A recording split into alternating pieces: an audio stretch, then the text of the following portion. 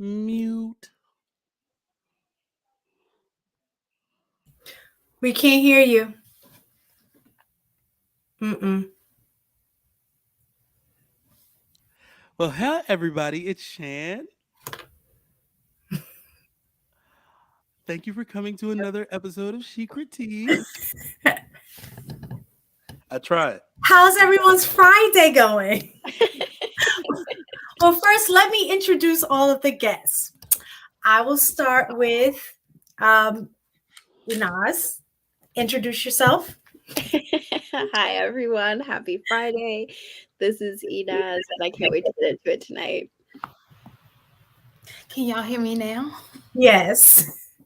You just did an awesome job. I loved it. Almost. I mean, of course you can't be like me, but you guys are close. I like that. That was a good try. Hi, everyone. Happy Friday.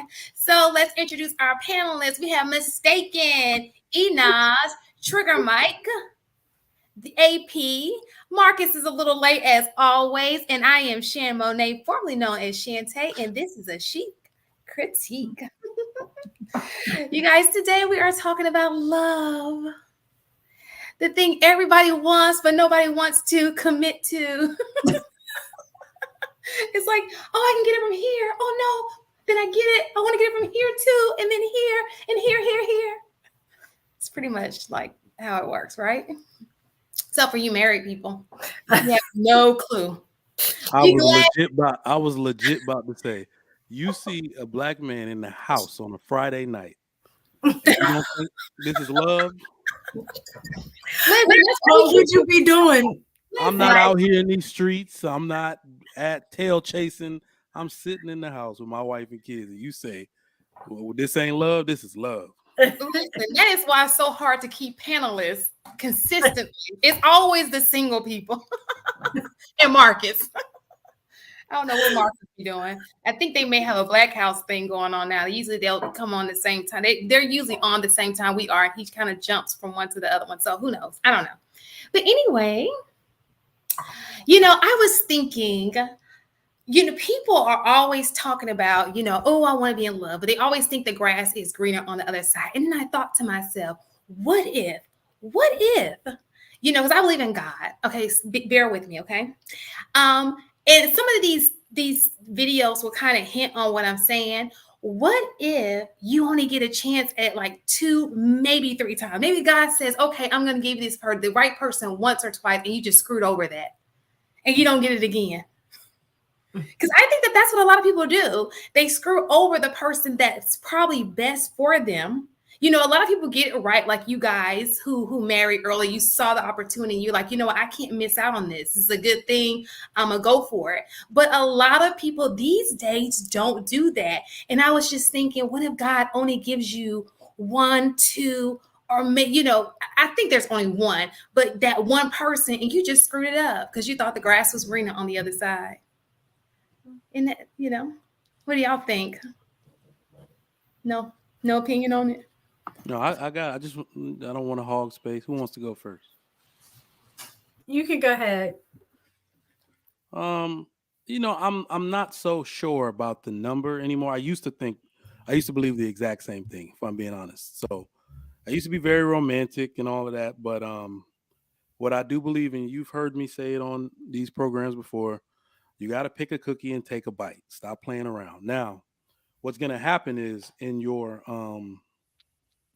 as you grow up and go through life, you're going to find people that are probably more serious, take you more serious than you take yourself. Right? So I've had numerous women tell me, look, I know exactly who you are. I see through the Playboy facade. When I was single, I'm here, I'm ready, I'm waiting. We can do this right now. And I definitely know, especially with one of them, that could have been like one of the people you were talking about. But I was 21 or 22 years old. No way in hell. I was getting married at that age, right? So the second time, she was basically the prep to say, oh, well, we saw what happened the first time, not letting this happen again. So I also don't believe in soulmates. So that's why it's like hard for me to say that you have 1 or 2 or 3 people, because I believe in a reasonable rate of return. I believe you are supposed to find somebody who shares similar interests and who's willing to return to you the amount of investment that you give to them. That's it. That's the person you're going to end up loving over a long period of time. There are people who go for this soulmate, go for the person they love most, not to have that love reciprocated. And we see all the stories on YouTube. We see all the women in the chat jaded because they invested too much in a dude that was never going to invest that much into them because they were the ones that are in love. I'm telling you, I want for everyone that wants to be in love, that wants to get married, what I want and I wish for you is a mature love experience. All right. It's not super sexy. It's not that thing that TV showed us. It's literally being still and saying, I'm going to get the love that I give reciprocated from that person. That's the person you will love forever. That's the person you can stay with forever. Not just 10 years, not 20 years, but through eternity. That's all I got. Go ahead, Inaz. So I kind of sort of agree with Trigger Mike. I'm not opposed to the idea of soulmates. I'm just not sure of it. But I think sometimes when we talk about love, it's like this thing, this magical thing that happens, and it's like this whirlwind, and you lose it, and you got to. I don't think that's what love is, right? Love is really just choosing the person. It's the commitment to say, like, listen, like, I'm going to love you. I'm going to make that conscious decision, and my actions are going to show that every single day, right? And so I don't know that God's going to sit there and say, you get one chance, you get two, you're hard-headed, you get I don't think that's how it works, right? I think it's two people that decide to foster and grow love by doing life together and choosing each other regardless of the circumstances, right? I think we've conflated infatuation with love, and people are chasing that infatuation and mislabeling it. And I love what Trigger Mike said about it being mature, because that love that's a choice is way more consistent and way more stable. And I think that's something that a lot of people don't understand, don't know how to handle, or think that it's boring.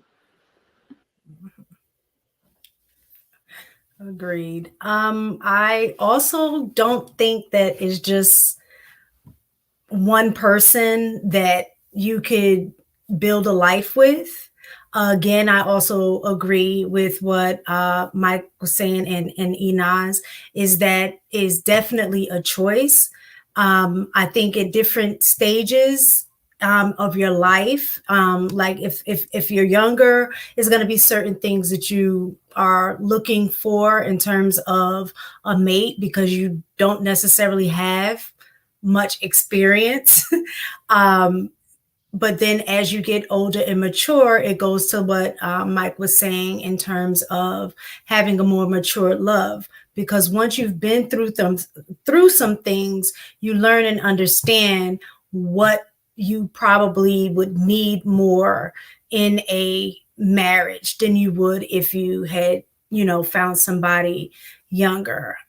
So once you're in a mature love, like Ina said, it's a daily choice to be in love, because the love isn't just the feeling aspect. Is choosing to go through the tough times, choosing to stay in there for the long haul when things aren't like what you envisioned your life to be. Is choosing above all things to say that we made this commitment and we're going to do whatever we can to ensure that our marriage stays long term. And every day sometimes is easy and then sometimes is not. But you still, at the end of the day, is on you to make the choice to stick with that commitment. So I kind of agree with a little bit of everybody. Um, I I agree that it's a mature choice, and I don't think that everybody's ready to make that at younger ages. But I do believe that there's actually only one person that that you should make that choice for, I don't think that there's a million people out there for everybody. I don't think it works like that. I think once you make the choice, you kind of stick with that choice for that one person. I think we also waste a lot of time in nowhere relationships when we know we're not going to make that choice for that person. So we need to quit wasting that time and be unafraid to move forward with someone else. AP, I got a question real quick. Yes, sir. I'm not being funny. Do you like big girls? No, not really. So if your soulmate or that one person was a big girl, She wouldn't be for me. It wouldn't be that person. Did you? you see Did, why I don't did, believe in soulmates? You I see why I don't agree. believe No, it? I agree. I think that there are people. I think so. I would have to agree with AP. Mhm. I think that there are people that perfectly work for you. You know, I can't name all of my friends are married besides me and another one. Okay, and I can't envision myself with being with any of their husbands, but they are perfect for their husbands. You understand what I'm saying? Like, I'm pretty sure, you know, I've met men, a lot of married men who are perfect husbands for their wives. So you have to find a person who is perfect for you. That's just my opinion. Yeah. You have to find the person who is perfect for you. Because what may So, work for Mistaken may not work for me. What may work for Inaz may not work for me. so the reason I say that is because when people say their soulmate, I'd be like, your soulmate could be a felon. Well, I don't say your soulmate. soul? I'm No, just I'm saying. just saying, I didn't like I'm say on the same thing. It's like your soulmate could be a felon. Your soulmate could be somebody you don't find to be attractive. That your soulmate could be a white guy. Tell that to a bunch of black women. They're gonna be like, oh hell no. Yes, so that I don't believe in soulmates. What I believe you might be seeing, Shan, is just like I think me, Inaz, and Mistaken said, you see people that are willing to make the choice every single day. That's it. Like literally, they are glowing over the life they built with that person. We don't get to see. See, we don't get to see the behind the scenes, especially like that's why it's funny about married couples. Boy, we put on a show. You see what I'm saying? We put on a show. I know in my culture, Nigerian people put on a show. When we out in parties, everybody's at a go around the car when they loading up the cooler and he calling her a crackhead and stuff like, would you move? Like, that's the real them. Nobody was supposed to hear that. But when they're in front of people, they put on a show. Every single day, they're just choosing to love each other. That's it. Despite Well, that you were. person's So misgivings and all of that. so And I You don't know. Oh, I go ahead. think like when we say like when some people say, we don't believe in soulmates or anything, there's like this misconception that happens that you could make it work with anybody. And that's a whole other extreme than, the soulmate thing. I think there are certain personality types, certain backgrounds, a certain number of similarities in which like you can make it work. I think there are so many people whose lists are too long, too unspecific, too unrealistic in terms of what they're looking for in their perfect person. And it becomes like this hunt to find this person that you've made up in your head to then call your soulmate. I don't think that's how that works. I think that there is like a certain base level of criteria that I think more people have than the soulmate tribe kind of alludes to, that are very viable options. So let me Well, just say this. Let me just say this. I don't even know how the word soulmate got in this conversation, but let me just say this too. But I've also seen people, Inaz, for the right person, dodge that whole list. That list just goes out the door for the right person. So the list can be just like, oh, she's single, she's not met anybody. There's a list. But once she meets that one person, he can not meet anything on that list, and she's like, that's the person. well, then I would think that list doesn't really have to do with standards. I believe it has more to do with the maybe more of the superficial stuff, because I truly believe that if it was a standard and something that that this is what you would require from a person who you intend on marrying, and then that person does not, if you just throw the whole list away, then I don't think that was a list that was worth keeping to begin with. Right. Because That's the list. I was talking about the list that she was saying that was super long, the Disney list. We're not Okay. talking about the standard. You need to have a standard list. We're talking about the extraordinary. Oh, I want to date a millionaire, and then you end up with the guy who is not even close.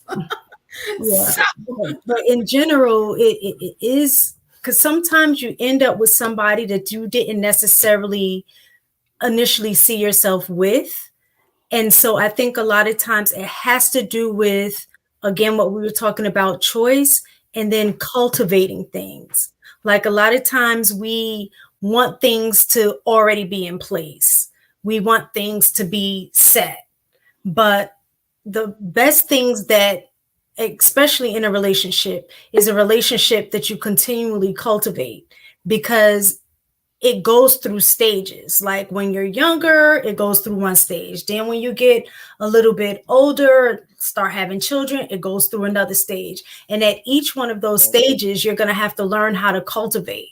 And that's what helps a marriage or a relationship, grow, and it makes it a little bit easier to stay together when you are able to be flexible and adaptable and understanding that changes are gonna come. And then what do we do when those changes happen? So it's all about, again, going back to the choosing and making sure that you cultivate that. So when I say that there's one person, the it goes back to you only have to get it right once, right? Like you only want to get it right once. Mhm. You don't want to think you got it right, and then suddenly you got 50 other options, and you want to make a different choice.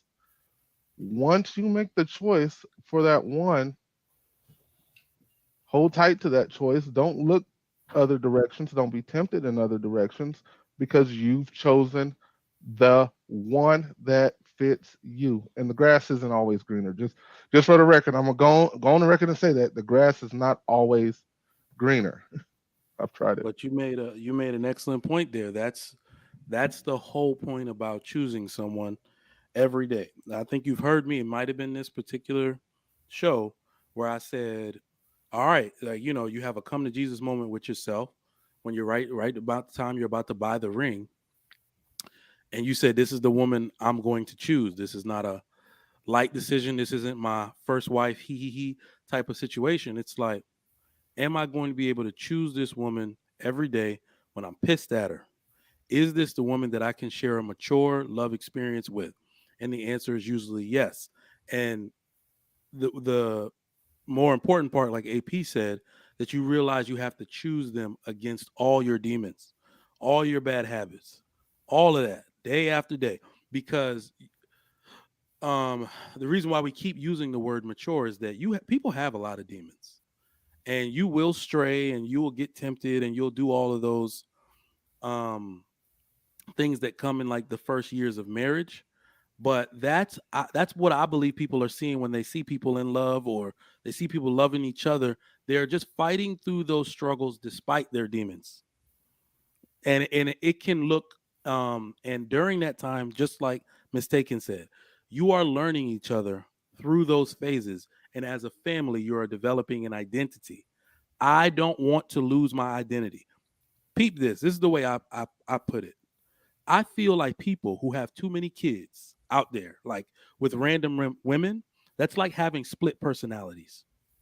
You have too many women that can affect your mood in one day, right? I do not want that. I've paid close attention. My behavior is directly representative of the things that I did not want to happen to me, because they happen to my friends. They happen to my closest peers, right? You be in a mood, you be out with your boys, you get a phone call from your baby mother. Mood shot. Hell no. So I decided to nurture this identity, this one identity. I knew that this is where my peace would be, right? I knew this was where I would have be the most emotionally stable. That's why it's not just love as love, happiness, type of thing. It's all of those things combined that I think we're seeing when we see couples do it the right way. I agree. Anybody else wanted to, before I skip over and show a video? You know, I this kind of, I wish I would have saved this question for next week. I'm trying to see if JR, it was a video I wanted to upload for next week, but I felt like it should be its own topic because but it's like you guys are kind of hitting on it a little bit. So I was like, dang, I could have just played it, but oh well. Let's go to the topic at hand today. We'll just have to redo this next week. But here's a video. Hold tight. And it's kind of like this, it's going to sum up the entire conversation for today, which is the topic. You know what it is. If you've seen this, well. Wrong one. Sorry. Sam Smith gets to sing a great song about stay with me. That goes straight to power rotation on a mainstream radio station. If I sing that same song, stay with me, limited bandwidth.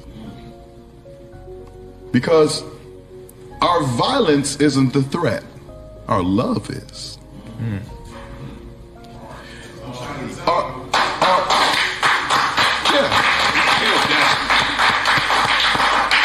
Our family separated, it's fine, it's perfect.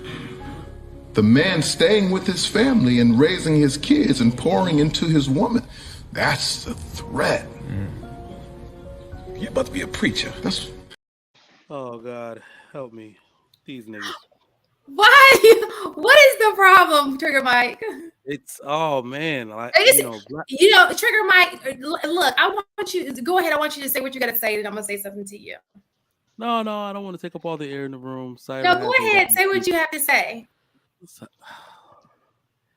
These men are far too intelligent, far too rich to not have a clue. I ain't got nowhere near as much money as them, and I understand where this comes from. You cannot. I'm just really tired. We dealt with this on my show earlier. I'm really tired of people blaming an entity that doesn't really exist for all their problems and all of this. The one thing that he left out is that if he sings that "Stay With Me" song, his own people won't consume it. His own people won't buy it. Therefore, it won't be pushed to the mainstream. When Sam Smith sings it, his people purchase it. The algorithm, the engine is the people, right? You have to be strong enough to sing a song like that over and over and create your own niche and not want to be that popular and not sell out for the mainstream to say, I'm keeping a positive image, an untainted image, because this is what I want to see in my community. But they sell out all the time. The same dude that be singing, selling out, singing about sex. What he had probably the hottest song out 2 years ago dealing with going down on a woman. What was it? One of these damn songs. I forget. Y'all know the Tank song I'm talking about. I don't even remember. Baby, I deserve. No, he would, some song, he sings about sex all day. He sells sex all day, but then want to talk about if he sings a song like that, his people won't consume it. Well, you sold out. You don't get to say that. If you want to stay true to singing those type of songs, call yourself a reformed man. Go out here and help put fathers back in the home and give your music out to the church or to women and say, this is a positive image for your son and your daughter. You could do all of that. It just won't sell as much. Okay, I agree with you what you're saying. But go ahead. Sure. Who wants to go? Saida's new. Go ahead, Saida. Thank you. Well, I kind of agree with Trigger Mike because if you don't consume the music, like you have other artists that could just do the same and they still don't do it. And you have a perfect example. I like John Legend, and he doesn't necessarily do that type of music, but it's because we decide to consume that type of music. So I would rather go and listen to that than a rapper or any other type of music. And I think, it's great music, but again, it's the people that consumes it. So it's whoever is out there trying to, get that music. And then people is like, okay, this is what's selling. They care about the money and not the message that they're trying to send to the people. So yeah, I agree with Mike. So I don't normally do this, but like I have serious pushback for Trigger Mike on that point, right? Because who are the people who are also buying that Sam Smith track? They're people who look like us. Who are the ones who are also blasting it? They're people who look like us. So to say that it's the people making that choice, I don't know that that's necessarily true. That we're ignoring the fact that there's a whole machine that decides what goes on rotation, what doesn't, what gets blasted out, what doesn't. Like, I don't think that there isn't like this secret government agency that is controlling all of this, but there's definitely a hand to play in it, right? Why is it when Sam Smith releases a track like that, it goes viral and people buy, but then someone like Tank, if he were to release a track like that, then it's not receiving the same amount of rotation and buy-in, right? Like that's, I don't know that we can kind of ignore that there are systems in place that promote when one group of people does that and like kind of tucks away when another group of people does it.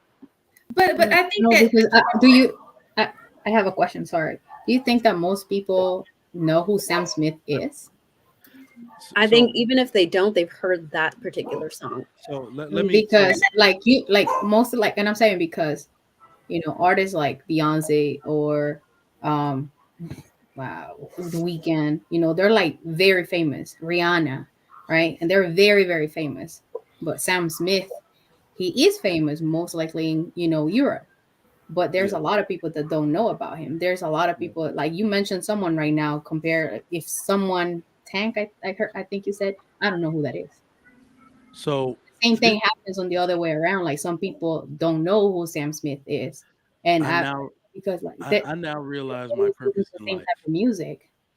I think that, let me just say before you say what you're saying, I think that Trigger Mike is saying we have the ability to choose what we want to consume. Even if they push it out to us, that is up to us to follow, consume, make sure our kids aren't following. That's up to you as an individual. Because I know that for me, no matter what I hear, my foundation is so strong that I know that that's not the way I'm supposed to go.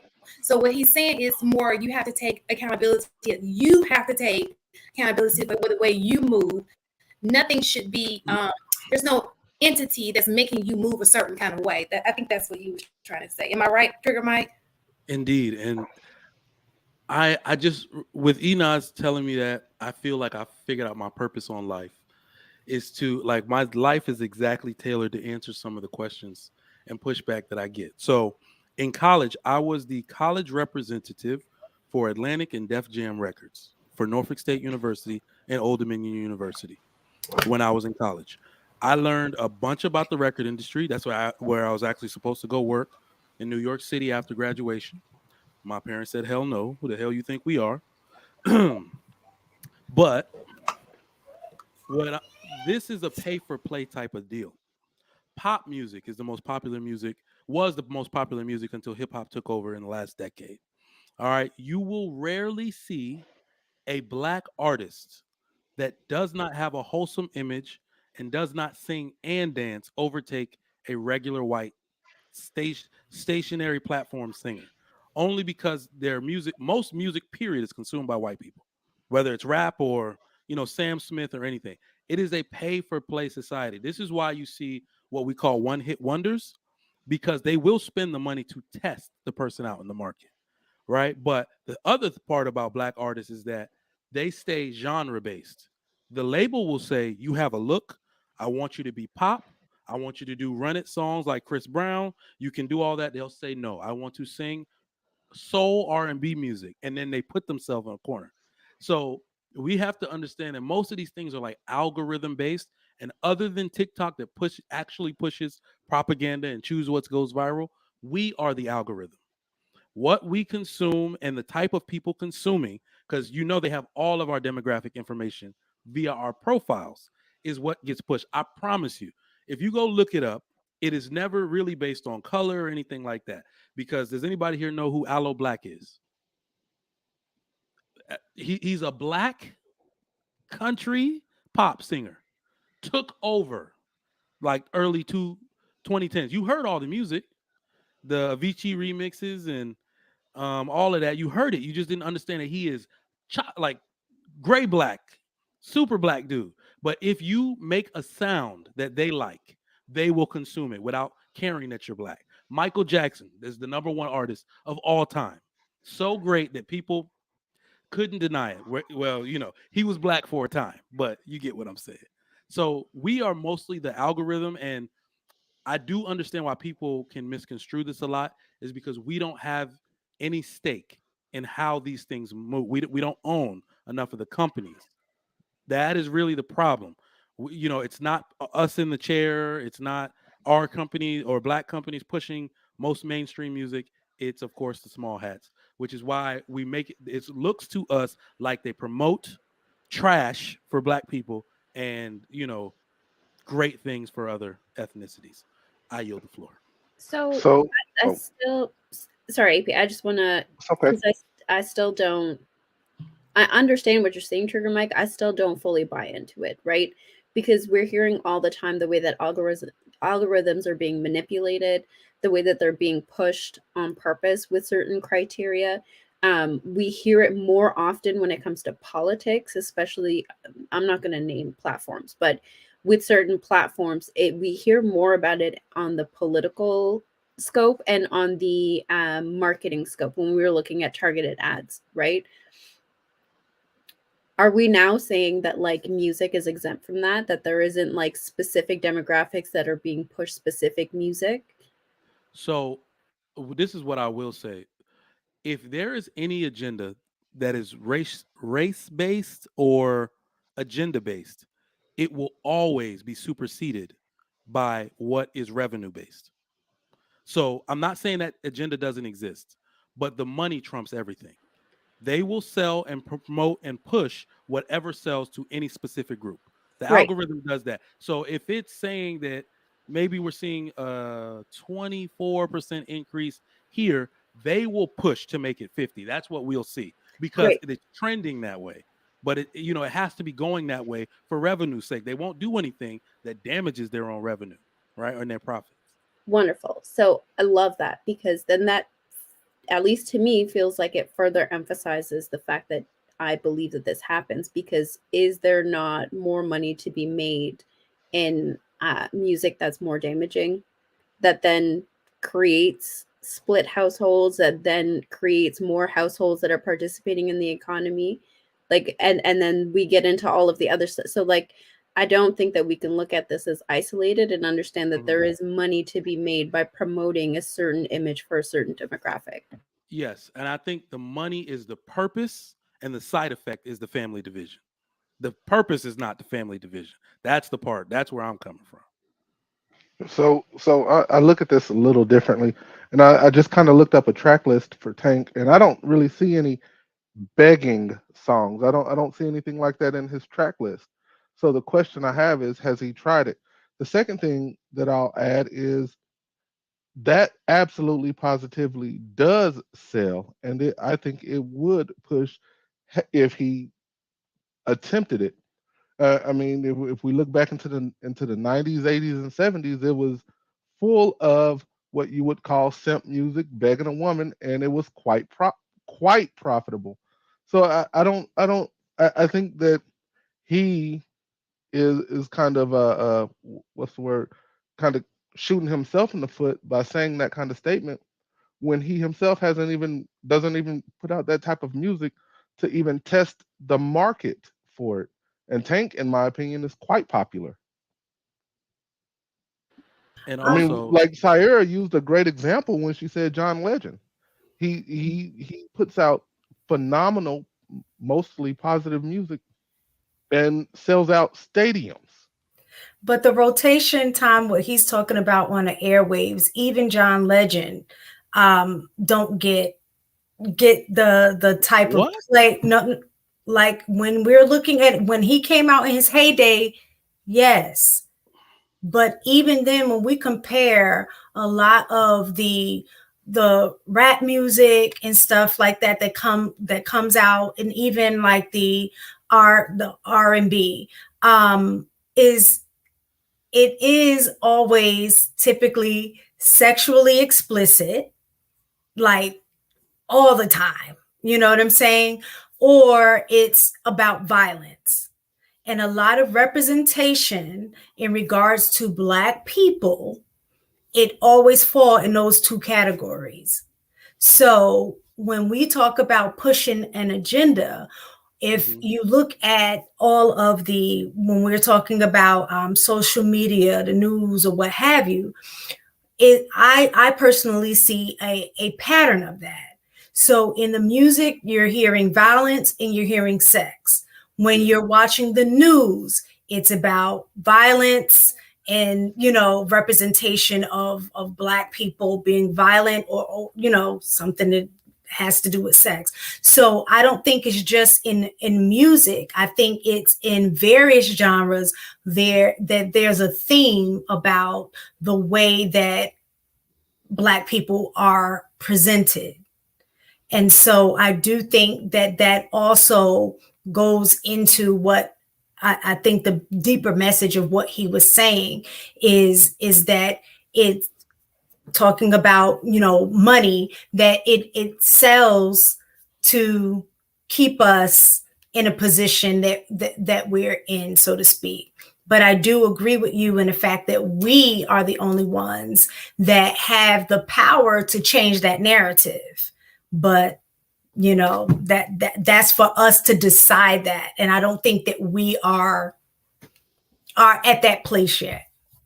I wanted to say too, I think that there is a market for it. I think the market is, I mean, obviously white people have taken over R&B now. You listen to a white channel, that's pretty much R&B. You close your eyes, it's R&B. It's just not Black people singing it anymore. And two, people, have you ever been to an R&B concert? They are like packed out like a Beyonce concert. So people do want to hear old school R&B. It's just not being played. And why it's not being played, that's crazy to me. You know, you have to go to a certain channel just to get the R&B feel. So there's definitely a market. The New Edition concert is sold out in State Farm Arena. Well, So my people, thing is how come there isn't any, like you're talking about old school R&B, and I think that's R&B, part of it's what no, part of what I'm getting at is that right there, that kind of music, that soulful music. Even when you're talking about Sam Cooke and all of the other artists that even came before the artists that we, you know, listen to now. When you look at it today, there is minimal artists that even put out that kind of music. Why is there that shift? I mean, I just say, for me, I personally don't hear it. Like now, I don't even really listen to the radio anymore because of that very reason, because I keep running into the type of music that I don't want to hear. So for me, it has to be intentional to go and listen to the old school music, because that's more of my taste. But if there are new artists that put out that kind of that same feel of music, I would listen to new artists. But it's just minimal. I don't hear it. So I think for me, the experience is the opposite, right? Like I'm hearing a lot of and especially it's like the younger guys, right? The guys who are just kind of they're bringing in a lot of that R&B. They're like revamping a lot of that old sound. They're sampling all of the classics, right? For me, it's not so the genre of music, but it's the messaging in the music, where they used to be love songs and family related songs. And not to say there weren't some really toxic songs that we grew up listening to, but they sounded nice. But now like that level of dysfunction is hidden into that type of music. Like when we look at like, you know, the Doja Cats, when we look at Giveon, when we look at like all of these artists that make beautiful music, you sit down and you listen to the lyrics and it's like you want to just like pay for their therapy. Like it's brutal, the messaging, right? Like it's really toxic. But I guess for me, that's where the pushback for Trigger Mike is it's not the genre. We still have R&B. Black people are still rocking R&B, right? Like nobody does it the way we do. Nobody does soul the way that we do.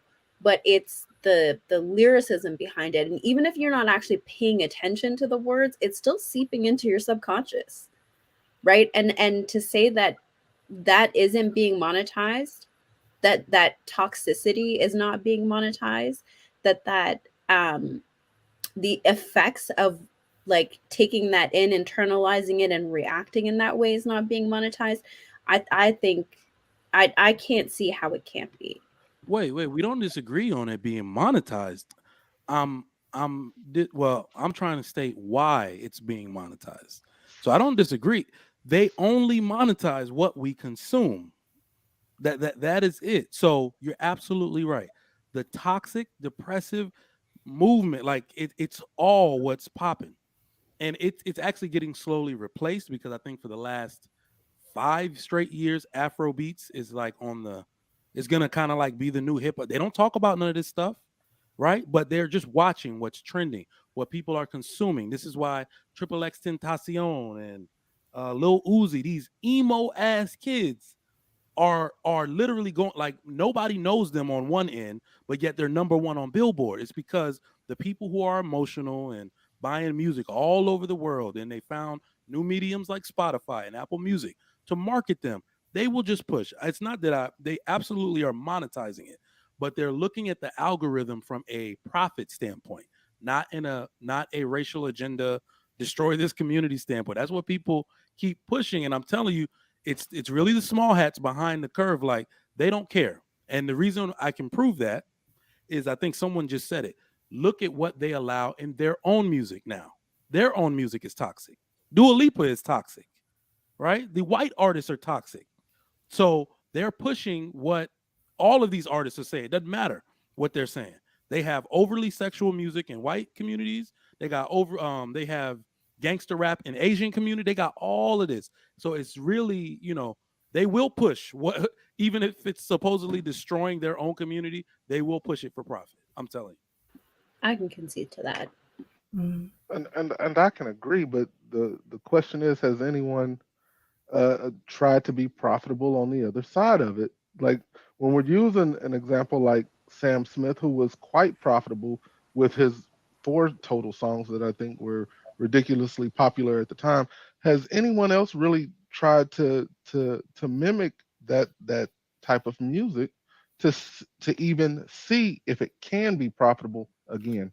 I saw and this was on Instagram a long time ago. I remember seeing, I don't even know the guy's name, but he said that he used to be a producer in the music industry. And he was talking about how intentional it is in terms of putting out the kind of music that, that glorifies violence between, like he said that they would have Black artists and it would be intentional in keeping those artists singing those type of songs versus when he was like, well, would you be okay if if we let, like, I guess like another group like white people say, we're going to kill, such and such and all of that. And he was saying that they basically said, no, we would never promote that because that wouldn't work. But it works for this group here. So what I noticed on the marketing end of it. So the only thing that I can say from personal experience that I experienced on this was the difference between who I would be taking to the white radio station near my college and who I would be taking to the Black radio station on the college campuses. And it's not so much. So I get what you're saying. And this is why I say we don't have enough stake in the business to understand how it works. Mm-hmm. It's not them pushing the artist to play any kind of music. It's them signing the artist to sell what's popular. They will sign. I can name, damn it, like Papoose, Murder Mook, all of these people got signed to micro 360 deals, to like Def Jam in Atlanta when I was there, strictly because they were street rappers and Smack DVD was popular. So they had them on tour with certain people doing battle rap. That is what they do. They're not handing them, say, sing about crack this week. They're not doing that. What they're doing is saying these words, these vowels, is actually a vowel and a word, like buzzword, keyword type thing. This is why most of the artists that they sign already have their first album done, because what they're really doing is buying that person's first album. That's what they did with 50 Cent. Well, right? did you So see that Whitney Houston? Like I just watched that Whitney Houston movie not too long ago, and it is a scene in there where she was trying to find her songs, and they were basically saying that no, that song really isn't you, right? mhm. And so it was a matter of pushing her in a specific direction in regards to what she can sing.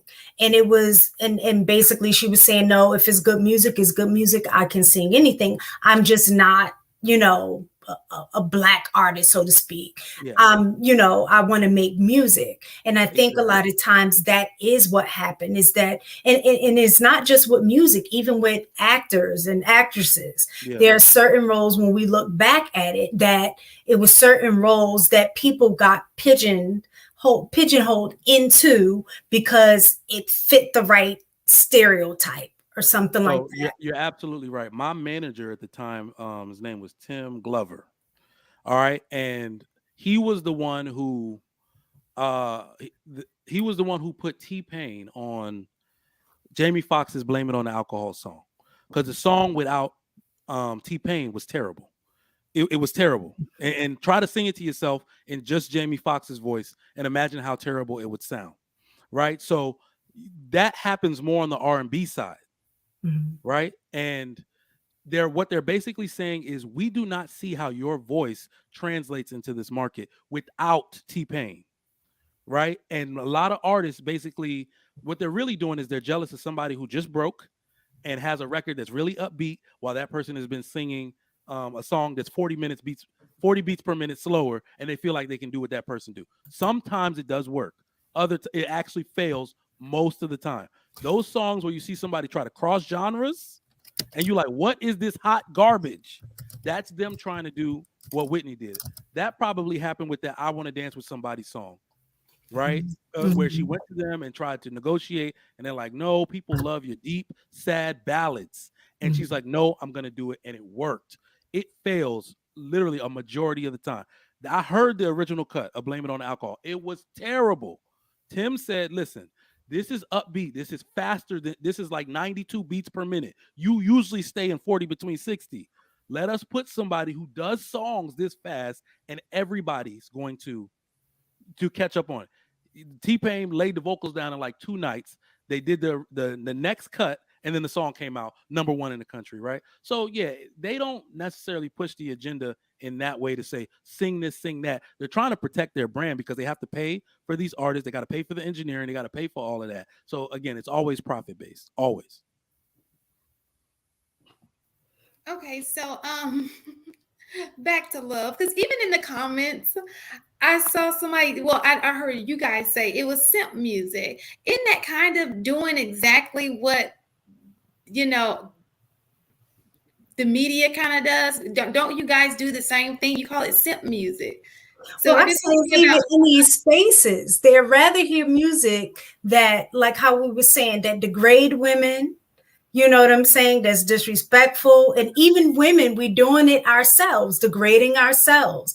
And everybody's, oh, I'm not gonna say everyone, but I mean, looking at how that music sells, a whole lot of people enjoy that disrespect and that degradation of women in general, but specifically since we're talking about black people, but black women. And so my thing is that if you're calling it simp, to me that means that that's not music that you even want to listen to, because you're I guess kind of comparing it to a simp being a bad thing, right? But you'll pay or listen to or jam to music that's being disrespectful. So it kind of speaks to what Trigger Mike is saying. That's what's selling. or Well, even let's think about these do spaces you real fast. The algorithm when it comes to these podcasts. If you say something like black women and you say something, oh, everybody rushes because they want to bash the woman or they want to bash the man, so it's not just limited to music. We see it well on the internet. do you remember when Keith Sweat's music started coming out, and people called it, Keith Sweat's begging, that begging music. Because So the way and he Let me the lick reason, you up and down. Yeah. that's like well, but the No, reason, Saida. No, Yes, Saida. the, no. and that was the reason I used the word simp, because like that's the way the younger audience can understand what I'm talking about when we call it begging music. And it was just a word that I chose right there in that moment to get people to understand. And the shit was hot. Like, let's keep it real. But The listen shit was though, hot now. he was the Before that, only it was called. artist. Go What ahead. other artists do you know that was associated with begging music except for him? That Gerald was Levert. that was his lane. Gerald Levert. No, Gerald Levert. Listen to some of No, Gerald Levert Gerald, old stuff. uh-uh. Johnny Gill. Keith Sweat was the only artist that That I entire can that recall. entire LSG group would, like, in their solo albums, had some They begging music literally. now. Well, Nah, boys, LSG. boys to men. sings How you about gonna sing a Boys song and called Souls. "Unbended Knee"? Talking about There's another begging one. music. Boys to Men was begging like shit. When you hear back when you heard an artist talking about begging, it was always Keith Sweat. The other artists, they weren't considered that. I mean, Keith Sweat found his lane. That was his lane that kind of set him apart from the other artists that was putting out similar music. But he was associated with the begging. The other artists, I don't think necessarily was associated with that. Boys to Yeah, Men. I said, never know. So there's a reason, and we're going to talk about that next week. Some begging that may need to go on. Please, baby, please. That's Boys to begging Men music. said, Are looking, That's I begging submit music. to your demand. are looking horrible out here. You understand? These upcoming 2023 stats look bad. We're gonna talk about that next week, which kind of goes with the begging. But let's move on. Anybody else wanted to add on to the video, because we have another video to watch. Marky Mark. Yo, these kids knocked me out. I was sitting here and then fell asleep He just woke up. and looked up. I was like, "Oh snap! What time is it?"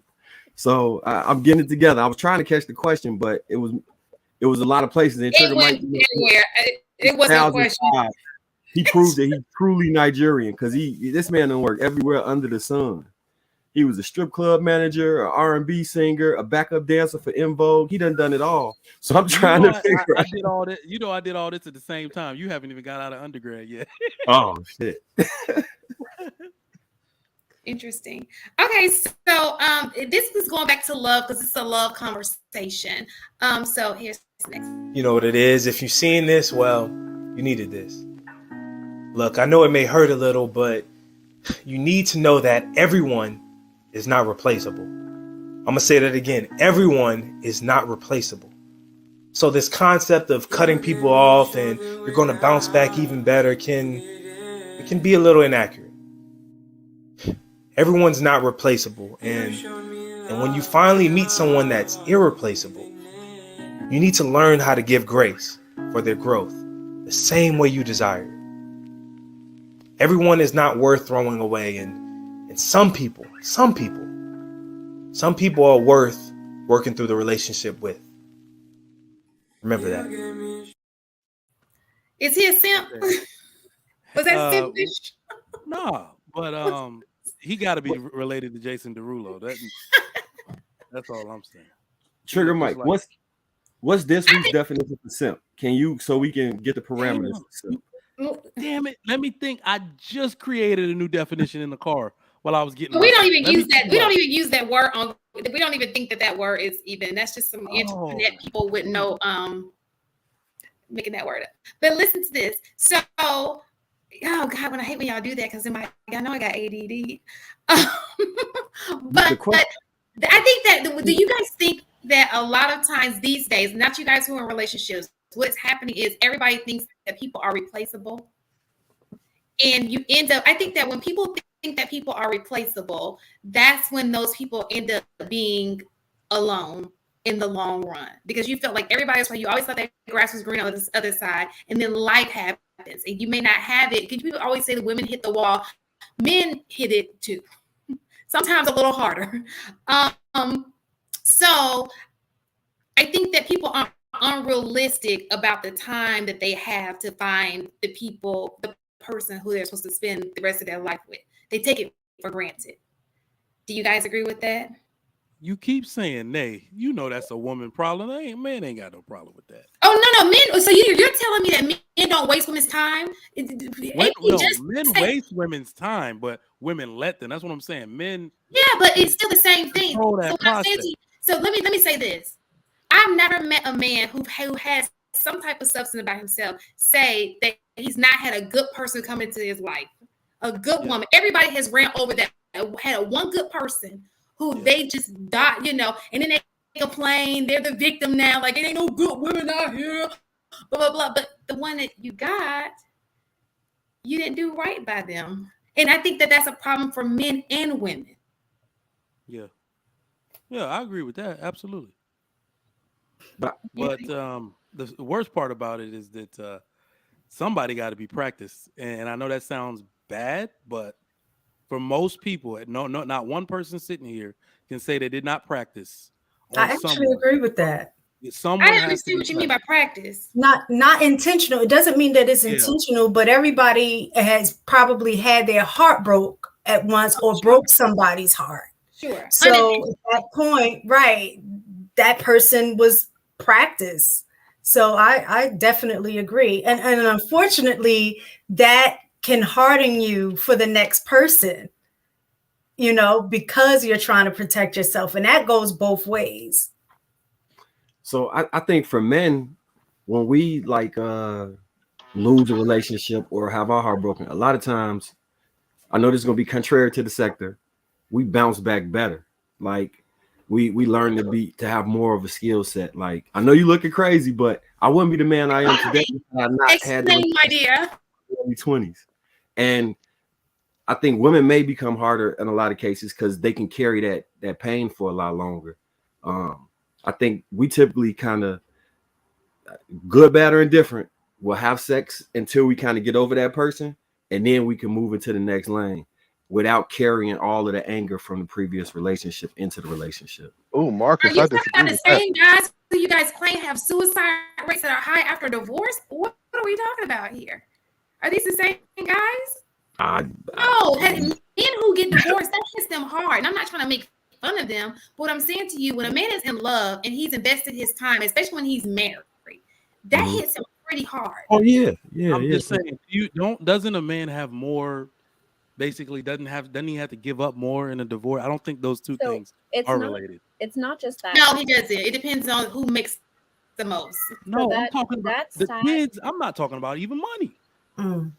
So that stat is actually misquoted pretty often. So it's not that men have more suicides; they have more successful ones, because of the methods that they choose. So I think we need to be really careful about that specific stat, because it's not the way that people market it. Right. Women make more attempts. Men actually follow through. Well, let's just be honest. Sometimes it's a cry for help, because if you want to, I don't think so. To be honest, I think that's a misconception that happens a lot. I think if you're going to take actual steps, it's not a cry for help. That person's solidified in their decision at that point, but it's just how successful they are, right? When you're taking medication, because it's not as violent of a choice, there's more room to be saved. There's more time for that versus the traditional methods that men use. There isn't a whole lot of room for error. But I did want to get back to what we were talking about in the video. I think that, strangely enough, that men have this understanding that people aren't quite as disposable than women, right? And this is why I'll say that a man will keep a woman around because of what she offers. She cooks and cleans, but whatever. She's given up the box, whatever, right? And I think what Marcus was saying, they take their experiences from each partner and they accumulate that to become the person, to be that great partner that the woman they choose winds up receiving. I don't think women work like that. I think women put so much risk in their investments into certain men that once that falls apart, she then falls apart because she's invested way too much, right? It's not so much value of the person, but value of what they offer and value of what they're giving, right? It's not the person. They're valuing what they're giving up and not the other person. And so when then that happens, then nobody's worth investing in and we can throw everybody away. I think men are just, they strategize very differently as they navigate their way into marriage.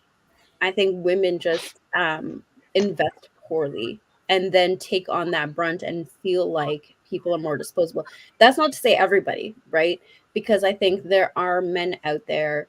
Oh, I'm going to get a lot of flack for this, but I'm going to say it anyways.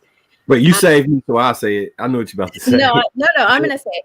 I think there are men out there that put themselves in position to be around a lot of, I think 304s is like the going term right now. And they do it so much that they lose any ability to believe that there are good women out there, that even when they meet a good woman, they're so jaded by their experiences that they self-sabotage. Yeah. Right? That's So trauma. I think it just happens differently when it comes to men disregarding women easily than it does women disregarding men so easily. Well, that's what I was going to say in regards to being disposable. I think, I guess I'm on the opposite end of what you're saying. I actually think men feel women are much more disposable just based on the conversations that we've had about how they say women is practice, like, oh, we're supposed to have a bunch of sex and do all of these things until we're ready to settle down, not understanding that in that moving in that direction that you are leaving a lot of your disposing, so to speak, leaving a track record of women who are now jaded because they may have wanted something with you, but you didn't really see them as something that you wanted to be with. In that regard, they were disposable. You were just my practice. You were just my, how Marcus said, we break up and then the way that we get over it is just, we just start having sex with a whole bunch of women. So to me, in my mind, I see that as women being regarded as something to be disposed of. So that's why I lean on the side of saying, I think men operate with women more so in that fashion than women operate with men in that fashion. So mistaken. What I was real fast, too fast, because I know y'all like to please don't change the subject, but I know y'all like to change. I'm not gonna change it. And I agree with what Mistaken is saying. I mean, think about it this way: how many times? I know you talk about 304s. Let's take 304s out. Women are more selective about who they allow in their space, right? Can we say that we're a little bit more? Look. When I talk about 304s, are y'all telling me women aren't selective about what women do y'all hang around that is not selective about the people that they date? I think now, are you talking about dating or just having sex? Because definitely men will have sex with. I hate to say this, I'm a black, but with anything for the most part. Women. So I'm asking you guys a question because this is going to let me know what because my friends, listen, the women I'm around are more selective about who they may go on a date with somebody, but they're just not putting out for everybody who comes their way. They're more selective about who they allow in their. So Sean, but the thing is this: when you ask the question, when you ask the question, I'm not thinking about me. I'm not putting myself in the equation. Well, I'm talking about. I am thinking that what I see in other women. So let me ask you a question. Women. So first of all, I can't say I know most women. I'm talking about the people I see in a reality, not Instagram. I don't know those women. I'm talking about people I can see see the behavior. Listen, just because a woman acts a certain way doesn't mean she's sleeping with people. No. Okay, so let me tell you why I had the reaction I did, right? And because it's not about. I'm gonna give you an opportunity to speak, but just let me finish my sentence. Okay. Okay. So my whole point in saying this was, in my reality, from what I see, okay, I understand that there are 304s. This is that type of the culture that is going on. I would like to, from what I see, Hold on, let me do the AP face too. if you're saying that a lot of men are having sex, we can't. Then there's something. Who are not? Who are they having? Who are the people having sex with? Then you The understand? same niggas. So Right. It is not difficult. I don't. I look. Regardless- The women that Never I mind. know are selective about who they have sex with. They And ain't it's- just having sex with And they're anybody. selecting the So- same niggas. That's what we saying. Okay, well, I'm not saying that. What I'm saying to you is, most of the time when a woman opens her legs to you, she sees something with you, a connection. Whether she wants to say it or not, she sees like, oh, she's envisioning something more than you're probably envisioning for the most part, most women. Okay. So if she opens her legs to you for any given reason, she's seeing a future with you. She may not express that with you, but most women, most good women, see something with you. Now, it may not pan out in her favor, which means that somewhere along the line, he has decided that she is not the person that he wants to go on to the next level with. So to me, she was disposable, not him. Does that make sense? So I hear you, Shane, but here's I'm joking. here's where I see it differently. Two fronts, right? You have the 304s giving it up to more people than they care to admit to, right? But in terms of like your average woman, there's two areas in which I disagree with you. One is when we look at a woman's dating history, it doesn't meet her standards. When we line up the men that she's dated, it's not what she says she's looking for, right? The majority of the time, they don't fit the bill of her requirements, and yet she's still dating them. So they're really not as selective as they say they are on that front. But do you think that she's just dating them? She doesn't want a future with them? It doesn't matter, right? If you say you want a future and you're dating just to date, you're not being as selective as you say you are. With right? sex too? So you're saying these women are just having sex with men? So, but here's the thing with sex and why they're not being selective. Let me explain the sexual part, because I talked about just the dating, so not necessarily putting out. So let me talk about the sexual part, right? What you said proves that women are not selective. If you are seeing something that's not there, you're not actually being selective. You are selling yourself the dream. You're not sitting there and being like, is this a good investment? You're looking at yourself and be like, I can make this a good investment. That's not selective. You're not choosing, you're fabricating, right? And so I think that women need to be honest when they say that they're being selective, and they're not. They're not. Their history in terms of who they're dating and who they're sleeping with, it doesn't align with what they're saying. So, but my question to you is, who is she looking at him as being disposable? The question was being disposable. Well, so I'm not gonna let. I'm talking about disposing somebody, not literally took everything I was gonna say. Everything I was gonna say. She just really could. Shan, when you say women are choosing men or doing all this, or they're thinking maybe about okay. So I've come to the conclusion that my group of I live in a box where the women who I know don't know like modern women move. So just take that away. I didn't realize everybody can get it. You can get it. You do what my wife does often. You do what my wife does often. She believes that her friends, because she's a married woman, high earner, and all this, they have kids, they're gleeful with their husbands, they serve. She will come out of her mouth and say, well, this is what most black women do, because that's what's in her circle. So that's what you're doing right now, right?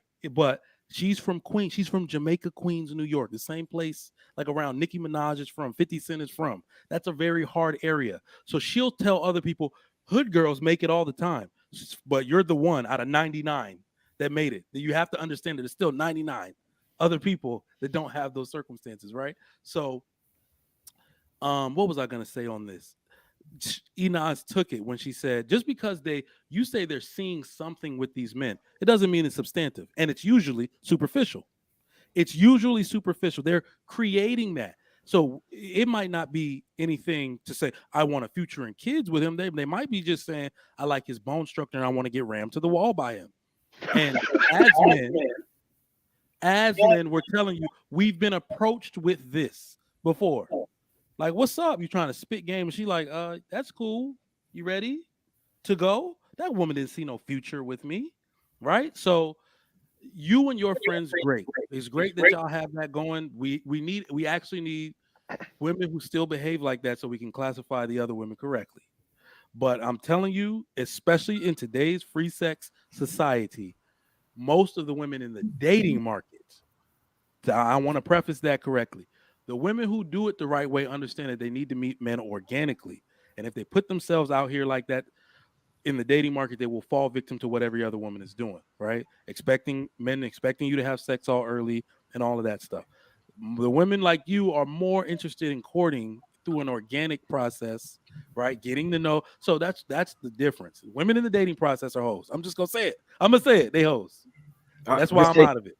It's taken. So I want to add this. What I was saying about men not viewing women as disposable. So women that they deem good women, they tend to hang on to, and proof of which is they'll be in a phase where they don't want a serious relationship. They'll meet somebody that's such a good woman, and then they just get in a relationship in a time when they're not ready. They didn't want to take nobody serious, but she was so good that he could not let her pass. So we can't like we differentiate between just sex and an actual relationship very well. Men, we're more guarded typically than people are with their sexuality, with our emotions and who we attach ourselves to. I can agree with that. I think men in general are much more selective when they are choosing a partner to be in a relationship with. I totally y'all have that hands down. But when we were talking about being disposable, I think that's where the difference, I guess, for me is in terms of if you are able to just jump from woman to woman to woman to woman to woman until you find the one. And even when you find the one, sometimes it's still, I'm going to keep that one, but I'm still going to still hop from this woman to this woman to this one. So that's why in my mind, I'm saying I feel that in that regard, I think men are disposed of women more so than the opposite way around. Now, I do believe that women do dispose of men as well, especially when it has to do with, like, I guess what Trigger Mike was saying in terms of the dating scene. I'm going to stick with you right now because you're hot. But if I see another dude that's hotter or got more money, then I'm out. You know what I'm saying? So I do think that women definitely play the disposable game as well, but I just think you guys do it more. It's So I have a impossible for us to question. do it more. It's impossible. Let me just say it. I thought we I agree, Miss clarified that Megan. most men are not having sex enough to dismiss anybody. It's the same dudes over and over dismissing these women. So how can there be more male virgins than there are female virgins, but yet men treat women as disposable? I How? need to look that up because I keep hearing y'all say that. And I do remember reading some kind of study about men not having as much sex as they used to, but I didn't necessarily see a comparison between men and women. It was just an article about men. So let me write that down so I can remember.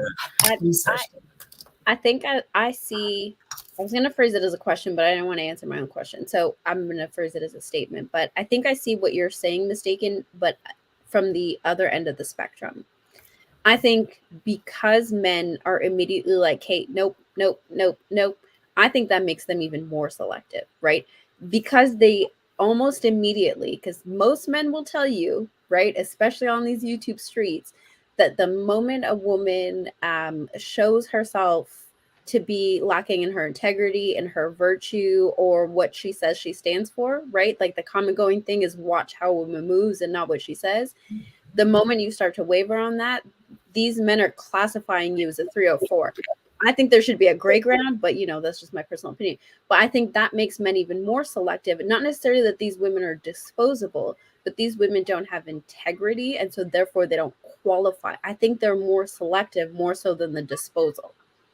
Well, that's what I said. I agree that they're selective in terms of relationship and choosing women to be with. I think they are much more intentional when they find somebody that hits them different than anybody else. But I'm thinking about all of the women that were ran through until they get to that one. And I look at that as, being disposable, because I'm quite sure somewhere along the line you had quite a few women that wanted to be in a relationship with them, and they knew that that was never going to happen, but they engaged and they smashed anyway and then kept it moving. Y'all Oh, got to realize that okay. these women can smash anyway too. It's not just us. Y'all aren't lifeless robots.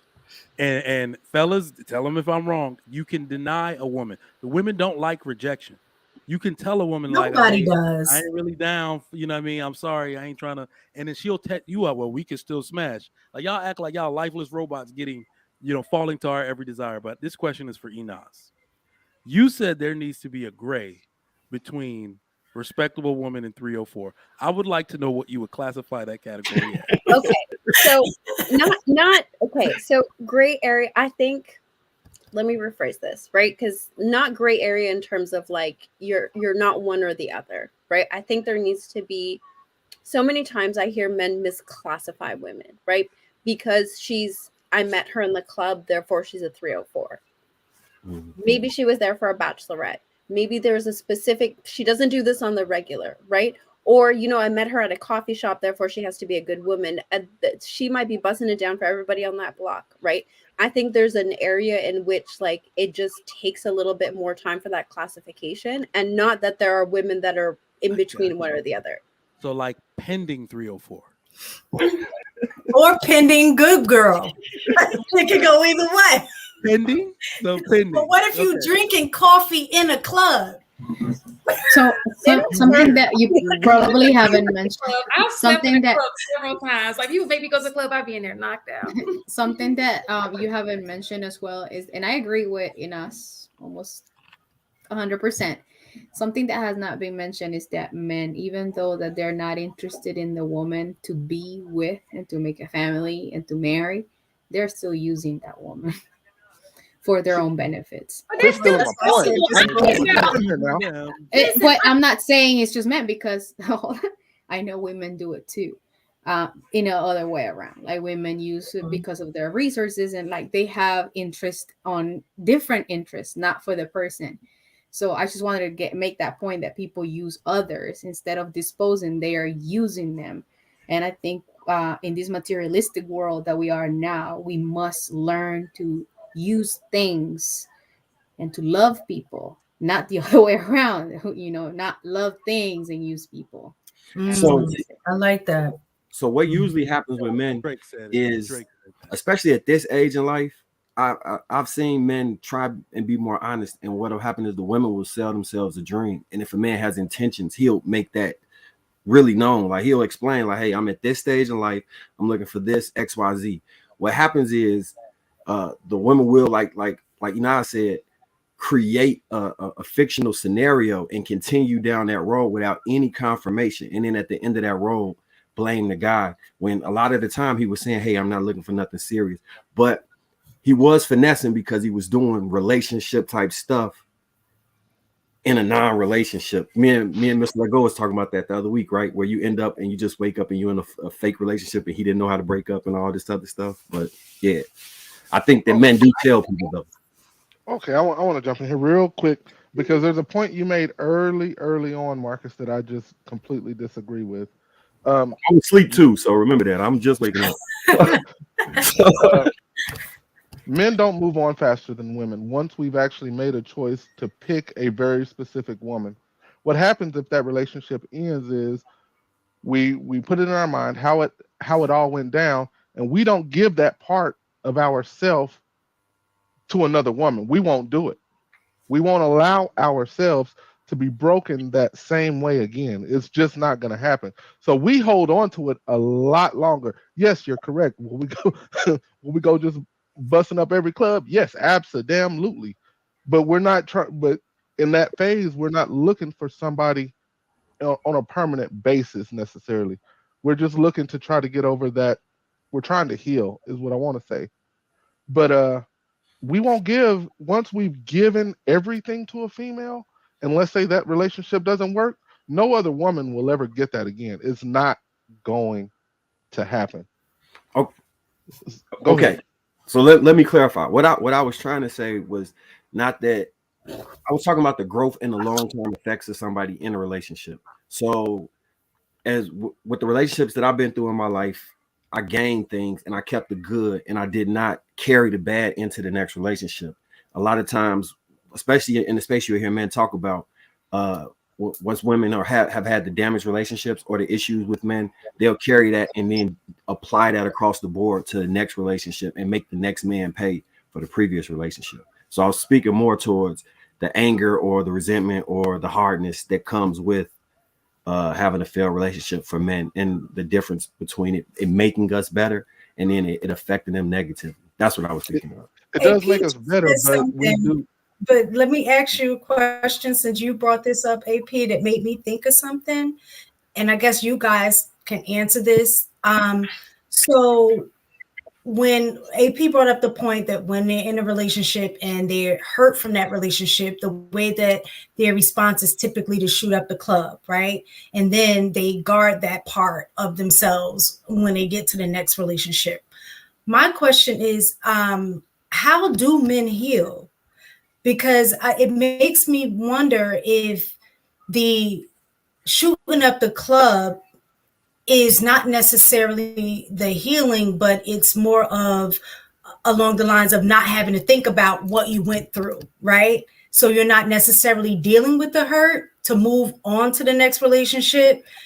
No, Is it that no, we you're process. having sex Wait, you so have you to numb define shoot that and you then move have into to the define shoot up the club because I'm And lost. when I'm saying just bust down whatever's basically That's walking not if you shooting choose. up the club. Damage That's the not community. I Yeah, Damage. with a mean, condom on.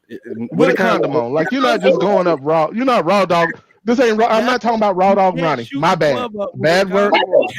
My Disposing of bad. You My got bad. blanks. The, You know, the way I'm talking about just busting it all down. Okay, Okay. that's what I'm well, talking how about. do men We got all heal? that going on too. How do men So, heal? but That's the question that I'm asking. we do I want process to answer. because we're analytical. So we do process. We process our way all the way through from the beginning to the end of the relationship, how it happened, what broke down, where did I go wrong. We look at all of that. Somebody's echoing, but we look at all of that, and then we come to a conclusion. We don't, since we don't view sex the same way women view sex. It's not anything for us to just to go find a chick, bust it down, and not even think twice about her. We just don't view it the same. So that's just something to bide our time on. Like we're not taking that very serious at all. It's no different than going to the gym.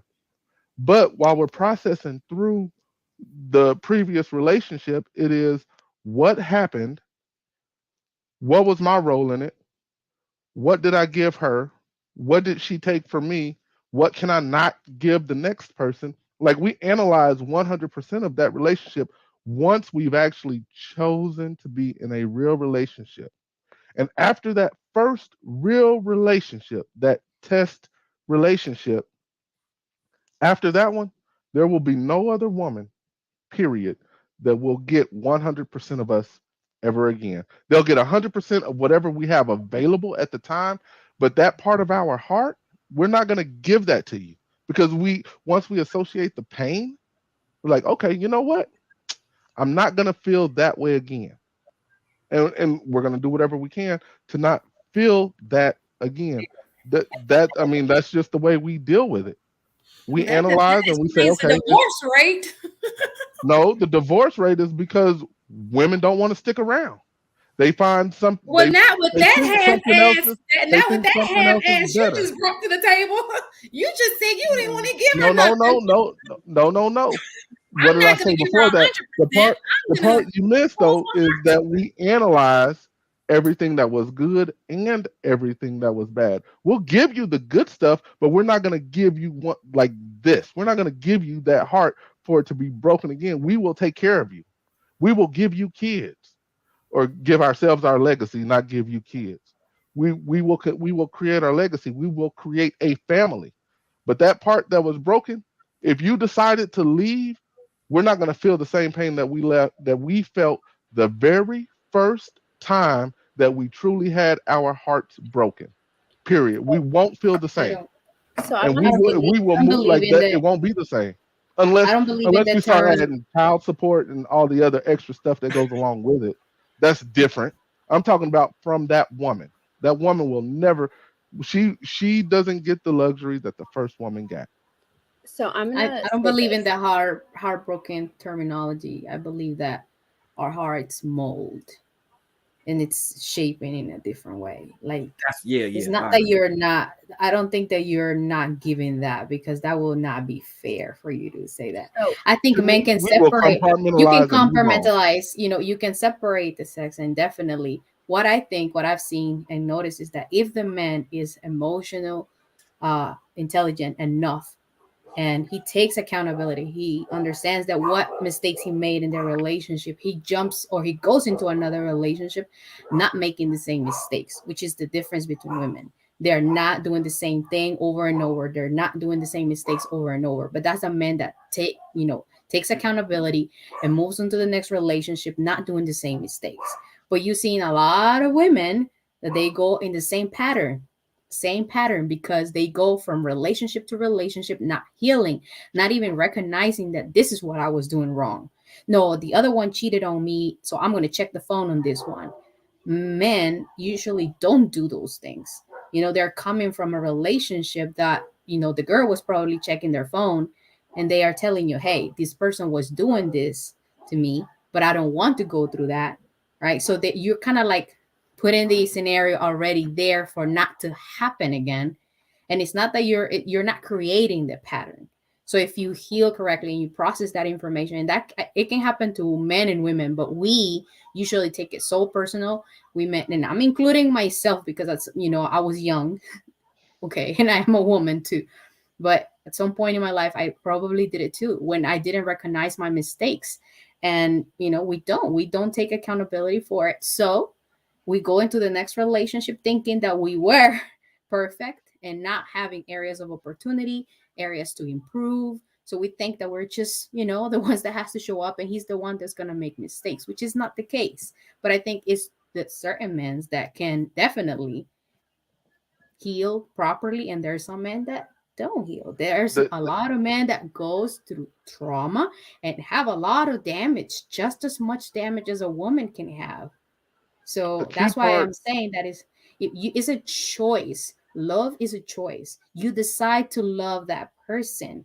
It's not something, oh, I'm just gonna love you just because. No, if you cannot explain the reason why you love someone, to me, I don't know. I just can't see it. the I choose the to key, love the person. the key part is analyze. Like that, and that's the part I want to emphasize. We analyze everything that happened in the real relationship. I'm not just talking about these 3 4 month relationships. I'm talking about where we made the conscious decision to say, you know what, I'm going all in on this female. If that breaks down, because we're in those situations, men don't let you go. You typically women typically leave that type of situation because we have already consciously made the decision to give you everything that we got and go all in on you. If that breaks down, we go back and we analyze it, and we're pretty thorough at it.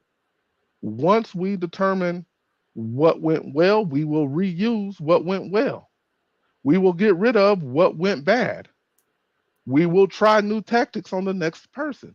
But what won't happen is we won't feel that same pain again. We won't allow ourselves to feel that same pain again. We're just not going to allow that to happen.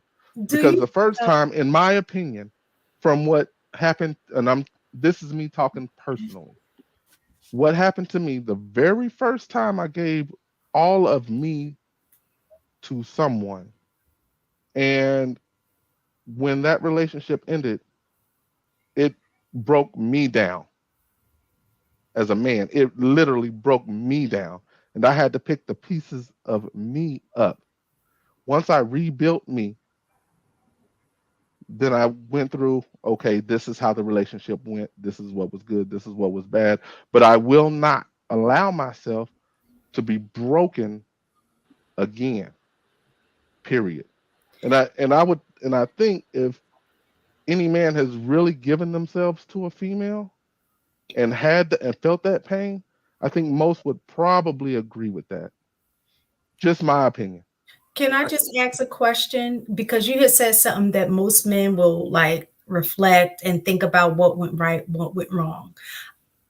Do you think that they can be objective in that situation?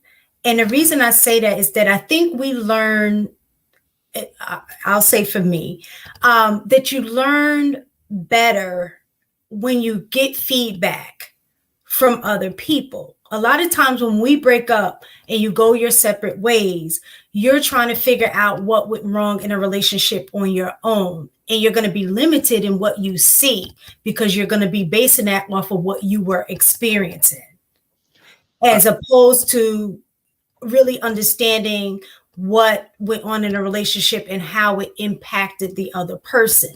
So to some degree, you're limited, as opposed to when you end up breaking up and maybe having that conversation with the person that you broke up with to kind of find out where you went wrong. I think that's where true analysis come in, because they're giving their perception of how they experience the relationship with you versus you just reflecting. And that's mostly going to be about how you experience the relationship with the person. So I'm gonna let them chime in. Let me be real quick, and I'll let you guys chime in. See, I look at me first always anyway. So, and I take accountability for everything that I've done and everything that I've said. So once once I have the honest conversation with the man in the mirror and really dissect, because that's what we typically do, I would say I think most men have the ability to be objective if they're looking to be honest with themselves. And I think most men are. That's from what I can tell and from me personally. But I'll let the other two Let speak me on build on that too. So I absolutely did all the self-reflection I could and tried to like really be like aware of what I did and all the things that I problems I caused. But the other thing I think which is interesting, and I'm gonna ask you all a question. Now, if me and Trigger Mike are best friends and he was doing his girl dirty, they break up, he broken up about it, I'm gonna be like, you know what, Trigger Mike, you was fucking up, bro. You did XYZ. I'm gonna tell him 100% of the truth. I might even make it worse so he could really understand what he did to correct it. Have y'all ever sat with your friend and said, girl, you didn't do this for him, you didn't do that for him, you didn't do this for him, you didn't do this for him, this was all your fault? Do y'all talk to each other that same way? I told my sister. I told my sister conversation today with a friend. Absolutely. You know, it's But probably you're gonna be right better. when it's not all women. Women will Yeah, be like, yeah, oh but no, it's leave him, it's also his fault. it's also not women that will come and be able to speak eloquently and articulate their feelings on a panel. It's not the women we on this panel. These women that you're talking about, Marcus, when they're immature, college age, probably into 30s, they don't want to listen to anybody. They're rebellious. Those are the women that aren't telling the whole truth. In fact, they avoid telling the woman the truth simply because they know it's probably going to be the end of their friendship if they do so. My boy, like literally could tearing up over my ex-girl, be like, yeah, bro, you definitely F that up. And I told you about they will. So that is how men end up learning. The issue is that, so the weird part about it is that when, like, mistaken, when you ask us, do men do blank and blank and blank? Mature men do all of this and don't need to be told. Anything we talk about in these spaces, women be like, well, men do blank, mature men do. It's so funny. The interesting thing is that women are usually talking about the men they're not supposed to be associating with. They want men to talk and fix men that we don't associate with. Mature men are very self correcting individuals, very inward looking individuals. We can't help it. Literally, I don't know. We've known our actual value for a long time. I think it comes with being rejected, with all of these things. So nobody's going to cut you any slack. So you better fix it if you want to keep your value. It's almost something internal in us. But the thing is that when people say men aren't doing, y'all are really talking about the immature men women shouldn't be associating with. It. They don't have those characteristics. If they aren't self-correcting, if they don't push themselves to apologize, if they don't, send you a text saying sorry, that was my bad. This was my part in the F up. These are not mature men that women should be dealing with. So I love that, Trigger Mike, because I think that distinction is really important. And I want to backtrack just for a quick second, because Saida said the whole molding of the heart versus heartbreak. Scientifically, molding is incorrect. The heart actually does break. They with emotions, there are physiological responses, and there are tendons in the heart that do weaken. So heartbreak is not just an emotional thing; it's also a physiological thing. But I did want to ask Trigger Mike and Marcus, because AP did touch on it, and I don't know that we really got a lot of clarity on it as women.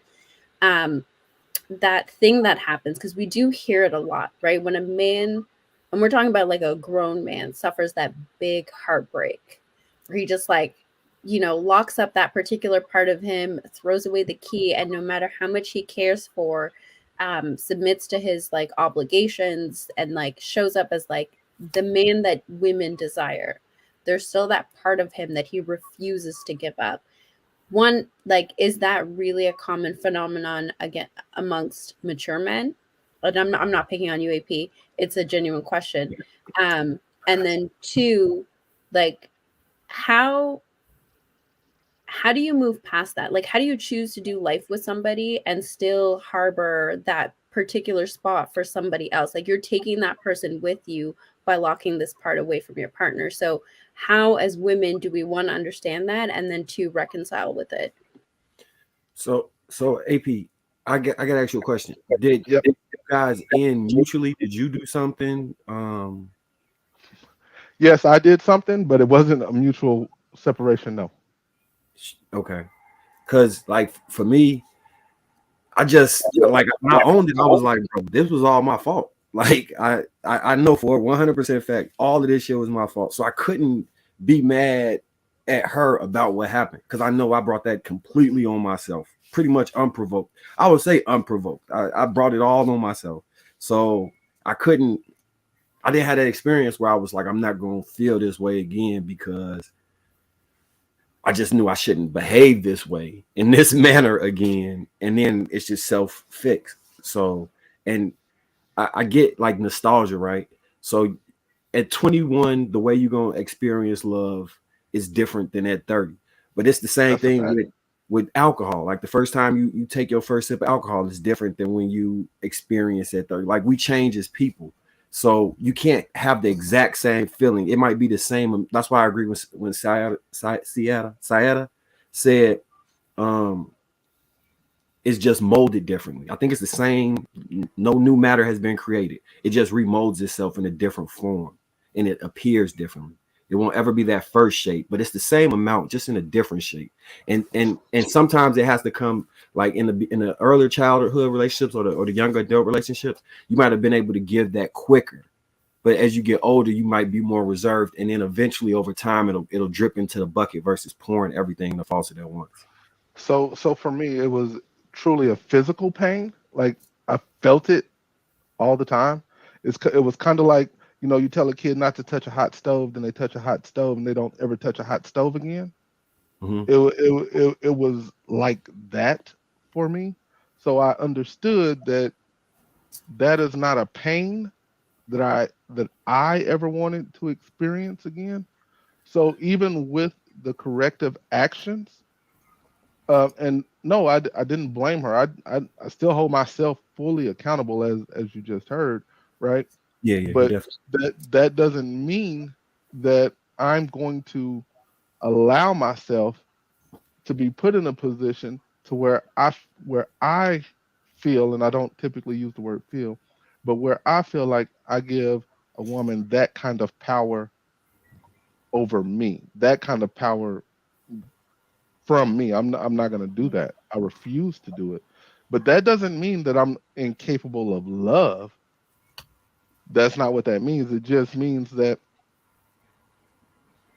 that part of me that valve is closed, and it's closed, it's sealed, it's welded, and even duct tape on it. Have you been in a relationship since that relationship? Absolutely. And a great one now. This is just my personal opinion. I could be completely wrong because you might feel a whole different way. I think just give it some time, right? and it Oh, might it's been just. plenty of time. No, but Yeah, like AP, can I say something real that's quick? how I know that I would feel there's some no kind of way. way. I'm not gonna lie. If I watched the show and I was your girl Yeah. and I saw That was that, cute. it would make me feel some But kind of way because, here's especially if Let me I'm be your lawyer. so I got you, so boy. so in a so the mature me now, the reason you wouldn't feel that kind of way is because we've already had this conversation, and you chose okay. fully understanding. Like I'm not online giving the full context of everything that happened, Don't right? don't. So, but in the relationship, she has the full context of everything that happened. Mhm. So it's totally it was her decision to move forward, and I think that's where we as men have to step up. If we do have that trauma, if we do, if there are things that have gone on with us, we have to at least be open, honest, and give the woman the choice to make the best decision for her if we're gonna choose her to move forward. You know what I'm I'm saying? gonna So be we have to give honest her with the choice you. first. Maybe you and her could Yeah. have Yeah. another conversation. Yeah. But speaking from a woman's perspective, she said yes. Like you explained that to her. She hear that and say, okay, I'm gonna do things different. And I'm going to get to that part. Like in our mind, we think if we love you hard enough, if we do the right thing, especially if you share with her what happened, in her mind, I'm going to do everything opposite of that because I want all of him and I can get it. I can love him enough to give me all of him. I guarantee you she went into it saying, I understand why he's hurt, but I'm going to be able to fix that. And that was exactly what I was Yeah. describing earlier, because he clearly is saying he not giving that to nobody, and Right. y'all saying, nope, I'm gonna fix it. I rest my Yep. case. No, that's exactly. I wanted to say this. I wanted to say that AP, and I think we always kind of misunderstand things. When I say the heartbreak, I say I don't like to use the term. I know the term exists, and that physical pain that you mentioned is not just for men. Not just men feel it. Women feel it too. We do, and I can empathize enough with you because it's a horrible feeling. And I don't think you're the only one person, which I really appreciate you sharing that because it's, vulnerability that we definitely need to appreciate more, especially from men, because men don't open themselves to share those type of things. And we think that, oh, it's just me who felt that, but women feel that too. And I can say the same thing as a woman. I don't think I have ever loved someone the same way I loved my very first boyfriend. I've never done it. I feel like that love was innocent. It was blind. It was like It pure. was That's the pure. way that I It was described pure. it. It was pure. And even though I love, other people, well, I haven't, have many in my life, but when I was with someone else and I was engaged, so I was going to marry that man and I loved him. And I think that's the man that has loved me the most, not my first boyfriend. It was the person that I was engaged. He passed away. But what I want to say is that even though that man, I felt that he's the one that have loved me the most, I still don't think that I loved him blindly and purely the way I loved as I did with my first boyfriend, which is the And one that broke my heart, which is the one that ripped me and caused that pain. Because still today, if I think about it, I still ask myself, why did he do that to me? So And it's not trauma. I know that he was the problem. He did horrible things, and I was an innocent person. I was 19. And I wanted to marry him. And he talked about family. He talked about having kids. You see, I wasn't doing anything. I chose him, and he was a good person in my eyes. And I loved him, and I did everything. So that's what I'm saying. Like, that pain is not just for men, or men feel it more than women. We all do it. It's a biological thing. So if it is physiological, it doesn't happen just to men, and it's not as strong just for men or women. It's just that we need to appreciate more.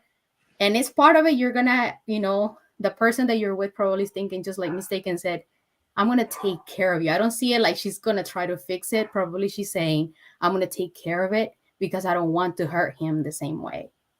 That's right. the way I. See, That's the way I I'm see and, it. gonna I'll end with this and let everybody go because I monopolized quite a bit of time. But so not only is love a choice, it's also an action to me. So if not only do I choose to love her, and I also the show her love as I know love to be shown, what is locked up is something internal, in my opinion, and y'all may disagree. I don't think it's something that she necessarily sees. It's a block for me. It's not anything that I think that if I show her right, I don't think that she sees any different, especially if you treat them right and and you do what you think is right for that person, because I think love is probably one of the most selfless things anybody can possibly do if you do it right. Um, so that's just my thoughts, and I'll let y'all go, and I'll shut up all for a right. bit. So I was gonna say this to Cider, but she dropped off. So what she basically described, and I think what a lot of people are basically describing, um, this is why I said the term mature love experience. I don't have to ask you, AP or Cider, especially at the age she said she was. Listening to you, I can tell that you more than likely at some part engaged in an immature love experience. And what we do is perceive that as love when it was actually lust and infatuation. I lusted. I thought I loved, but I lusted and I was infatuated with my college girlfriend.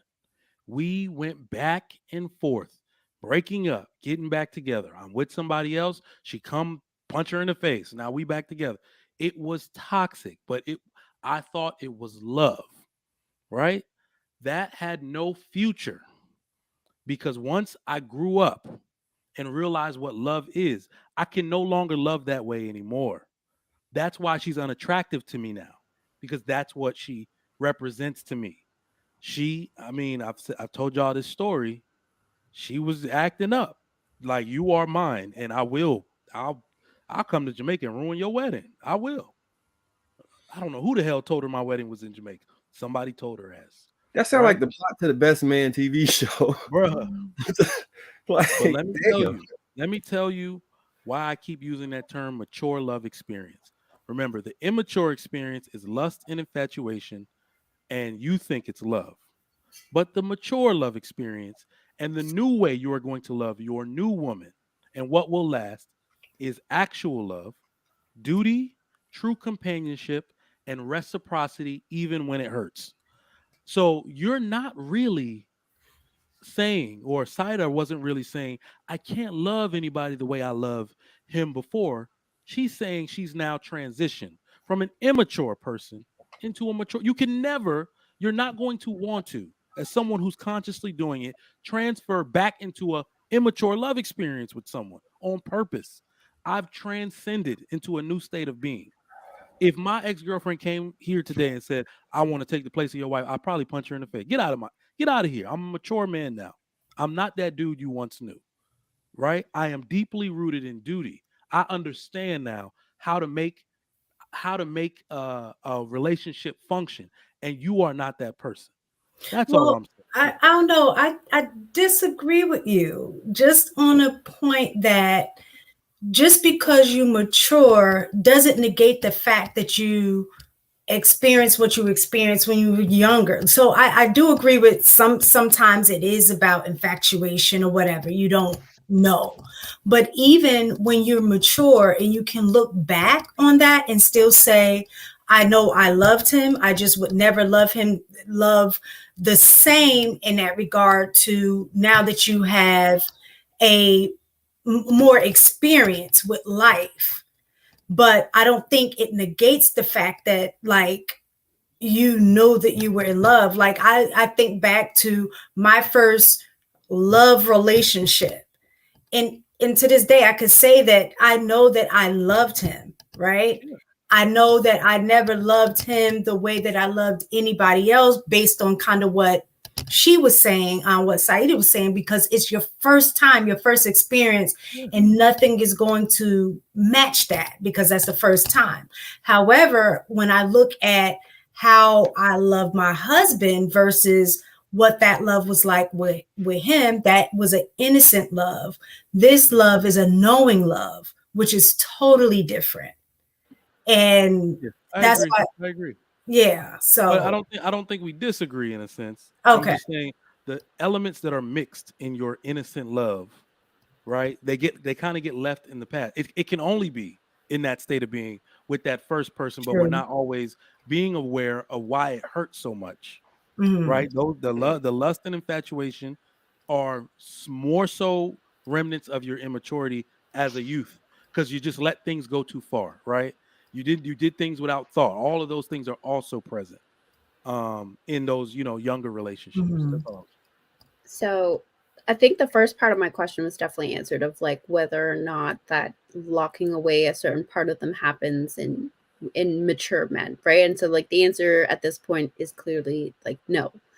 But in terms of like the men who haven't necessarily matured, right? Who still keep that part of them or refuse to show their vulnerability, or just like there's a part of them that's reserved away from their partner.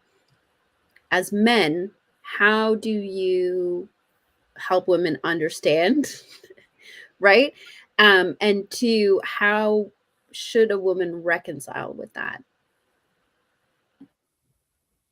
She has to because what you No, just I didn't say described, if, I said uh, how. how does she reconcile Yeah, because with I that? think she should, right? One, But okay, how? I think she can reconcile with it quite easily if she's not living a Disney fantasy. A woman that is well versed in a man's nature will accept that. If you understand that a man is, even though he has that part of himself missing or still attached to someone, if it does not interfere with him doing his duty to you, and you understand a man's nature in that sense, I believe a mature woman can reconcile with that. I believe a woman that's looking for a whirlwind fairy tale will continually get upset that he had that with someone else, right? But I'd start to think as you get older, you realize, well, that doesn't stop him from taking care of his kids. That doesn't stop him from paying the mortgage, even being good to me, taking me on dates. I just know there's somebody he, you know, that he's done this with before. So you can kind of tell in other parts of the world that some women, that's all they're looking for is that duty part, right? As long as he's not disrespecting her, I think a mature woman can reconcile with that pretty So well. I think how she does it is through like the essence of like extreme femininity. Cause I think that's like, shout out to JB. It can heal you. That is a that is a healing power.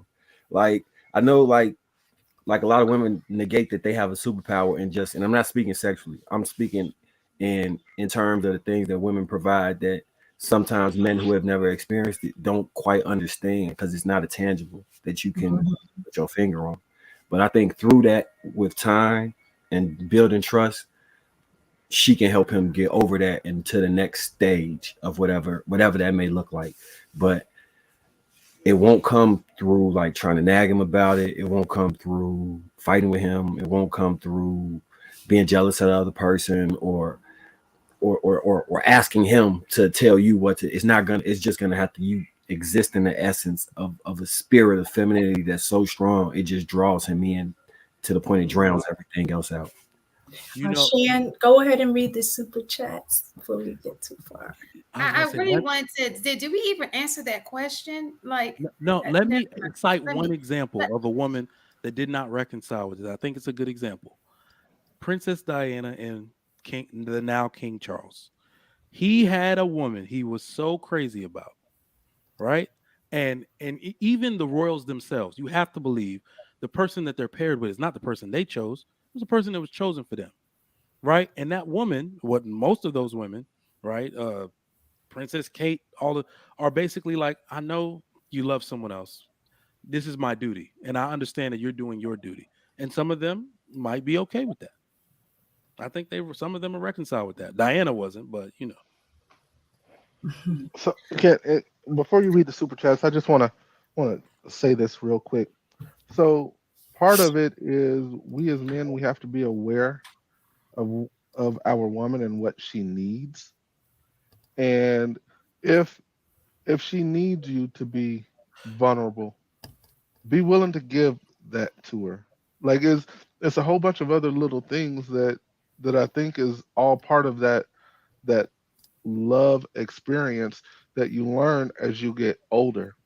But that doesn't mean um, for me, that doesn't mean that that part of me that was lost will ever come back. Like it hasn't to date, and I don't think it will. But I am quite aware of what her needs are, and I try to meet those needs. But like we have to also be active participants in the relationship as well. And I think oftentimes many of us men we're not. But that goes back to what Trigger Mike was saying, the difference between that young immature love versus that older I get it mature love. And I think Trigger Mike, you hit a really good point when you said it. I actually had to sit and think about that for a second. I think you're spot on with that. I really do. I don't know if I'd call it lust necessarily, but I think that there is an immature versus a mature love, and I think you're right about that. Let me just You add realize this. immature love is not represented in any Bible, no, it's only the mature. Only So- the duty, only the Well, Let me help my homie out. Hold on, let me help my homie out. about wanting to come to the Jesus was talking about to come to him with the hearts of a child, Mhm. right? So I think that's kind of like when we compare that kind of love, because is blind. We do it without question. You know what I'm saying? Whereas I think when you have experiences in life, then you start to question things because now you have something to compare it to. So that's like master pupil.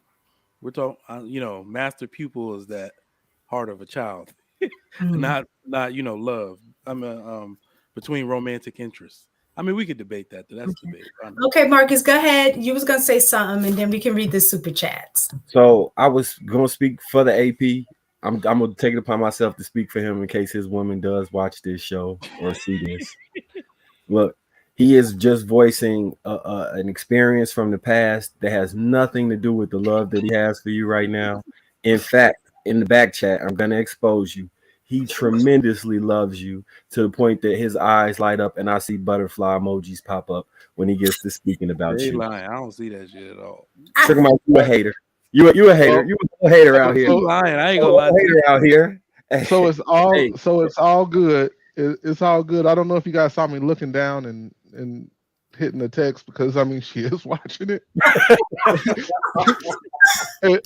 and she literally it says, "Don't tell them shit."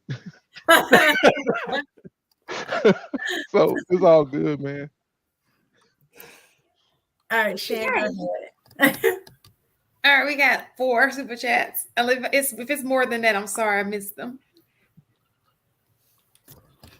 Okay, Sir Chi, 87. AP, why are you so prejudiced to BBWs? That's not fair. Hey, look, hey, look, in my life, black women, is that what it stands for? No, Big- it's big, beautiful is what they say. Oh, but let me go ahead and tell you, Sir Shy. Big, Sir Shy, look. I hope she's going to sleep now. Man, I done bust down a well or two. No, I don't. No, Bro, AP, she's don't wide now, awake. bro. She wide awake. She's so wide awake after you just talked about your ex. She memorizing the lyrics to this whole. Look, you go wake up to a Google transcribe. Oh my God, what are y'all doing? Hold on. All right, go ahead, Shan. All right, Sir Chai, showing love to the beautiful Shan and panel. Yeah. All right, Sir Chai, thank you. It's like he's the sponsor for the night. Right. F you, Marcus, your babies. We hear your babies. Number 1, Sam Smith talking slick about Michael Jackson. Glad Stephanie Mills checked him, but on subject, I agree with Inaz. It's the machine pushing it. Oh, I don't see nothing, Shan. my bad. Okay, vintage. How can black they sing about? Wait, I'm I sorry. think black people. Okay, they sing about love and family anymore when they weren't made out of love, but out of wedlock, raised in a single parent home. I mean, you're assuming that's not raised out of love. I mean, Just because you're in a single parent home don't mean you don't experience parental love. And not absolutely. everybody Because I falls know into, my child's father loved. Lord, Yeah. jeez. but not everybody fits into the statistic either, right? Like Mhm. I think we assume that because the statistics are so high that everybody is in that situation, and that just simply isn't true either. Mhm. And not only that, sometimes you can understand something from a situation of lack. Like if I never experienced something, but I'm on the outside looking in and seeing, let's say you had your mom and dad, and I have been around you and I see what that looks like, even though I didn't experience it directly, I can imagine what that would look like if I had it. So I can sing from that aspect of lack and thinking about if I had this is what my life would be like. So Absolutely. And please keep in mind that according to those stats, I think the census, a lot of people live together. They're just not married to each other. And that mhm. also plays into those high rates. So just keep that in mind. Okay, so I don't know which one I want to do because there's one. This is a little short one that I just want to show, but the long one is next. Okay, so we're gonna do this real short. If you guys don't go off on. You said what? Black lexicon. Yeah, I said it right.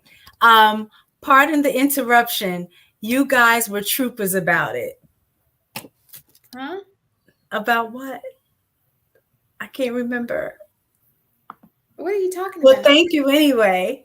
Oh, was it super chat? Okay. Yeah. All right. So, I'm gonna do this one first, and then the long one is next. Okay. You know, love is an incredible thing, and we don't know love like we should. We always talk about, I have unconditional love. Unconditional love is, we don't even know it, because if a person stops stimulating us, we stop loving them. You're not interesting to talk to anymore. Goodbye.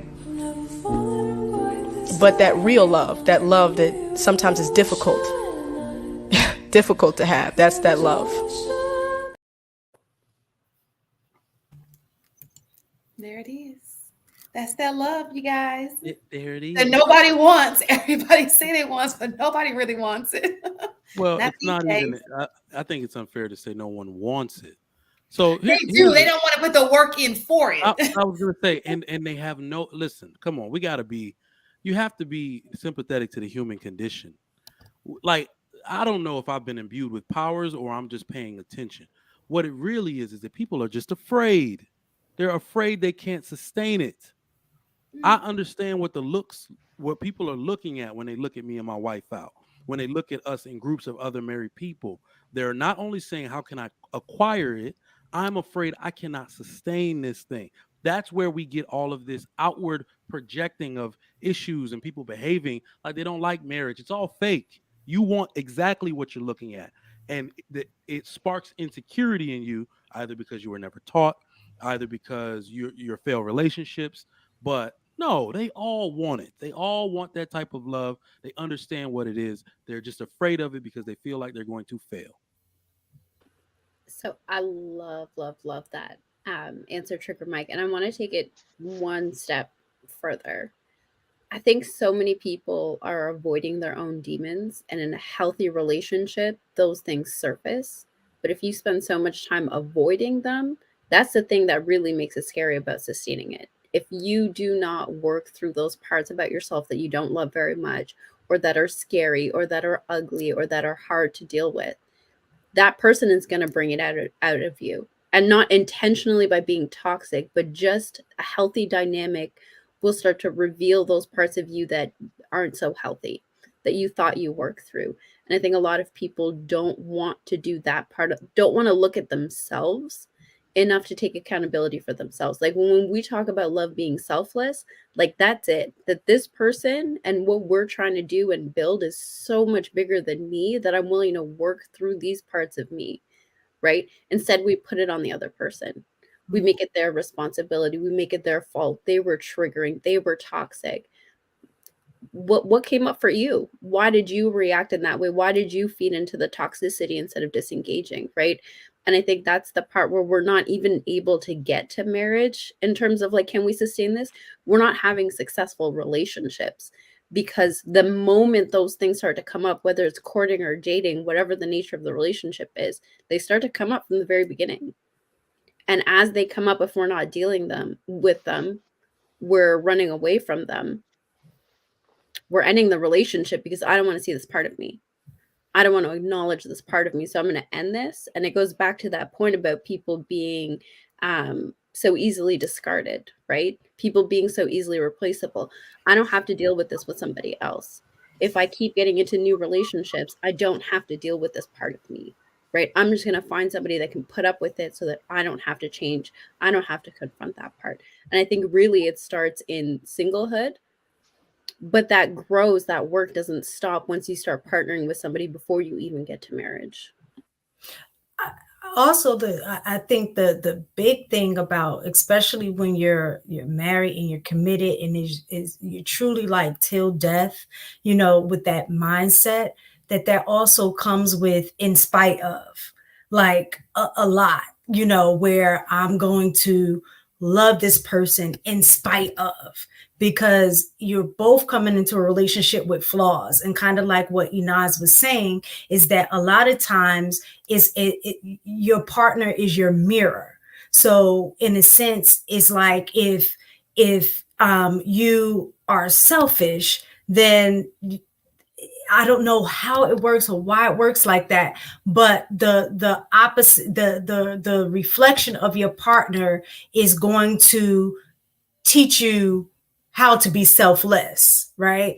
Or if you lack patience, it's going to be something in your partner that's going to challenge you to make you learn patience. And so that part of those areas in you that you need to work on are going to be the same things that keep popping up in your relationship over and over until you actually address those things. And that part, I think for me, and I speak personally, in the younger part of our relationship was, of course, you're still learning yourself. You don't really know a lot about who you are, and you're learning along that process. But in that process, you end up seeing a lot of things that you don't like about yourself, and you don't realize it until you have that mirror that shows you and somebody calls you out on it. And then you get to the point where you're okay, I'm gonna stop being defensive about it and let me, try to do better. And in your process of learning and growing, the opposite for the other person is you just gotta hope that they are gonna love you enough through that so you can begin to mature. Because I look back on some of the things like early on in our relationship that I'm like, man, listening to y'all like now in these, spaces, like, he probably would have kicked me to the door, but the fact that we loved each other, it was like, we're going to stick it in and work it out, because these things, like I look at where I'm at now, and I know I couldn't be the person that I have become without the experiences that I've had with him. Nobody else could have done that for me. It took him to do that for me. So I have a question. You guys don't think that the lack of wanting to be responsible has anything to do with it? The lack of what? Wanting to the responsibility. Commitment comes with a responsibility. Absolutely. Do you think that has a lot to do with it? So today, it says, and during today's time, with which what's going on, do you think that it has a lot to do with people just don't want the responsibility of love or relationship or commitment? Like, Well, I would a commitment, because the whole point is we don't want a whole bunch of situationships out here. That has definitely not been beneficial. Well, no, that we obviously do want situationships out here. I don't think You know, people want a situationship. I think they end up in situationships. yeah, yeah. So I don't know if it's necessarily because listen, men are. This is why I told you I don't address men at all. All the men that want to be responsible are, and the ones that aren't, you can't make them. We're men. You can't make them do shit. Like, you see what I'm saying? Sure. But this is the funny thing about men and responsibility. Men are soldiers. They're so easy to get in line if you know what you're doing. The funny thing is, this is why we always refer to the women. Men will do what you require. If you require responsibility in mass as a society, guess what? A majority of men will start being responsible, right? K jewelers will run out of rings the second legs close and all women are requiring I marriage agree. for regular sex. Okay, so that's why I don't really get into those things about men and responsibility. What is required, right? They getting free ass out here. No responsibility, right? It's all to me correlated. So Trigger Mike, I gotta completely. So you said you don't talk to men because.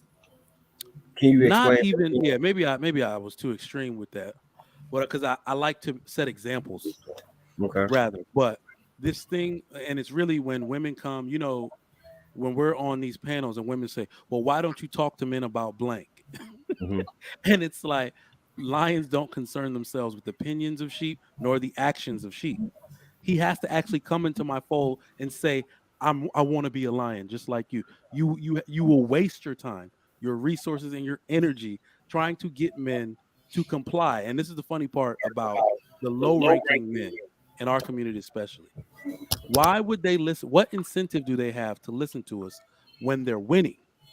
They get the prize automatically. What are we gonna be like me so you can get ass? They get more ass than I would, right? So it's like, what incentive do they have to listen to us about Well, anything? that's the thing. You have to teach them that, because if they think that the prize is just getting women and having sex, we know being in a That is the marriage. prize. That is the prize. No, It's I always the guess prize. no. I guess, what do you call those? The little, like, you have the huge trophies, and then everybody else get the little trinkets. That's what they're getting. I would say the little trinkets, because I remember Marcus had talked about one of the episodes that we had talked about what is it that women provide, like in a relationship, because a lot of the men were talking about, you know, what do women bring, like it meant nothing. And Marcus really broke down how that looks for him and his relationship and what the benefits are in being married. Yeah. And I think that's the part. They can't see that because they've never experienced it. But as Marcus being married and being in his relationship, you being married and being in your relationship, that's what you need to be selling. That's your lane, because they're speaking from a position of lack and not knowing. Yeah. So it's people will. So we sell that to the people who want to buy. That's the simplest way to put it. And like I said before, women want us to talk to men that are not concerned with buying. The only way, we can't take shortcuts. The only way to get them concerned with it is, remember I told you, these are hope dealers. These men are out here dealing false hope, and they will continue to do so if it works. I am trying to take their buyers away from them. I'm trying to do what the feds do and say, if we talk to enough women and let them understand their value, if we get enough fathers back in the homes to help girls understand their value, they won't be so easily susceptible to fall prey to these men. And then every girl that they want, that they deem valuable, says, I require this for my attention. And they just start walking off. They will come seek out Marcus. They will come seek out AP and Trigger Mike because we have the results now. We are no longer the popular ones. Future is the popular one. The athletes are the popular ones. And if you watch how they behave and the results they acquire with that behavior, we can't win at this time. That's what I'm saying. So I have a question, because I'm practicing my listening skills. Earlier in the show, we were talking about how the majority of men are not having sex. And this is like the most sexless men have been since recording how much sex that men have got. So how is it that men are winning if it's only a small fraction of men that are leading that lifestyle and women still aren't getting what they want? Like these men aren't getting the prize, right? So it seems to be a disconnect. So that's actually a great question. The the so the hope dealers, as I call them, have somehow decided to usurp the image of what women want. So they don't have to be substantial choices for women at all. Because when we look at it, all the men that aren't having sex, all the men that aren't getting women, made themselves into exactly what society told them women want, and they get rejected. What it turns out women want is a superficial version of whatever is on TV, whatever is done in pop culture, rap culture, hip hop culture. And those men who are, they may not dress that well, their haircut isn't cut a certain way. They're just sitting around with their, meat in their hand, metaphorically speaking, because they don't qualify for a woman despite being told what society told them to be. So yeah, I definitely understand what you're saying, but that small minority hijack the image entirely. So women are supposed to want those other men that aren't having sex, but they're hyper focused on, those men with those superficial qualities. I don't know if I answered the question though. Okay, so let me reiterate it and you can tell me if I've got it or not. So the men who are out here, collecting this case of trophies, right? They're projecting what men should be according to media, according to whatever outer influences, right? And so that the men who fall into the category of not getting sex are men who are mimicking that, hoping to get sex, but if they really were just true to themselves, then they probably would. Damn, either you confuse me or I confuse myself. Let somebody else go, and I'm gonna come back with my answer. I'm gonna stew on that. Hold on. So, all right. So I think we got a difference in ideology on this one, Mike, because we talked about it before, and I was saying I don't talk to women because I think that men just create the men that they need to be, and then everything will fall in line from them. So it's pointless to go like, let me speak to the assistant manager. I want to talk directly to the manager and get him together, and then we go down from there. The same thing with the family dynamic. If it's a father in the house and I'm a teacher, I would prefer to speak to that father because I would have faith that he would set the structure, standards, and boundaries for that family in order to get that in line. So I would point the finger at us as men, like, bro, we need to assume these roles or make ourselves attracted to the woman we want. It was a video the other day. I agree. We was watching on Chic channel, and it was 10 unusual couples. And I was using that example to say everybody can find somebody. Now, if the person you want, you don't quite qualify for, or they not turned on by you, it might be some either work you need to do on yourself or change the game sliders. Like you might not be the most rich. Maybe you need to be a little bit more funny. You might not be tall. Maybe you need to be a little more attractive. You might not, and flip those game spotters so you find the perfect mix in order to attract the person you want. And then from there, if everything else is in line, we should be able to create families. So I start from the head and expect them to create many, you know what I'm saying? So now you kind of brought it into my point because Marcus, we don't actually disagree. We are basically two sides of the same coin using different strategies for the same purpose. Yeah. For example, what I'm saying, let me know. Can't hear you now. Can you hear me? Yeah. All right.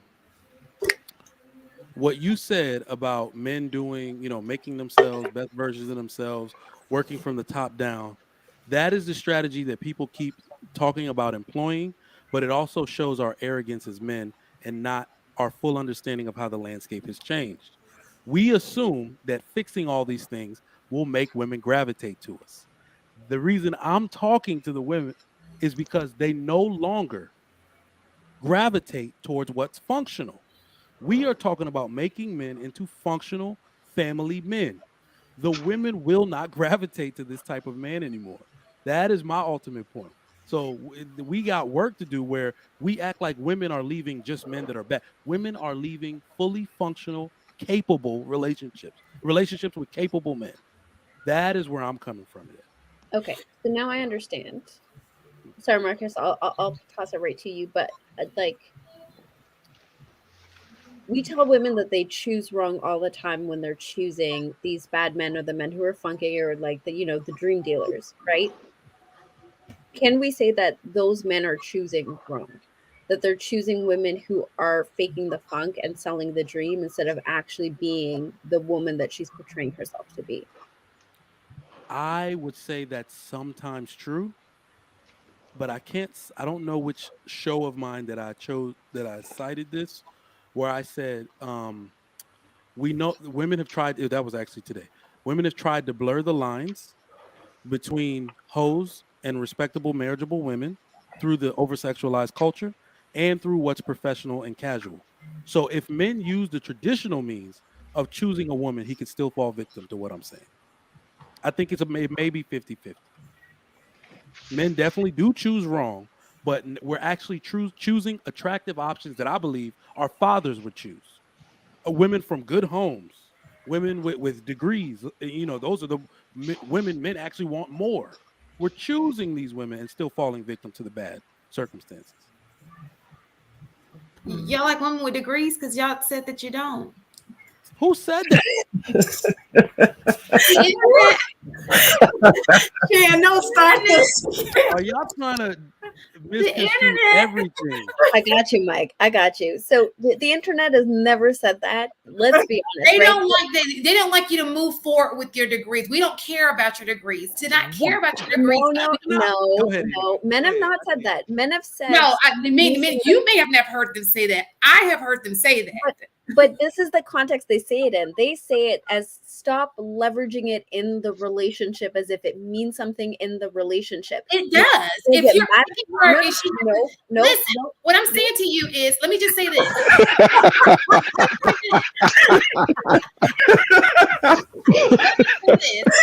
If it doesn't mean anything, okay, so if I'm choosing you and I'm telling you that I want you and I like the fact that you have a degree, it means something for me to choose you, right?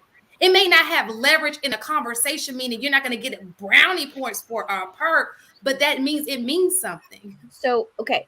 So it meaning something in terms of the goals that you set of what you guys want to do within the relationship, yes. And as a woman, if you have to work, it opens up opportunities in terms of supplementing education for your children. It's a great asset. If he's a man who navigates in certain networks, you have that. Yes, in terms of the functionality of day to day, it has value.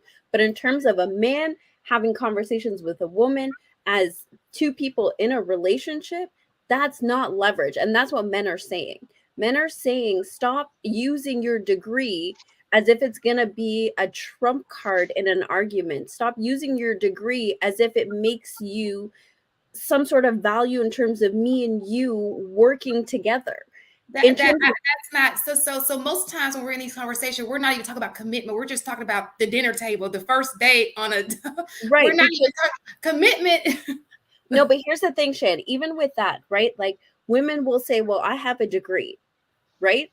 Great. As if that's some sort of like that sets you out from the crowd. Black women are very educated. Most of them have degrees. Pardon? A lot of them, right? Like there are high numbers of them that have degrees. It doesn't set you apart. And men are saying like that's not when I'm looking for a partner, that's not like the short list. It doesn't hit that. Now, once you pass the short list, great. It's an asset in terms of what we're trying to do. But in terms of like the qualifying short list, men are saying that does not matter, right? What are the three that men keep talking about? Fit, feminine, friendly. Right? Your degree has nothing to do with those things. And men are saying, stop trying to use your degree to trump these things, right? I think as women, we sometimes hear it wrong because we want to say, well, look, I have these other like attributes that you're not looking at. They're saying we're not looking at it. Those are not the priority. So Sean said, yes, it does not matter to me. But Sean's a known troll. I don't know why you picked him out. No, what I'm saying to you, shout out to Sean. We've had a whole conversation, a whole show about it. I mean, before you came. I kind of think too.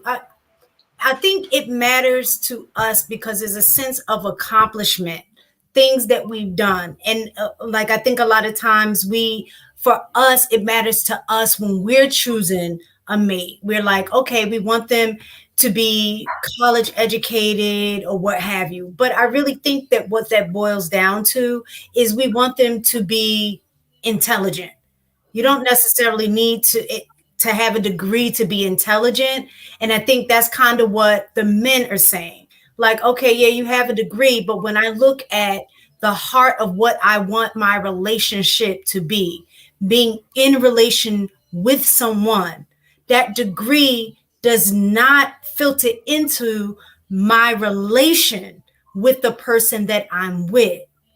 So I think the degree a lot of times is kind of like what Inai said. When we go through our checklist of things that we have to offer as a mate, we're like, okay, I have a degree, I work at this job, I got all of those things.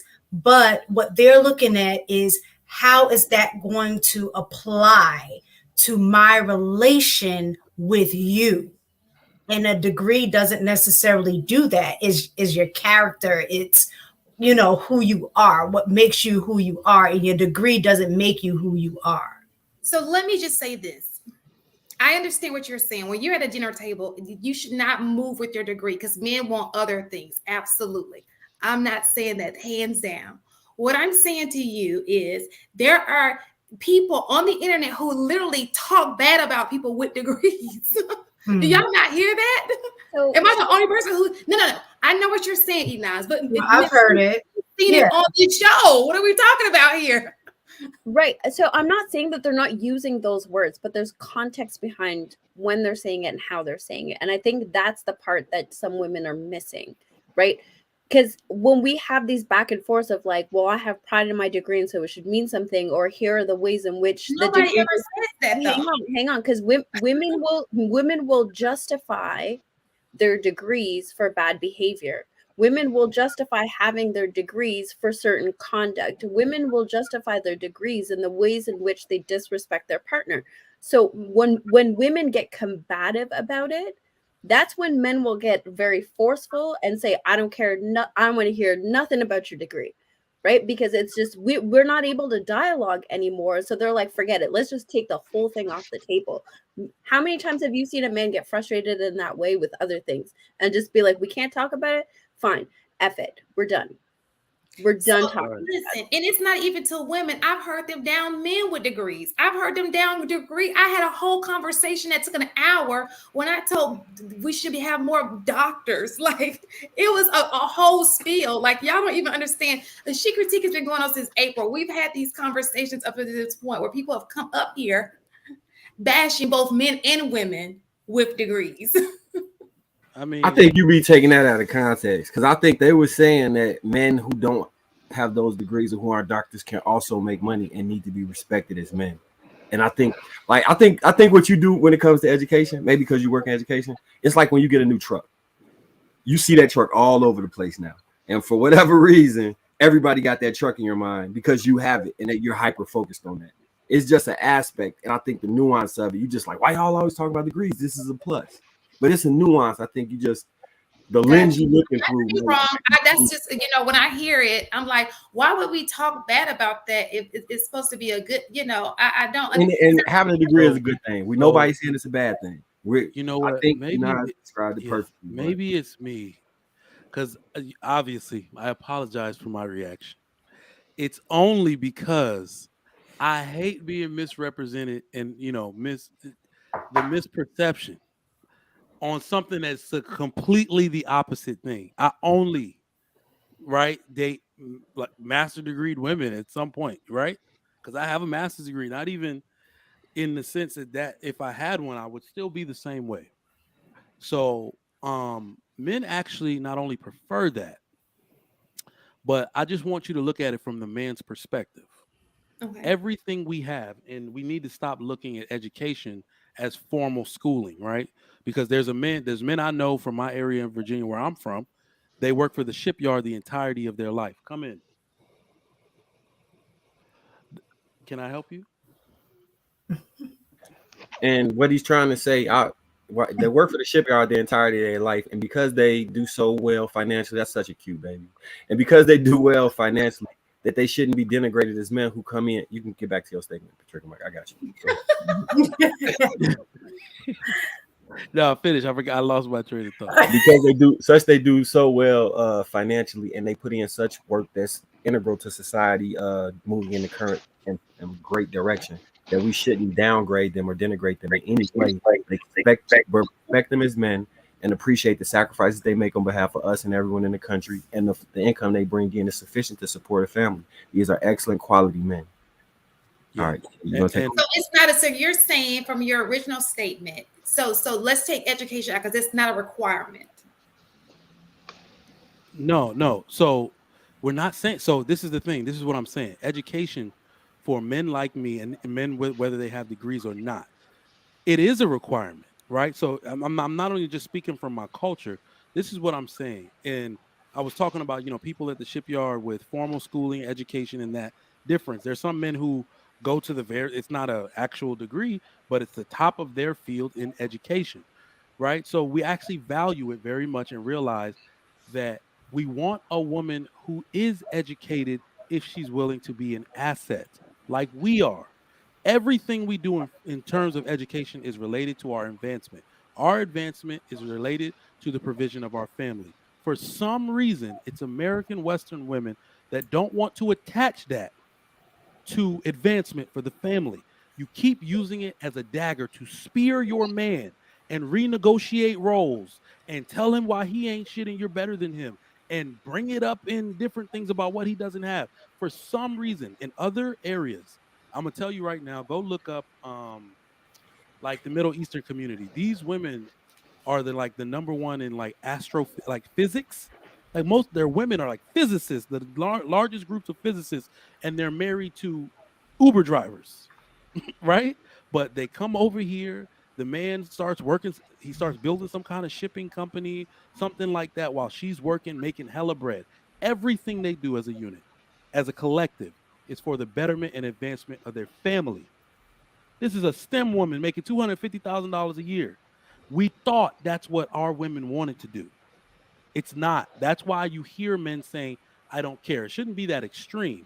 What we're saying is we can either date the educated woman or we can date the Starbucks barista. That's what we mean by we don't care. Right? But it's better for us to get with a woman who's extremely productive, and that happens to be more educated women. So we want to be with a woman that productive if she's willing to behave like us with that type of education. That's it. Do you think I guess because I have never heard directly, and I'm gonna have to take y'all word for it because I'm assuming that you've experienced it, but I don't think I've ever heard a woman that be a part of their argument when maybe they're into it with their partner about like, I got this degree, I'm smart, like I smarter than you. Right, I'm smarter than you. What are you talking? Like I've never seen or heard about that. Like, how does that come up? Can you lob it? In an argument? Trigger Mike, can you lob it? You know how to lob? All right. Please help me because all I right, just so look, see what he is saying is watch your Kevin Samuels. Shout out to Kevin Samuels. Rest in peace, KS. Watch a Kevin Samuels show. Boom. All he does is have women come on there, and the first thing they list is their degree. That's where the sound effect "I'm a PhD" comes from. It was women when he was trying to qualify them for 666, 6 figures, 6-pack / meat size, 6 feet in height. I know what I'm talking about? Okay. Yeah, all I think themselves normally led with their degree, and that's what "I'm a PhD" sound effect came from. And they the degree, the business, and what was the other thing? It was degree, business. And I'm passing to you, Trigger. Whatever current job they have. So wouldn't all of those things contribute to the overall dynamic of family? Like her, also contributing financially.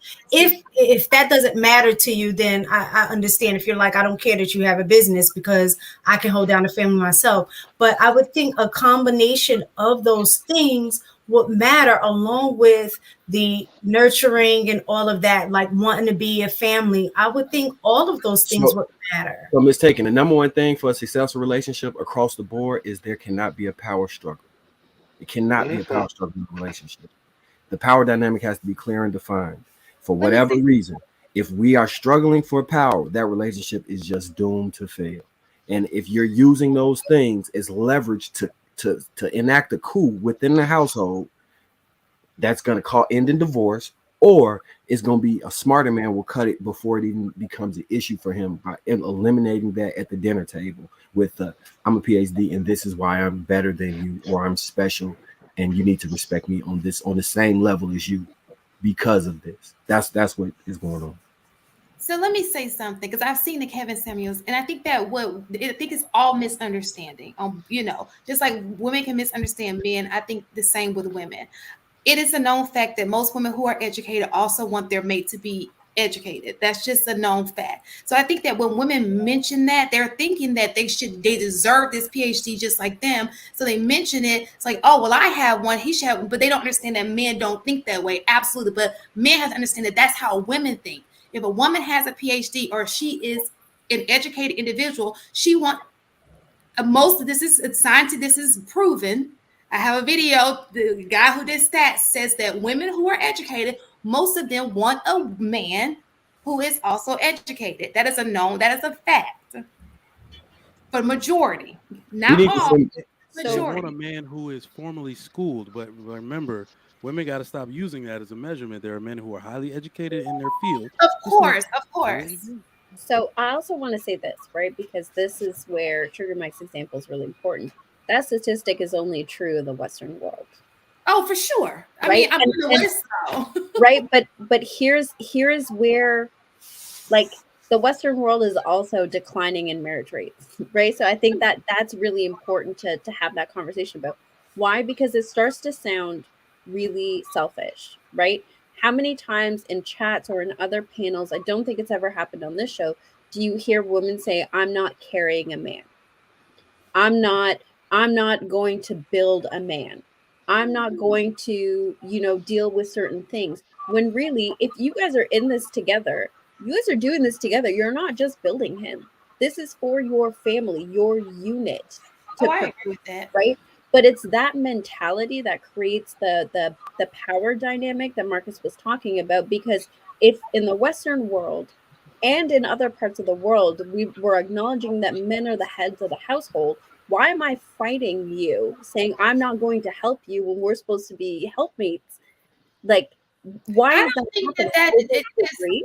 So it could be a helpmeet can be, okay, he's in med school, I'm helping him out. I'm holding down the bills. He's working on his purpose, so I have to handle the household. That's also a helpmeet. So So what's happening in the Western world, and why men are having this conversation about we don't want to hear about degrees anymore, is that those women are saying, well, if I'm providing for the household while you're going to school, regardless of what it is, then I should be the leader of the household. And that's not happening in other communities. And that's where men are having a problem with this conversation with degrees. It's not leverage when it comes to the relationship. You don't get to negotiate traditional roles when it comes to the relationship because you have a degree. That's where men are saying this is a problem. And I have to say it because I hate to add insult to injury. I hate to do it. Most of these degrees are fucking pointless. They're not pointless. Let me just tell you this. They are pointless. I'm a degree advocate, y'all. Most let me tell you this: if they're pointless, you put a person, underwater basket weaving degrees. That's not even a degree. So listen, that's not even an option of a degree. But let me just tell you this. I always say education, when you go to a university, especially 70% is what takes place outside of the classroom. It's the way you move, how you network. There's so many things that you learn from being at a university that you don't, that it's not academic. No, I went to university, and listen, I'm not going to shit on my university or anything like that. right now, I learned not a goddamn thing. Okay. It's not what it used to be. And the worst part about it is that we should have known that was the case when women started to outnumber men 7-1. That's basically where if men stopped going to college, that means it was no longer the thing to do to make the most profit out of your life.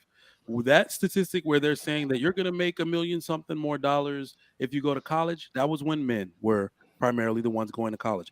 That statistic still has baby boomers represented in it. It will not be the same when they do the millennial count because So all those social science degrees, like, look, I don't know why, but Black women love to help. Black women mostly have help degrees, social science degrees. I think 7 out of 10 of those majors are the closest thing to minimum wage of any job of any major you could have in college. So that's why we're saying it really doesn't matter, right? So because they're coming with 60K in debt, right? Black women unfortunately owe the most to United States government for a job that makes less than 45K. So not only are you getting in my face, arguing with me, trying to renegotiate gender roles, you are a liability in the house because we can't even get a home loan because of your student loan debt. So that is I why we're have like, a home. I got it. I got a nice you home. got a home. Great for you.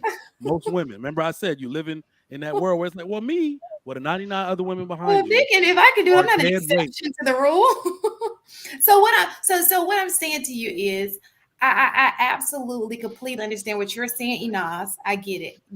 Don't put it on there. But let's not. I think that so for me, Trigger Mike, because you stated on another episode that your kids is a requirement for your kids to go to school. So obviously you see something in getting a degree for your Did I say my family. kids? Did I say You my did. kids? You did. You said that for your kids, not everybody else's kids, but Oh, for your kids, they must go to school. That's what you well, said. y'all also got to understand too. It's pointless for my kids to go to school. Okay, if I'm sorry, I'm going to be able to pay for their school. That's one. So, in fact, college is actually for rich kids. I said that shit a long time ago. People that used to go to college used to leave with no debt or they had a scholarship. Period. So the fact that we go to school to get degrees that mostly don't pay people enough to pay the loan back, college is for rich kids. So either your parents are going to pay fully for the entire thing, or you get a scholarship. So my kids are going to be going. Um, my wife, like we're in Jack and Jill. Okay, everybody in there gets a scholarship. I was in They're Jack and going. Jill. They're going to go to a great school on a scholarship, but they're not going for BS. I will pull the plug on that. And I know people are like, you can't stop your kid. Nigerian people stop their kids from going to school for bullshit all the time. They go for exactly what their parents want them to go for. It's just something in our water, I I think guess. that's where we go wrong as a community. I think other communities do that, that they direct the steps in terms of pointing your kids in the direction of what they are going to grow up to become. Whereas I think, we our goal is just go, like we've been sold this idea of just go to college, you'll do better. I want you to do better than me. So if you go to college, you're going to do better than me, as opposed to having the understanding of having a plan of what that is going to look like. When you go to college, these are the things that you can choose from, as opposed to just saying, oh, when you get there, you'll figure it out. That kind of. And are we Can I forgetting that can there I are let y'all can I scholarships? let You y'all guys, in? there are scholarships for Can I people. let y'all in on a little secret? Do you know why I have so many doctors in my family? They damn near go to the same school. Almost all of them. Do you know what they pass down to each other? And the small hats do this, the Chinese do this, the Japanese do this. They pass down their notes, all of their notes and test prep and all of that to create a pipeline of people who know all this shit before they get there.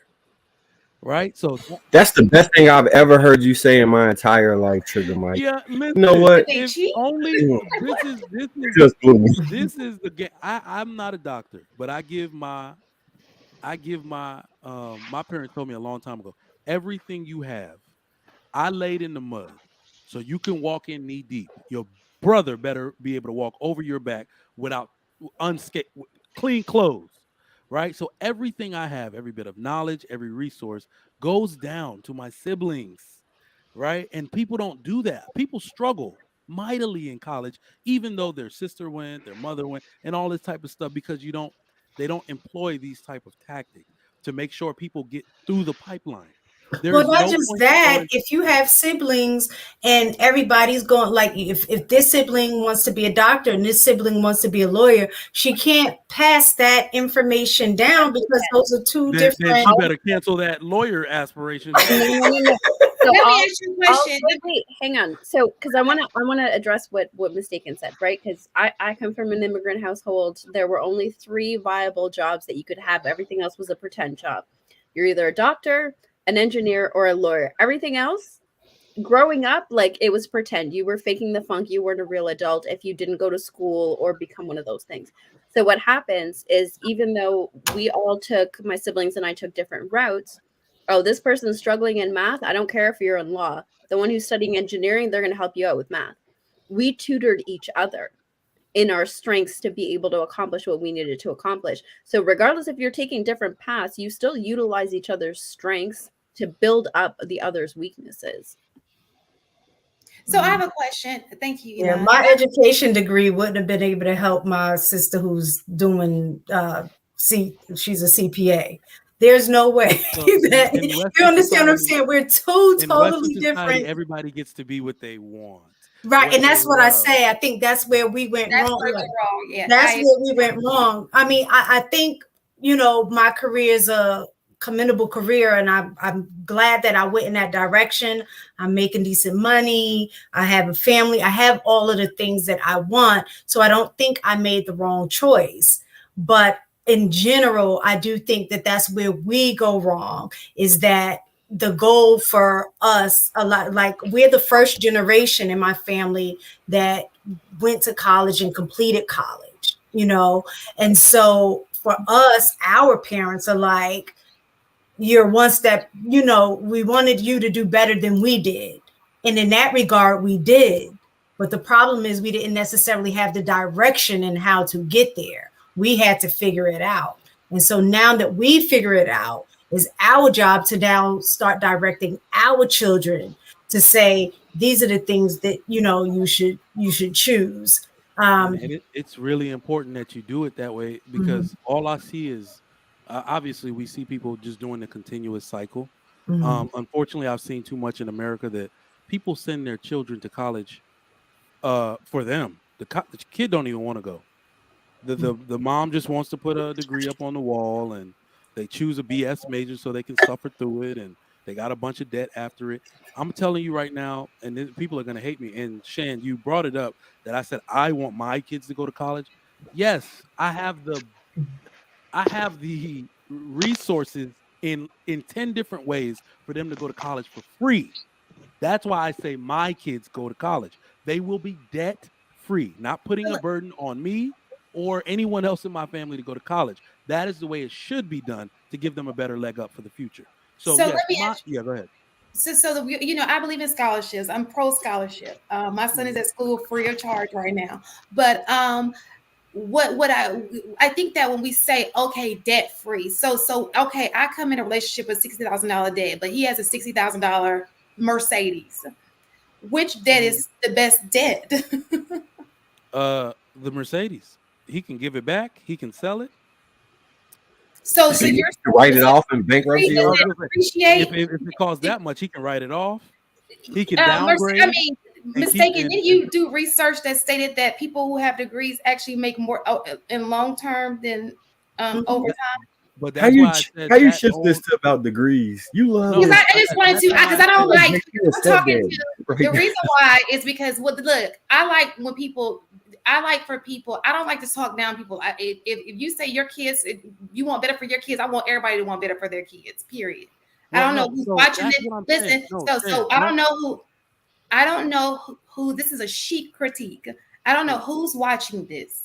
Okay, so so when we scare people like, oh, that $60,000 debt, but then it's okay for you to go buy that car that's $60,000. You don't want to invest in yourself. I look at it as being an investment. I do agree with you that you shouldn't get a BS degree.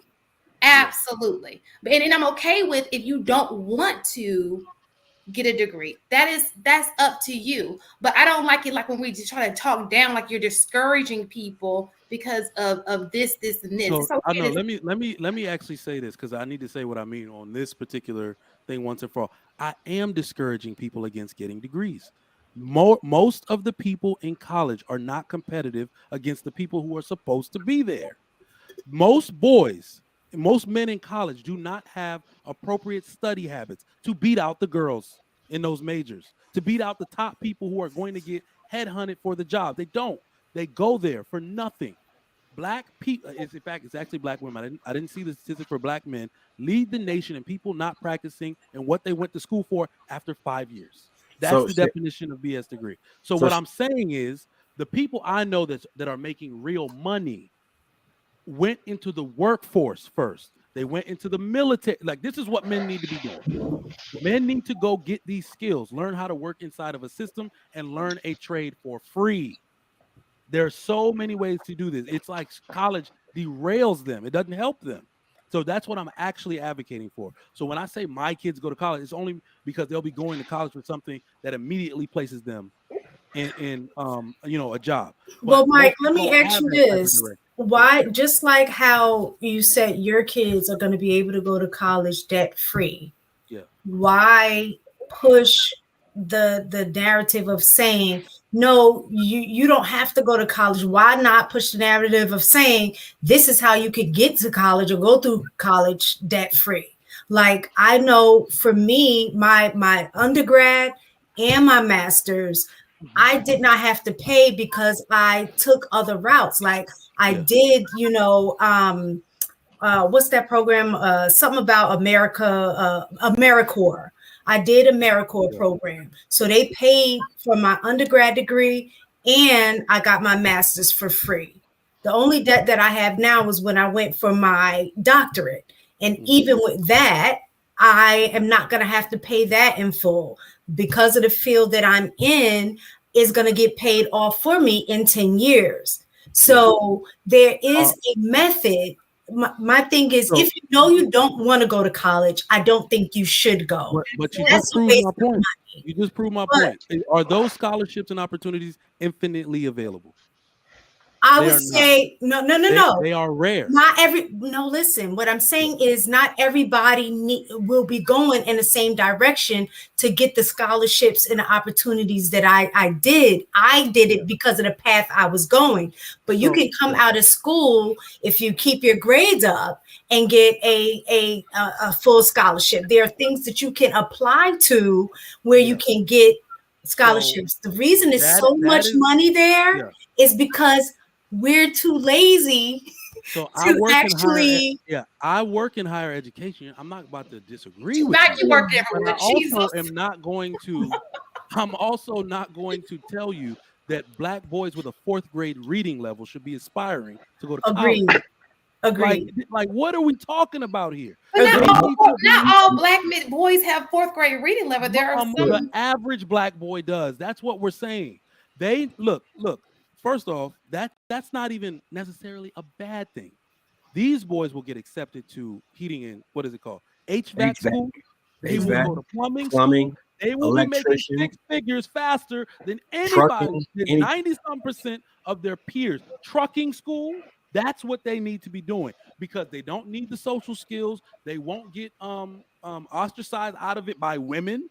This is the funny thing about college jobs. They're administrative, sedentary jobs, which are now dominated by women who have affirmative action incentive over them for the job. That's why boys need to stay clear of college. Unless it's a specialized major. If you're going to be a doctor, if you're going to be an engineer, if you're going anything that actually makes sense is all he's saying. Again, no, I get that. I get that. But what it sounds, I mean, even when he threw in the 4th grade reading level, what it sounds like he doesn't think that black men are qualified to go to college. So I don't think that it's that they're. I mean, did you just say a 4th grade reading level? So, but here's the thing, right? Because I don't think it's qualified to go to college, right? Because if we're honest, there's plenty of people whose reading skills are lacking, and it shows, who are still functional members of society, right? Mm-hmm. But here's the thing. I think that to what Trigger Mike is saying, the degrees in which allowed men to be sole providers before are not creating the same income as they were. One, because the economy has changed, and 2, the demands of society have changed, right?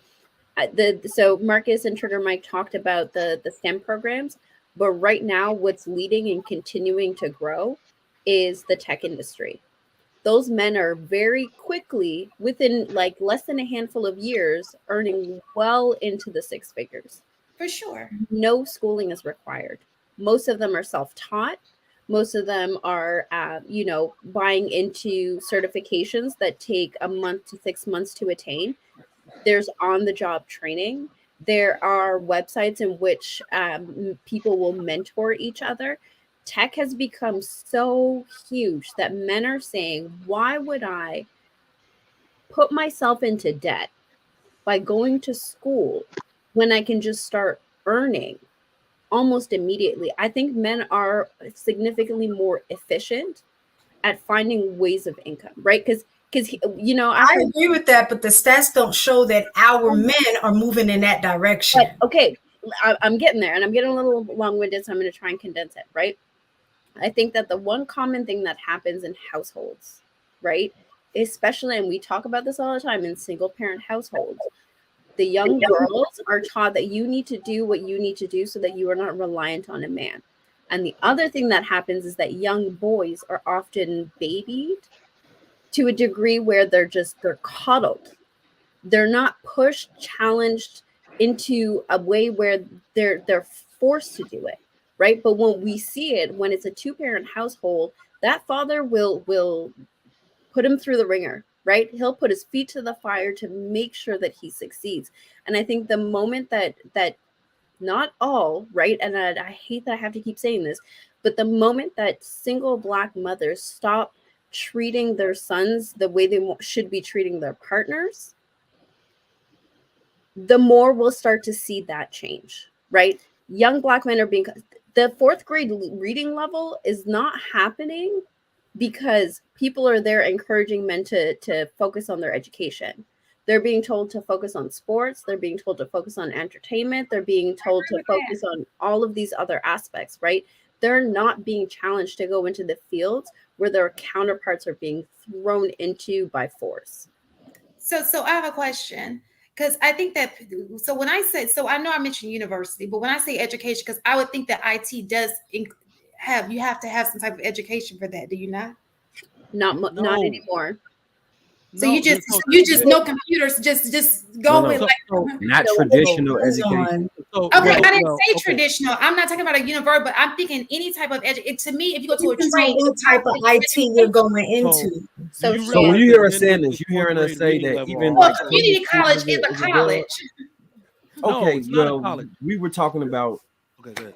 Community college is college. It is a college. We were specifically talking, and he kept saying basket weaver degrees. We were talking about going to school for degrees that you pay money that will not pay you in the long run, and you pretty much babysitting and kicking it for 4 years.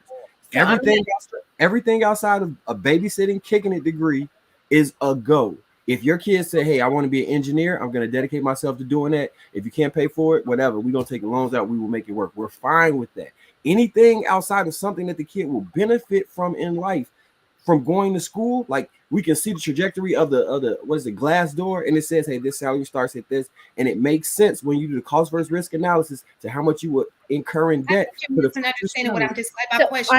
I understood. So let me answer your question, right? So here's the thing: with the age of the internet, learning has changed, right?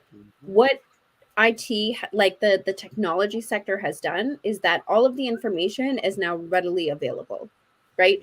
So there are so many people in the tech field that are self-taught from the information that's available on the internet that is no longer exclusive to universities. You don't have to go to school anymore, college or university. You don't have to go to school anymore. You just have to be certified by a reputable organization. So Google, Facebook, you have all of these organizations that are notable in their fields that as long as you're certified by them, you just pass the test. Almost any tech company will. So I have a friend who works for Facebook, and it was not that easy. And he went to an Ivy. Like it's not as easy as you think. Yeah, but let me just say, can I please give me a second? So if this is so easy, why are aren't more? If you're saying this is readily available at this very moment, why aren't most people doing just that? It's not what we push. we're- We don't push yeah, I was it. gonna say we're talking about the expansion of these jobs. Now, back to the college thing. This is my formula. Okay. The reason why men need to get out of college, it's so black men don't set the trend, nor do white men. What are the Asian and Middle Eastern men doing? They've retreated from college a decade ago. Their numbers are dwindling because they're in tech. These jobs also, because I design nursing programs, right? I design all of this stuff. They're making it so. You said, how do boys learn even though they have a fourth grade reading level? The reason boys do so poorly in school compared to girls is because school in America is audio and visual. Tech in all of its forms, not that Facebook stuff you were talking about, is kinesthetic. They get to touch computer keys. They get to watch the same lesson over and over. And like Enad said, take the information home with them, access they would not have in a regular university that wants to lock everything down for its own copyright issues, right? So these people are like basically private instructors, giving one-to-one lessons, right, if they need it, to continue to bring things along with them. And the funny thing is, you can fail out and still pass, moving through different sectors of tech. So you can go from software to hardware, basically just putting computers together, printers, and do it. You ever seen an IT guy at your school? Some of them were D students. Okay, they just know how to put hardware together. They So know a I few think that processes really well, and they're making 80K doing it. so That's all it is. the thing about Asians, that's not true. I just looked that stat up. They're actually quite high when it comes to degrees, higher than the United States. But let me just Wait, say what do this. you mean? What do you mean? You said that they Their have they're numbers. dropping. Go look at their numbers year over year, a decade. In Their America. Oh, numbers, so you're saying it's dropping, it's but they're dropping. still the highest. They're just dropping. They're dropping. Yes, the It's numbers of trending men down. in general Okay, in no college problem. are dropping because they're opting for these other fields that do not require a college degree. Okay, so I think that there's people who don't need degree. I mean, look at Bill Gates. He dropped out. He doesn't need it. He's a Swift guy. But I'm just saying, if that is the case, I don't think anybody has a problem with that. If we're seeing more people and you're saying, okay, I show a better route. Look, I didn't need college, but I'm in a better place now than I would have been. Like, for example, if a person's in college, and that's like say they go for 2 or 4 years, because every school is either 2 or 4 years, right? If there's a guy who's saying I didn't need college and I'm better off than these people who are 2 and 4 year went to 2 or 4 year college, I am all for it. You know what I'm saying? So if you're saying that there are routes to do that, then I feel like that should be promoted. I don't think anybody would have a problem with that. But what it sounds like is, yes, we're talking about tech jobs, great to go tech jobs, but that's not what people are doing.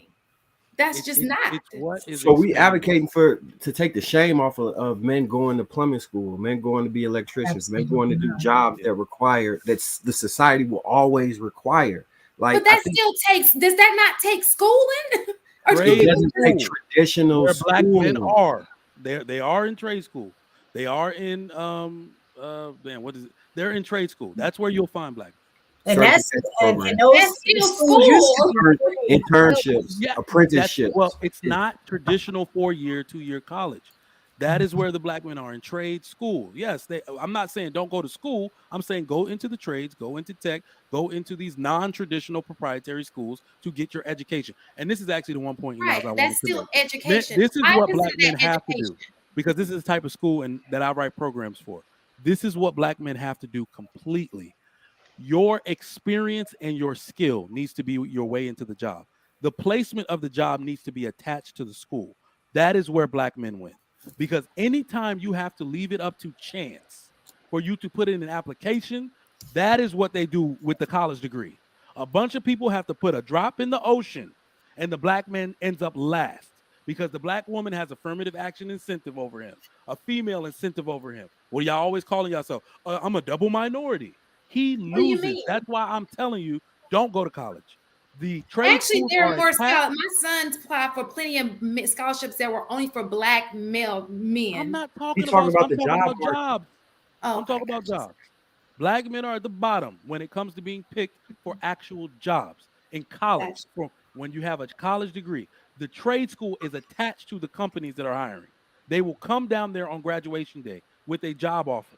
These people know where they are working at their externship, meaning they go to some place to learn and do their the hours on externship, and they get a job at that very place and end up working there for 30 years. That is what's best for black men. I agree with you if that's the direction. But if we want to keep it real about black men in our community, a lot of them don't have the steadfast to stick to something. They want it easy. And I'm talking about in this generation because I see it on a daily. If it's not something that comes easy, is very difficult for them to have that perseverance to stick things out. Like one of the things that my brother-in-law did, he works in education as well, and he's the what is it, WBLA or whatever it is, work-based learning and stuff like that. He had a direct connection with the airline where they were literally training black boys to work at the airport, but eventually like become pilots or something like that. They got in the program and got fired, and over because they didn't want to put their cell phone away. They were focused on the cell phone.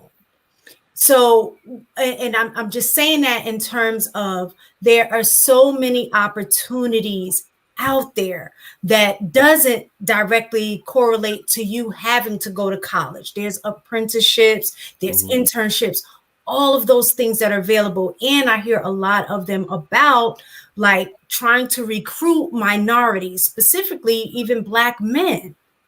And we're just not, they're not aiming for that.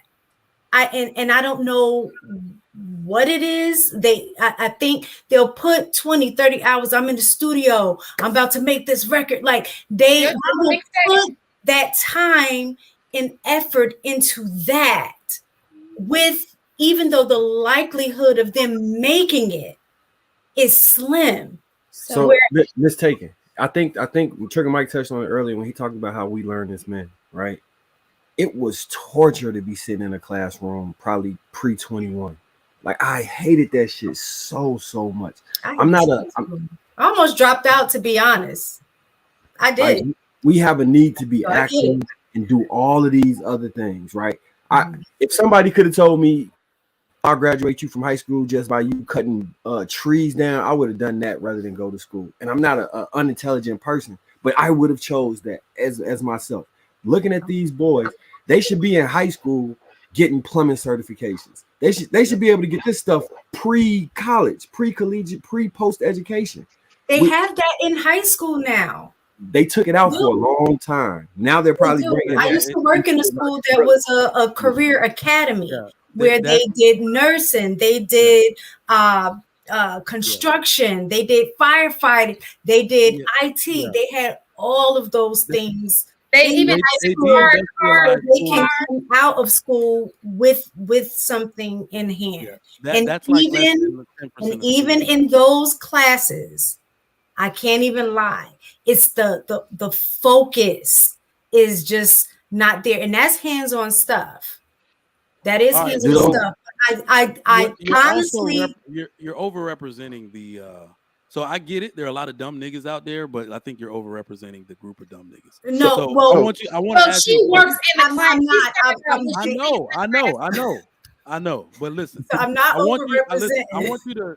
Because I'm in a different school and I see it. No, but exactly. I think y'all using y'all personal experience because all of these things are localized to a demographic area.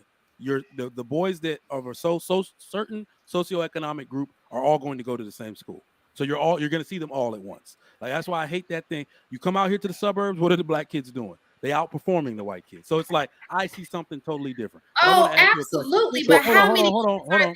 Is that the majority? But you know what that starts at? It doesn't start with the kids. It starts with 2-parent households. And that's then, thank you. I'm trying to get there.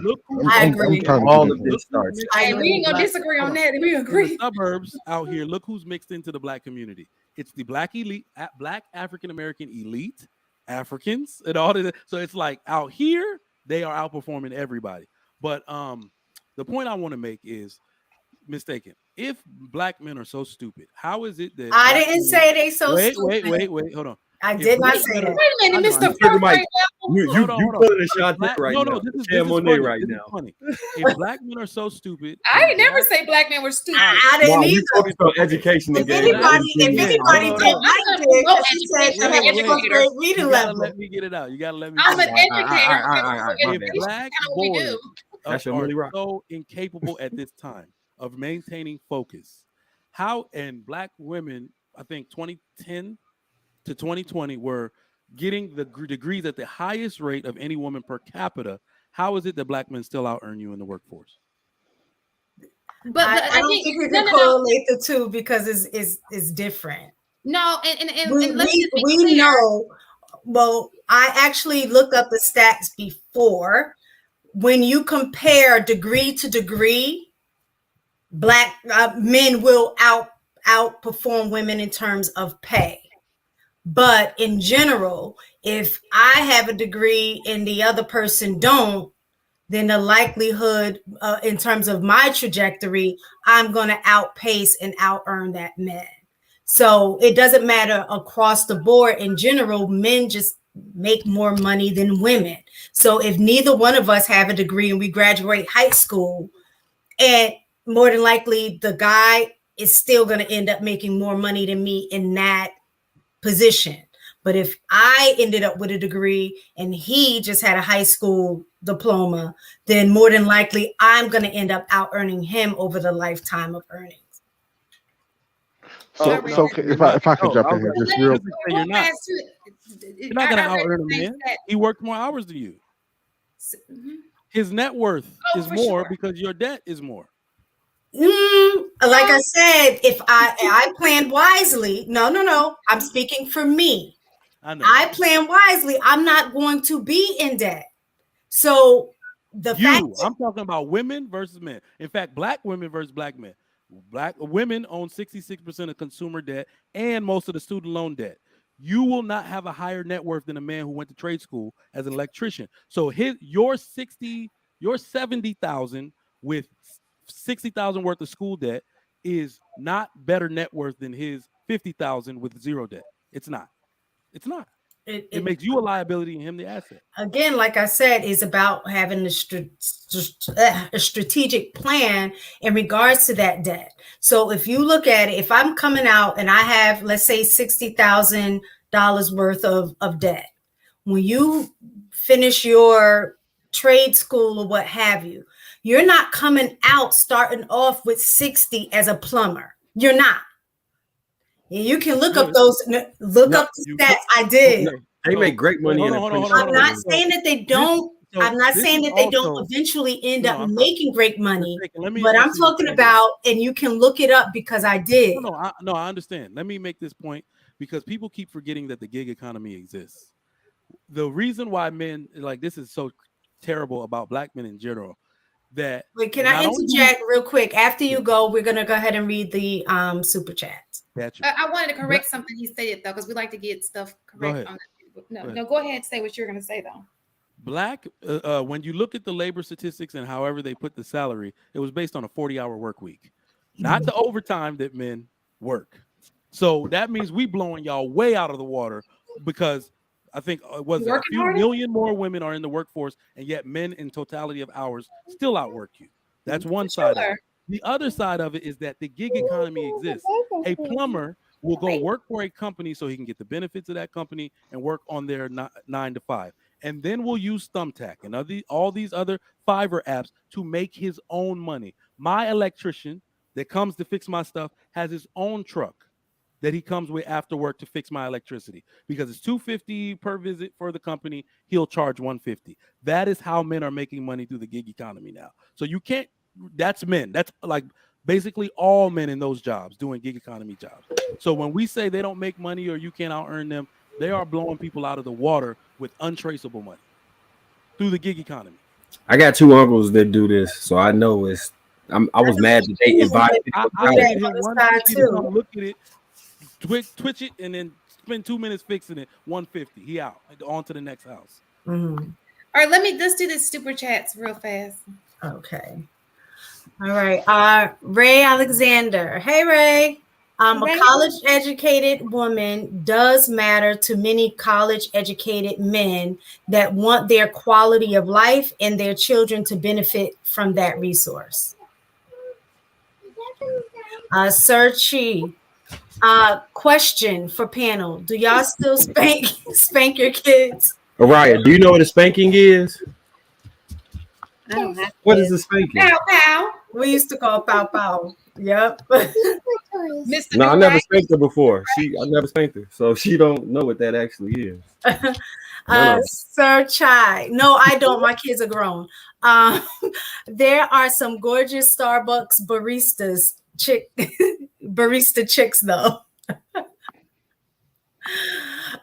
Ray, choose an educated wife for a longer life. Ann Harding, Reuters Health. Children benefit from college-educated mothers. Utah State's University. I feel like that's one of them stats, like me saying choose a six, like creating choose a 6+ foot man. I think that was a better book, sex. the name of a book, though. That he was just giving the reference. Mhm. I'm saying you could lie with statistics. Michael Richardson, CERT, CCNA, CCIE, CCNP, and OCP, OCA.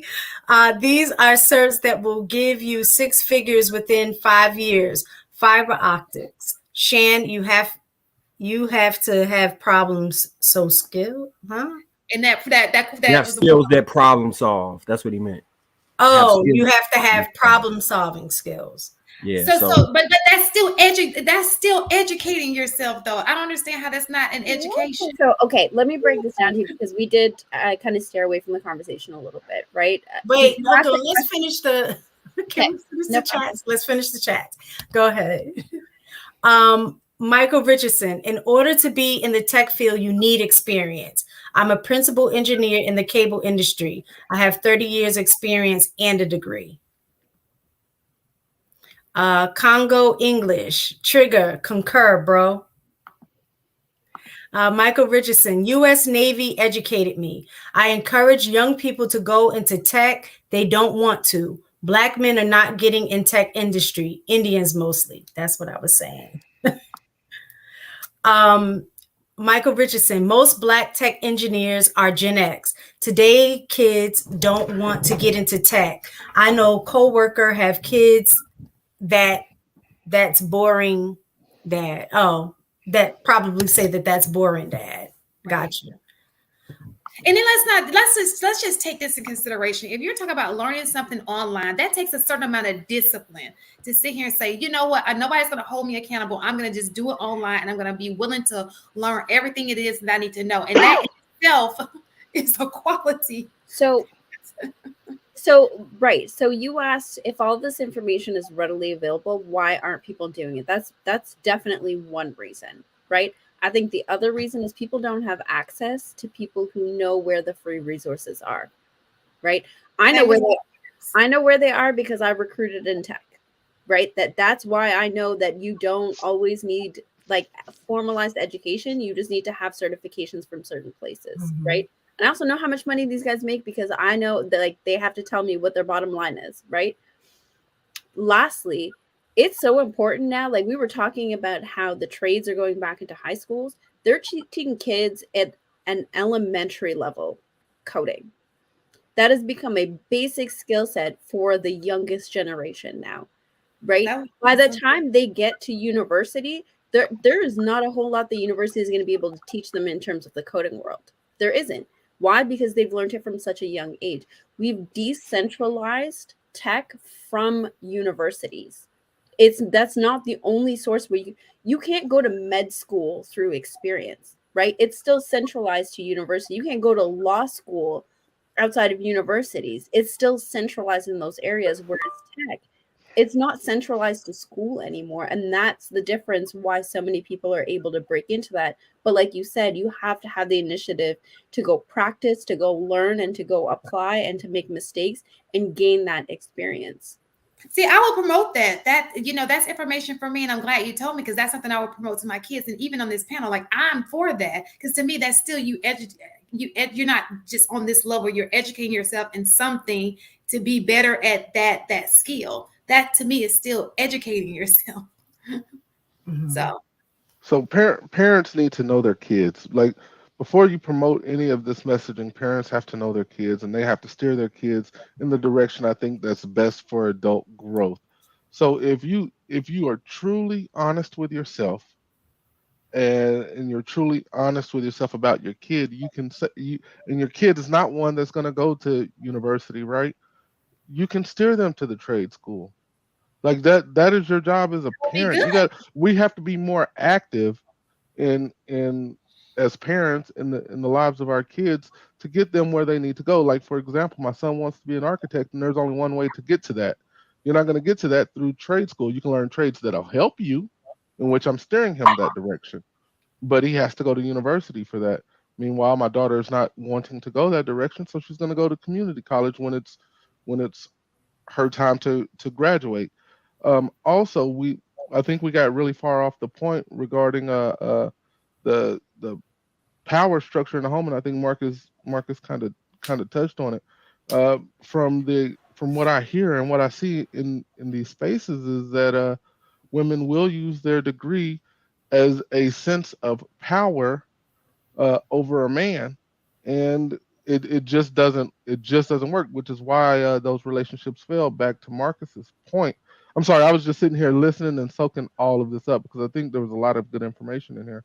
Um, and I think that's where the point of contention is, just like I said earlier, that, like, we we have to get back to a point to where the everything starts foundationally in the home. All of this. So I would argue, and I don't have the stat on this, but I would argue that the women that these men complain about, that have these degrees, likely didn't have a father who was active or actively participated in their life. And we are the example for these women. So even if you do have your PhD, you can still sit in your feminine frame and all the other F words that they use. But we as men, we have to set that example for our daughters, and show them the correct way that a man needs to treat a female, and how she needs to understand her role inside of a house, which is why I think it's important when you're choosing a mate.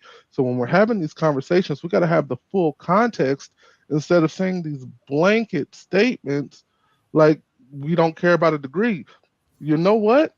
I kind of do. I like my chick. I need her to be at least educated in some way, right? I don't want a dumbass. And furthermore, she's going to be the one training and raising the kids most of the time. So do I want would I prefer somebody that was just a McDonald's worker, or someone who has that additional education, that kind of has that world experience, to say, okay, this is the direction we're going to move? And is she willing to follow my leadership? And I think we we men have to, this is just an opinion, and I know Mike is gonna chew me out for this. We men, we have to find a way to be in the lives of our kids, regardless of how the mother responds to us. It's our job to find a way, period. Too oftentimes we give up. We don't want to deal with the mom, because she's making it very difficult. And we find ourselves $30,000 later trying to get an opportunity to see our kids. So what? So what? You help make them. Find a way to make it work, even if it costs you the house. Yes, I said it, because that's your job as a man. Okay. All right then. All right. So let's do it. We have some super chats that came in. All right. Master David De Silva. In the last tax year, men paid $92 billion in income tax, whereas women paid $36.8 billion, which is 60% less. Okay. Nobody disagreed that men make more money. We didn't. Michael Richardson, Shan, you have to take a test for your certs. NTEZ. And them tests. You Okay. saying black men are stupid without saying black men. No, are stupid. I know. Let me just be honest with you. Test taking, whether you're stupid or not, I'm not saying stupid, but test taking in itself sometimes becomes complicated for a lot of people, and that's black across the board. Yeah, it doesn't mean that they don't know. You just have some people that are not good test takers. Yes, We're idiot niggas that can't pass tests and can't do nothing with our life. Can Public y'all service. pronounce that? What is it? Caesar's Palace. Okay. You would have failed that test. I get extended time. that IEP. My bro made $100K delivering pizzas, delivering newspapers in the morning, and working 4 hours a day in a warehouse at UPS. No degree. Well, I think that's the difference for me. I'm not trying to work 4 jobs to make $100K. I'd rather get a degree that gives me the trajectory of work 6 hours a day. Right. All right. 180 days out the year. Always happen. Wait. Can I say this? This is why men will always make more than women. Do you know how long it will take the average person to make $100,000 from that degree? Depends on what somebody degree. doing what this man said. Depends on the degree. It does. That's saying since the beginning. Isn't it 10% of people make $100,000 at all ever? Mm-hmm. Yeah. Where is it? I think it maybe it's you have to ask too, where is she located, Caesar's Palace, because it's just not hard to make that in some areas. You know what I'm saying? So Probably Vegas. The location. I'm pretty sure he's a gentleman, but okay. So if I was still in New York, you know what I'm saying? Well, a few years back, I was about to go back to New York and live there. Right now, I would be well over 6 figures doing what I'm doing now in New York. So let me say this, right? Because that was a few years ago. Sorry. With a high ass cost of living. I remember you went up for that job. So I want to say this, right? Because I think it's really important. When men call cap about like the 666, like this is why, right? Because women care more about how you make that 6 figures than you actually making 6 figures. Because I promise you, this gentleman who's doing this, who's working the 4 jobs, does not receive as much respect as the man who's working 1 job to do that, even though they're bringing in the same income. Oh, for sure. Prestige, influence. We said prestige, influence, and some people take. It was a survey. Some people choose prestige over income. Like the influence and status is more important than the.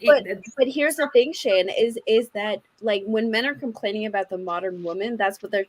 The modern woman is not talking about like I want this over this over this. The modern woman is saying I want all of it. Right? Like there's no room for negotiation. If you don't have all of it, then you're not deemed a viable candidate, right? Here's this gentleman doing this, working all of these jobs to do this. I have no idea what his trajectory is going to look like, especially if he seems to be good with money. And if he's making that kind of money on 4 jobs, he obviously seems to be good at what he does. In 5-10 years, this dude's set. This dude is set. This dude can not only take care of 1 family, but probably multiple families when we're looking at the average income. Well, right?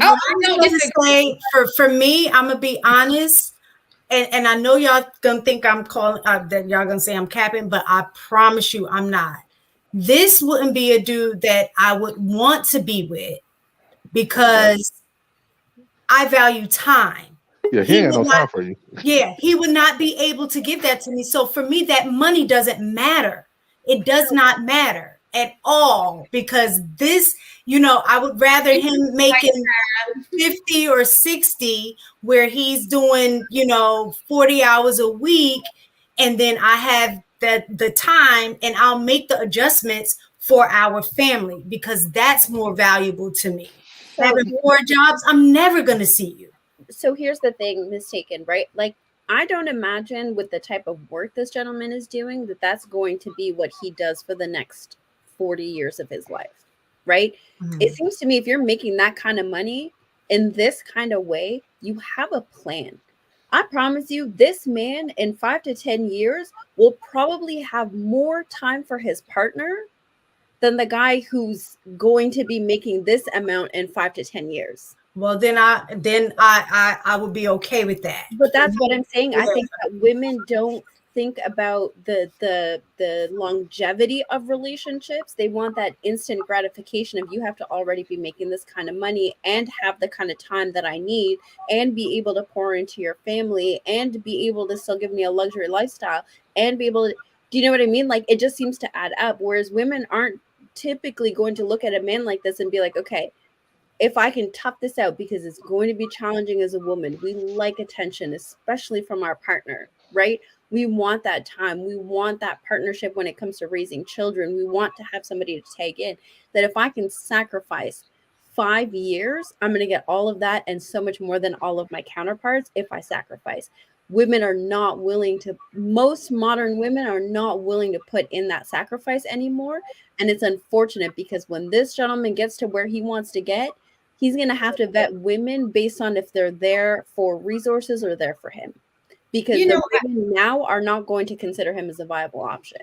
Well, I mean, realistically speaking, most men are not making that much, and a lot of men are in relationships. So let's not say like men who are making, they're men who make less than, who are in relationships, who out here. But that's not what I'm saying, Shan. I think maybe the point I was making was missed a little bit. So let me reiterate that, right? The fact that there are fewer people getting to marriage because of their unrealistic standards means that the likelihood is that this gentleman will not be able to find a partner to tough out the fact that he doesn't have time until he's more established and isn't working this amount of jobs, right? I think the likelihood of it is that he's probably going to wait. Why? Because women are just not going to tolerate his situation. I'm willing to bet you he has a woman. This is just, he has a wife and 4 kids. He got a wife and 4 kids. But here's the other thing that I think we may be overlooking. If you work hard like that, you tend to value money differently.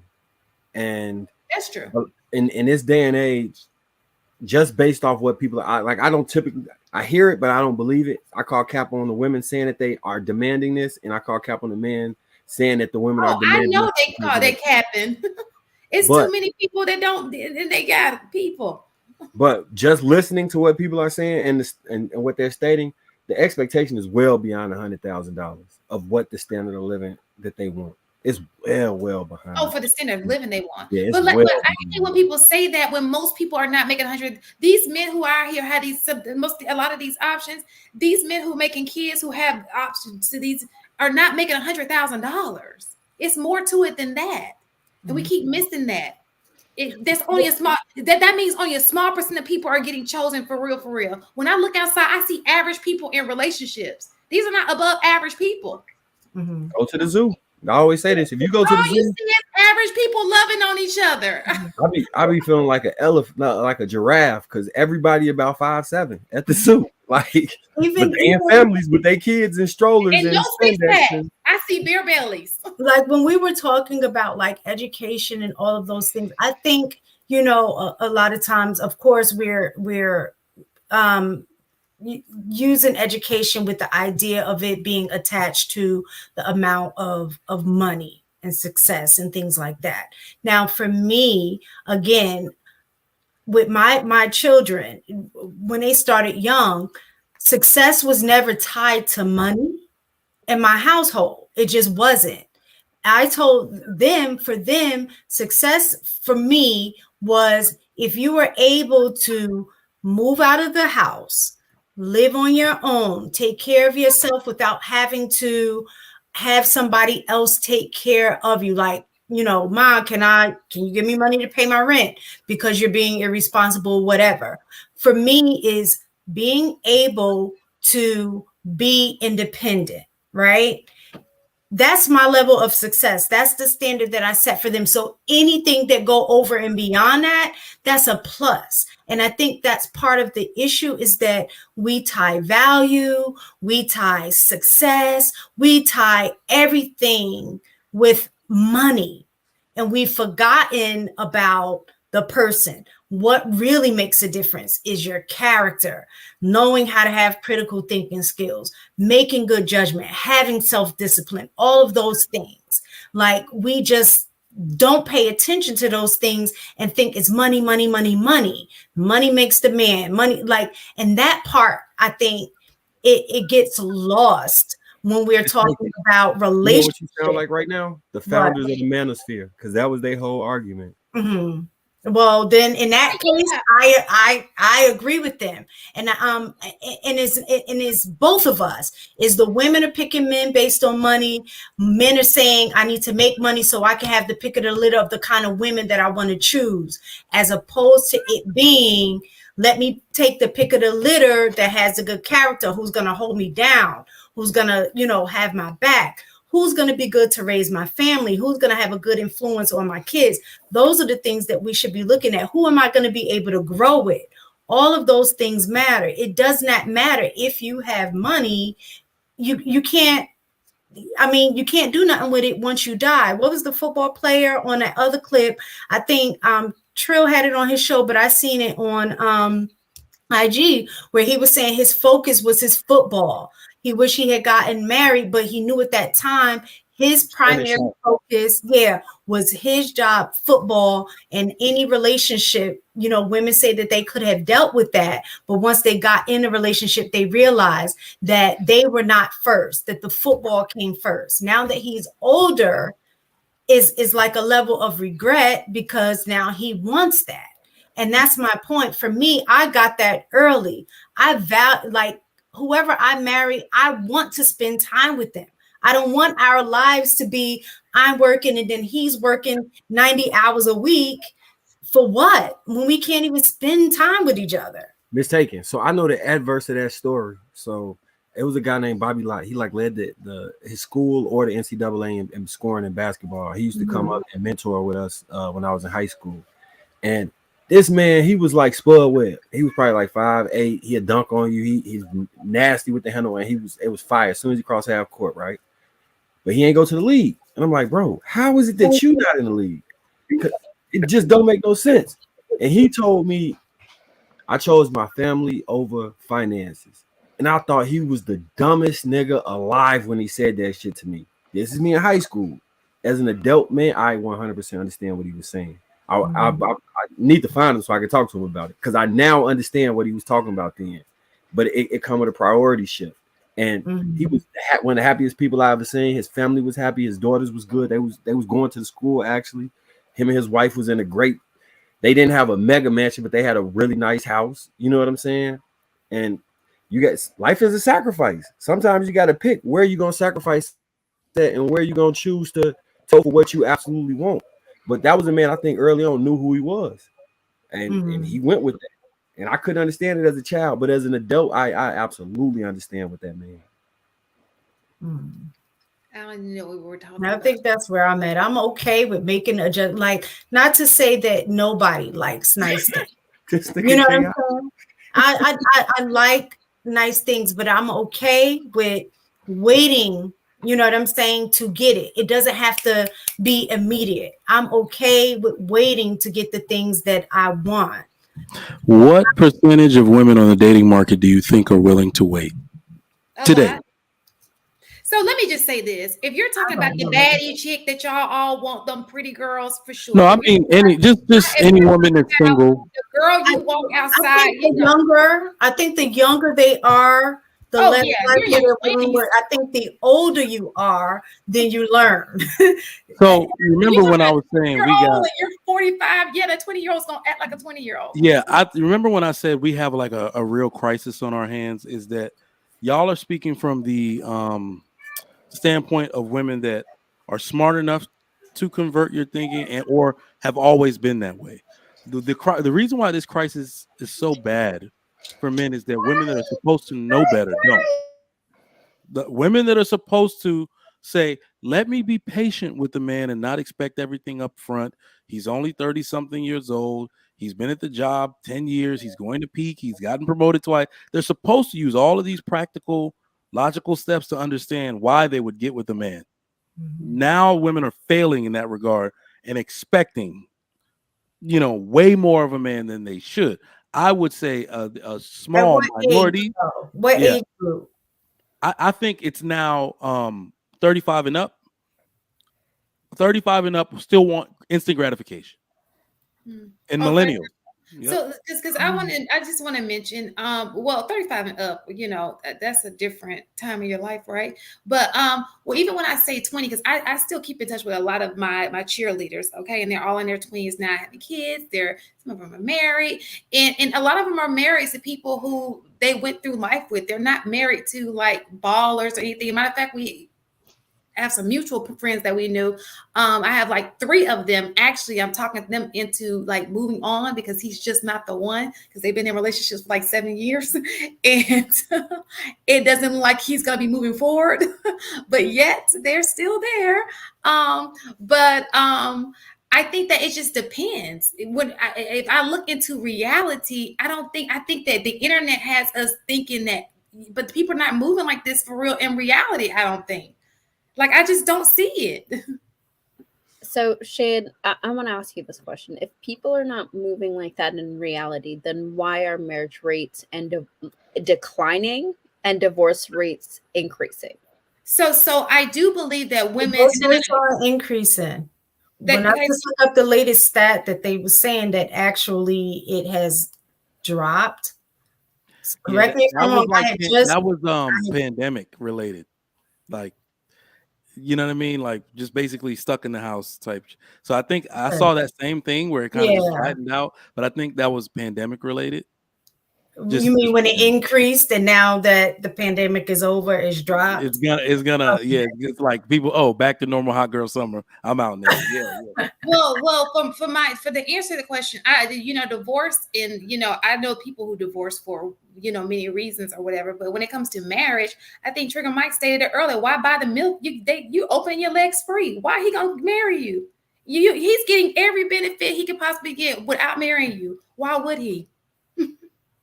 I wouldn't marry you. Yeah.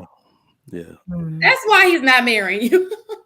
I mean, and just there are no like I'm telling you right now, I feel so bad. I mean, really, for Black women, I feel really bad because what you're expecting of these men, they don't even have the example of themselves. Most of them were raised by their mother without a significant example of how to even sustain a home. Like I said, they're scared of it, but yet their nature makes them want the woman still. They do. Like women be like, if you loved me, you would marry me. No, he loves you. He has no idea how to express that in the traditional sense of marrying you. Then to add insult to injury, you're throwing your degree in his face. Then to add to that, like you know what I'm saying? These men are so ill prepared. But then you say we need to be under their leadership, and I think a headship. No. So you can't have it both ways. No. So the interesting part of it is that none of that changes what you need in the relationship or his leadership in the home. We don't lead by we don't lead by desire because we want to. We lead by expectation. If all of us woke up tomorrow buck naked in the forest, not knowing what to do, and there were children there, and something cataclysmic was coming, you would fall and hug the children, and we would know exactly that we're supposed to be leading the charge in any situation. We would know. In fact, let me put it to you this way. It only takes a few, and the rest of the men will follow. Okay. That's basically what you see in everyday life. There's a chief, there's an alpha, and the rest of men either got to fall in line or die. I agree with that. So yeah, you expect us to lead. Most men don't have, lead by authority skills. They don't. They're not alpha. But that is not a requirement to lead his own house. It's not. To lead a woman, you just need to be a man of good character. Like literally, a man of good character willing to take care of his zone and be accountable for it. I need blank from you. One of the things I need people to stop doing here is say, well, most men don't know how to fix a toilet. Well, nobody knows how to fix a toilet till they learn how to fix a toilet. Men who know what they're accountable for automatically know what their role is. You cannot physically manipulate this screw. So that's me. Let me jump on YouTube. This is how I found out people were doing this type of stuff on YouTube.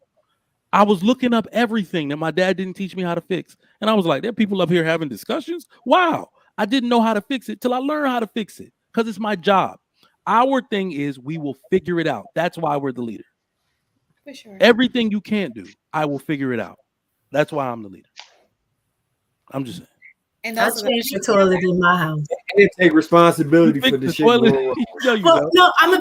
no, She's that chick though. She's I like just- that. That's just my Yeah. thing. Oh, you My just husband like let doing me that? live. I'll Yeah. call Tara like Tara. We're gonna talk about why your hobby is toilets, but okay. All right. No, She it's just just fixing like I shit. do tile. I did a Like your daddy must have fireplace. been a I just carpenter or something. She just Yeah. that's I her got a thing. carpenter friend who got he actually sells them. Yeah, I told y'all there's so much money men make that I y'all was don't about even to know. post pictures today I got on a my homie that sells Instagram like about all me. kind of I was about to post pictures because you know, like how sometimes when you take old pictures, your Google will say this is what you did 5 years ago or something like that. I was about to post it. I was changing my my brakes on my car, like my dad. No. I'm being so serious.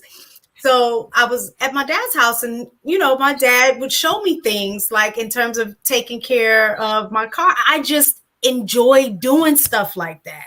It has nothing to do with. So when y'all are talking about being feminine and this and that, I know that I'm not.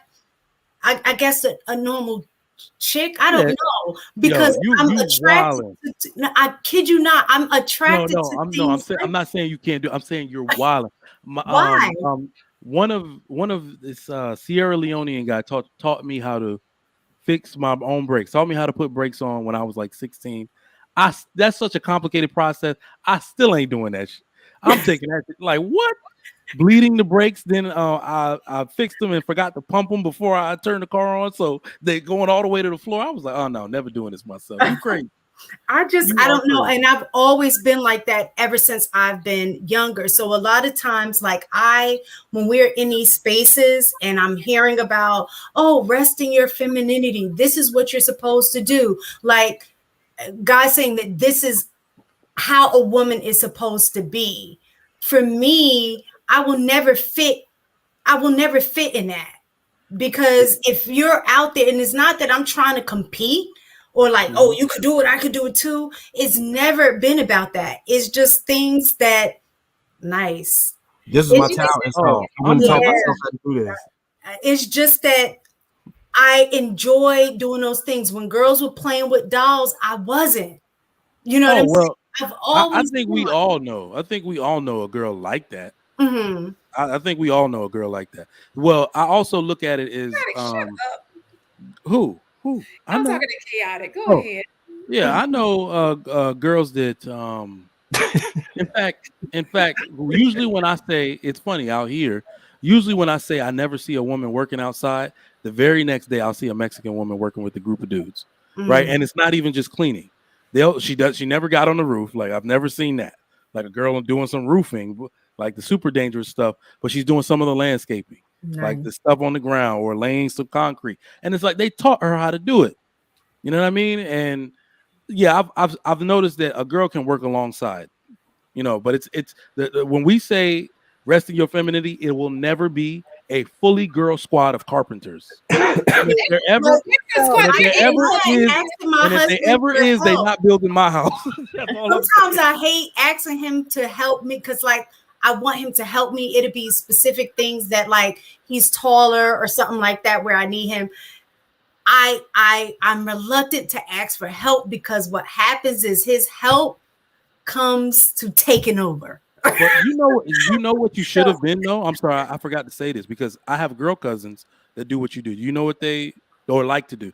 Do you know what it is that you took more to kinesthetic learning and you should have been an engineer? Everybody who just likes doing that stuff, like for me, it's guns, right? You saw me doing this. Math is involved. You saw me doing this with my hands. I was building the upper for my gun. That was while I was sitting here.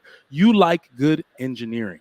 So you want to reverse engineer it, see how it works. Ooh, let me take this apart, put it back together. That's what majority of engineers grew up doing. No, I'm just exactly. But it doesn't engineering have to do with math? It does a lot of math.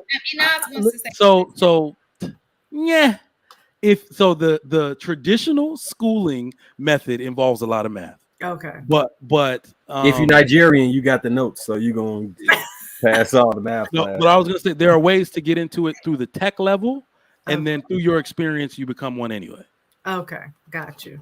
So I wanted to say this, mistaken, because I've heard you say this before, and I don't think that really has anything to do with a lack of femininity. Because my dad taught me to do a whole lot of things that men are taught to do from a very young age. But what my father did teach me is that, listen, if your husband is not around, you can't be out here panicking and running around trying to figure out, how to do it, right? Okay. It's his job to do this, but in the event that he's not available, you also need to be prepared, right? Because you're still responsible for the household.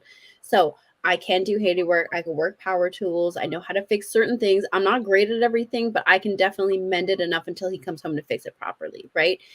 There's a level of self-reliance where I am not a child in this relationship, and I can make do in case of his absence. The other thing that I've learned from my father, right, is that a man should prepare his wife, right? We hear all the time that men are protectors and providers and how they're willing to lay down their life for a woman. That man has not prepared that woman to live life. Should that reality come to fruition, he's not done his job properly, right? Because how many times have we seen, and we see this with like our grandparents' generation, where the man passes away and that woman has no idea how to pay the bills. She doesn't know what's going on. She doesn't know, like, she's completely. My grandmother didn't even know how to put gas in a car. Right. How to drive. That happened with my mom when my father died. Can I just say one thing, chaotic? I know you're on your stomach eating Rocky Road ice cream. I am on my side right now. Listening to Britney Spears. But can you please? I am on my side. What's up? Can you please cam up so we can involve you in the conversation? I'm sorry, No, you want me to cam up right now? Well, But put the the Rocky funny thing Road up and put some bottoms on. I know you just Take off your silk robe, bro. Take off your silk robe. This is what he just said. The funny thing is, he's actually right about I can look at you and tell. I'm telling you, you look like you bugged the administrative office to death. They don't like you coming in the office. Like, damn. because I'm gonna ask why. I'm gonna be like, well, why? Because I like to know the why behind things. Yeah, I'll do it, but I just need to know why. And Chan looks like at 2:25 when the bell rings, she's out. Out the door. She's like, no. I gotta go. I gotta leave. Huh? What'd you say, Shan? I got it too. Yeah, you right out the door with the kids. You don't do bus duty or nothing. She's trying to act like she on duty, but she really be standing by the door. So I do morning duty. Yeah. I can tell Miss Mistaken does bus duty. She tutors. She goes to volunteering after work. She leaves like 6 o'clock. I'm like, oh my God, girl. No, I forget that. She'd always be like, "You still at work?" I sure do. I doing what?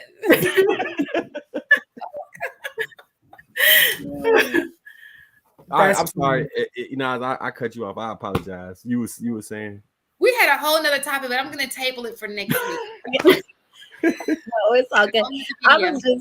I was just reaffirming mistaken, right? Like having that skill set is not a lack of femininity or a lack of presentation of femininity. That in fact, you are an asset to your husband that you are able to do these things because you're not taking that skill set and using it to fight the dynamic of your household, right?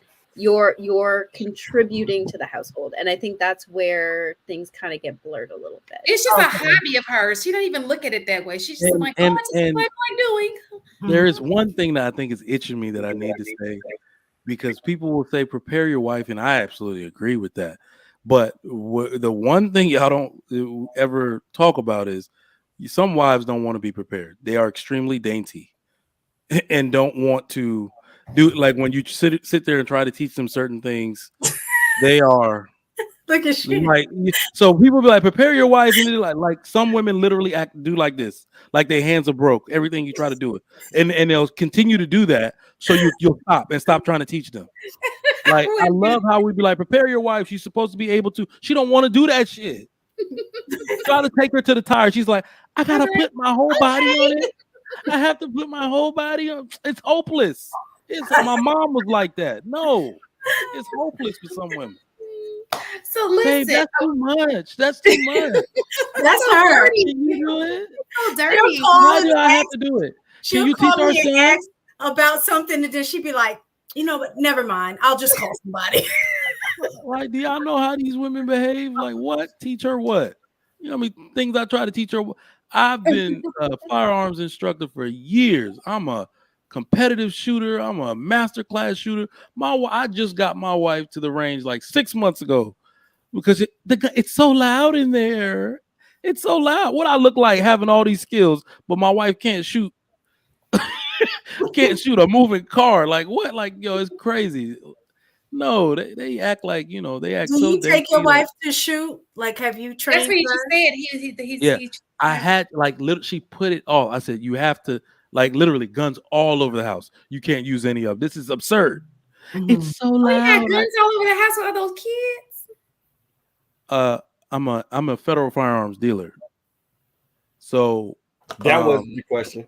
I was gonna say okay, let me give y'all a piece of my class. This is free information. But you have children in the house, and they're You so should not young. worry. Hold on. You should not worry about where your guns are. You should worry about where your magazines and ammunition is. Guns by themselves are really sexy paperweights. Okay, got you. They do nothing, right? So I don't obsess about where my guns are. It's where my The magazines and ammunition are. Okay, perfect. So, yeah. I was just making sure. That's all. Since you have so many guns. Okay, so let's do I built super one chat. right here on the show. Oh, you built one? You said? An upper. While we were talking, I was all tinkering in my lap. Yeah. Where you buy your upper from?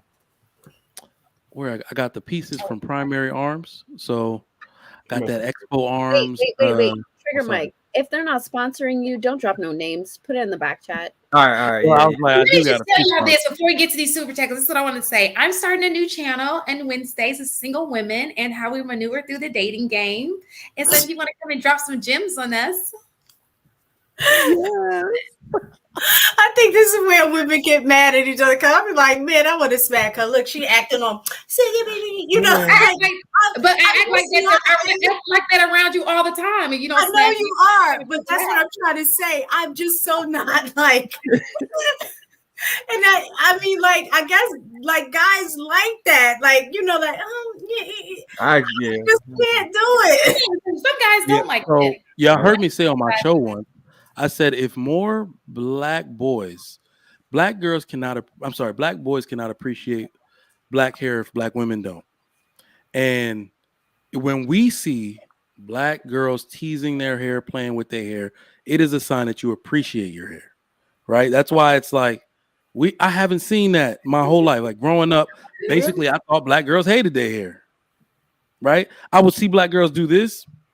I think I was with their weave. That's not what your hair do. That's not what most black hair do. You like fixing it. Yeah, so when I see black girls, like I used to be in class, like Marcus said, like I suffering through. I didn't want to go to college. I wanted to go to the military, but the war had just started, right? So I used to be in class. I used to be in class looking at all the sexy ass, and there was this one girl, man. College was an experience. That's where I met all the women. Like, you know, that was my first introduction to women. And these girls from DC, in Philly, they all wore natural hair. This girl used to tease her hair. I used to be back like, good God Almighty, wait, I'm gonna get this woman here. So yeah, when y'all appreciate your hair, it helps men appreciate it. So we love women that play in their own hair. Yep, sure do. How y'all feel about Sierra making an independent song? She's a dumb. I'm sorry. I don't know why she did that. That was just dumb. I still didn't hear it. Women need to pick a side. That's crazy. They need to pick a side. I mean, did everybody feel like that with Beyonce making her song? The men did. Or is it just because it was Sierra? And y'all have an issue with the husband and call him a simp? Because I think that's really the issue. Which song of Beyonce's are you talking about? Single ladies or what? A bunch of songs related. Is talking about he should have put a ring on. That's totally different. That's saying you want to be married. She did Single Ladies. She did Freak All the single ladies. Yeah. Ladies, to the left was the real one. She wanted to be married. That was the one of Single Ladies. To the left really pissed us off. I even had a phase where I was like, I'm not dating nobody that like. Oh, because she give her bullshit. What are you talking about? This is not even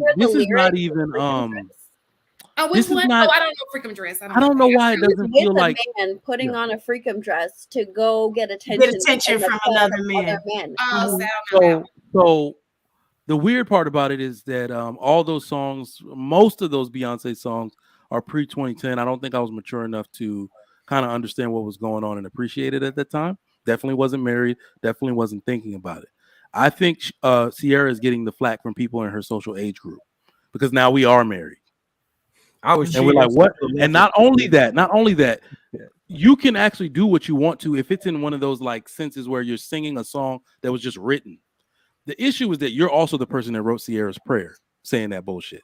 So now that's something that's widely adopted by women and they're bigging you up. You're doing it. You actually did that so people could want what you want. So you took the extra mile to say, this is the mindset that I'm in and the side that I've chose.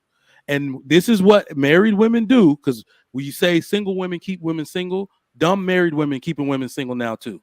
Oh, that's Because true. what they want to do is be married and get all the benefits of that. Go to all the Jack and Jill meetings and the mom meetings and all of that type of stuff. Then when it's time to pander to that side because they don't want to lose that group of friends. I personally believe that as if you're married, if unless you have a very specific group of friends that are pouring into your marriage and always speaking life into it, you need to dump the rest of those friends. And Wait. in order to stay in with those friend groups, they just jump on the side of toxicity and say stupid shit like Sierra did. I can't I have stand a that. question. I have a question specifically for you, Trigger Mike, Yes. because we had this conversation earlier. Why are we not talking about how this is the algorithm and this is what the industry wants her to produce instead of putting the blame on her for perpetuating something that is damaging to the community? No. She is trying. That is a perfect example. It is a perfect example. She is either writing or she either wrote that song or co-wrote it. I wanted to come out so we can look at the credits and we'll have this discussion. She either wrote that song or co-wrote it to a group she's still trying to impress. She can write other songs. That's what I'm saying. We were talking about Tank. We talked about Tank. He can write a song for, he's married. He can write a song for that, but he still wants to write When We Smash. He still wants to write those type of songs. She can write any other song. She just doesn't want to. Right. So does she not want to do that because the formula that the industry has given of what success looks like has projected that, or is she writing those songs because those are her true feelings? So I'm telling you, she's writing it. She's writing all of that. I'm acknowledging that she's writing it, but what I'm saying is she writing it because the industry has told her this is the formula that works for the demographic that you're trying to. This is what is going to bring in money. Yeah. Or is she writing it because she wants to talk about her feelings about being? I was gonna say I think she's still in development and she's just writing a bunch of songs to submit, right? And I don't think what she realized that her brand has transitioned. And the funny part about it, not only has her brand transitioned, the people that she's writing to changed their mind about how they feel about her. They're letting her know she's transitioned. So writing that little clip of her saying all that stuff, the pushback is people letting her know we want to hear different stuff from you. So now the label has more incentive to push. You can't write songs like that no more. Your group wants to hear you say different things. So yes, so the demographic has changed their view on her, but that doesn't answer my question of is the label telling her this is what you want to push and then reacting to how people are reacting to it? No. Or is she out here writing it because these are her sentiments and this is what she really wants to portray? I think she's writing and co-writing with a I think she probably has creative control. At this point in her career, she's in development with a writer and a few co-writers. And so that's the funny part. It's not the label that does it. You just kind of gave me an epiphany. This is like, you know who's responsible for all this shit, which is crazy? It's Neo. All these songs we were just talking about, Neo wrote like more than half of them. It's so they give him the creative control to write songs that are catchy and in the moment of what people are talking about. So in that narrative, she should have been like, I'm not saying that stuff. I'm not an independent woman, but she just let whoever had creative control run it. It's not, because I don't think y'all understand that white small hat people do not know what's up in the Black community. They need us to tell them. Okay. So Are And we when they what do you call it? Focus group, they just do what works okay? and what gets the highest So you know. I hear what you're saying with that, but then on the other side of that, we've heard Black women in the entertainment industry also talk about how damaging it is when they're considered difficult to work with. Mhm. So if she's out here saying, I don't want to sing about that, I don't want to talk about that, is that not putting yourself at risk to lose opportunities? It could be. I've definitely seen that happen before. So then, Well, it actually just depends That's on a who you are. definite. I was gonna say it just depends on who you are. but somebody like Sierra, Beyonce could do it easily. right, right. But Sierra's not a Beyonce, right? Like She's we not. can all acknowledge that. She's So not. like when we say that there's like this system that perpetuates something, like this is what we're talking about, right? It's the fact that she could say that, but then she's at a place in her career where she would be risking her career and being labeled difficult and would not be given the opportunity to do the things to grow into a place where she could have more creative control, right?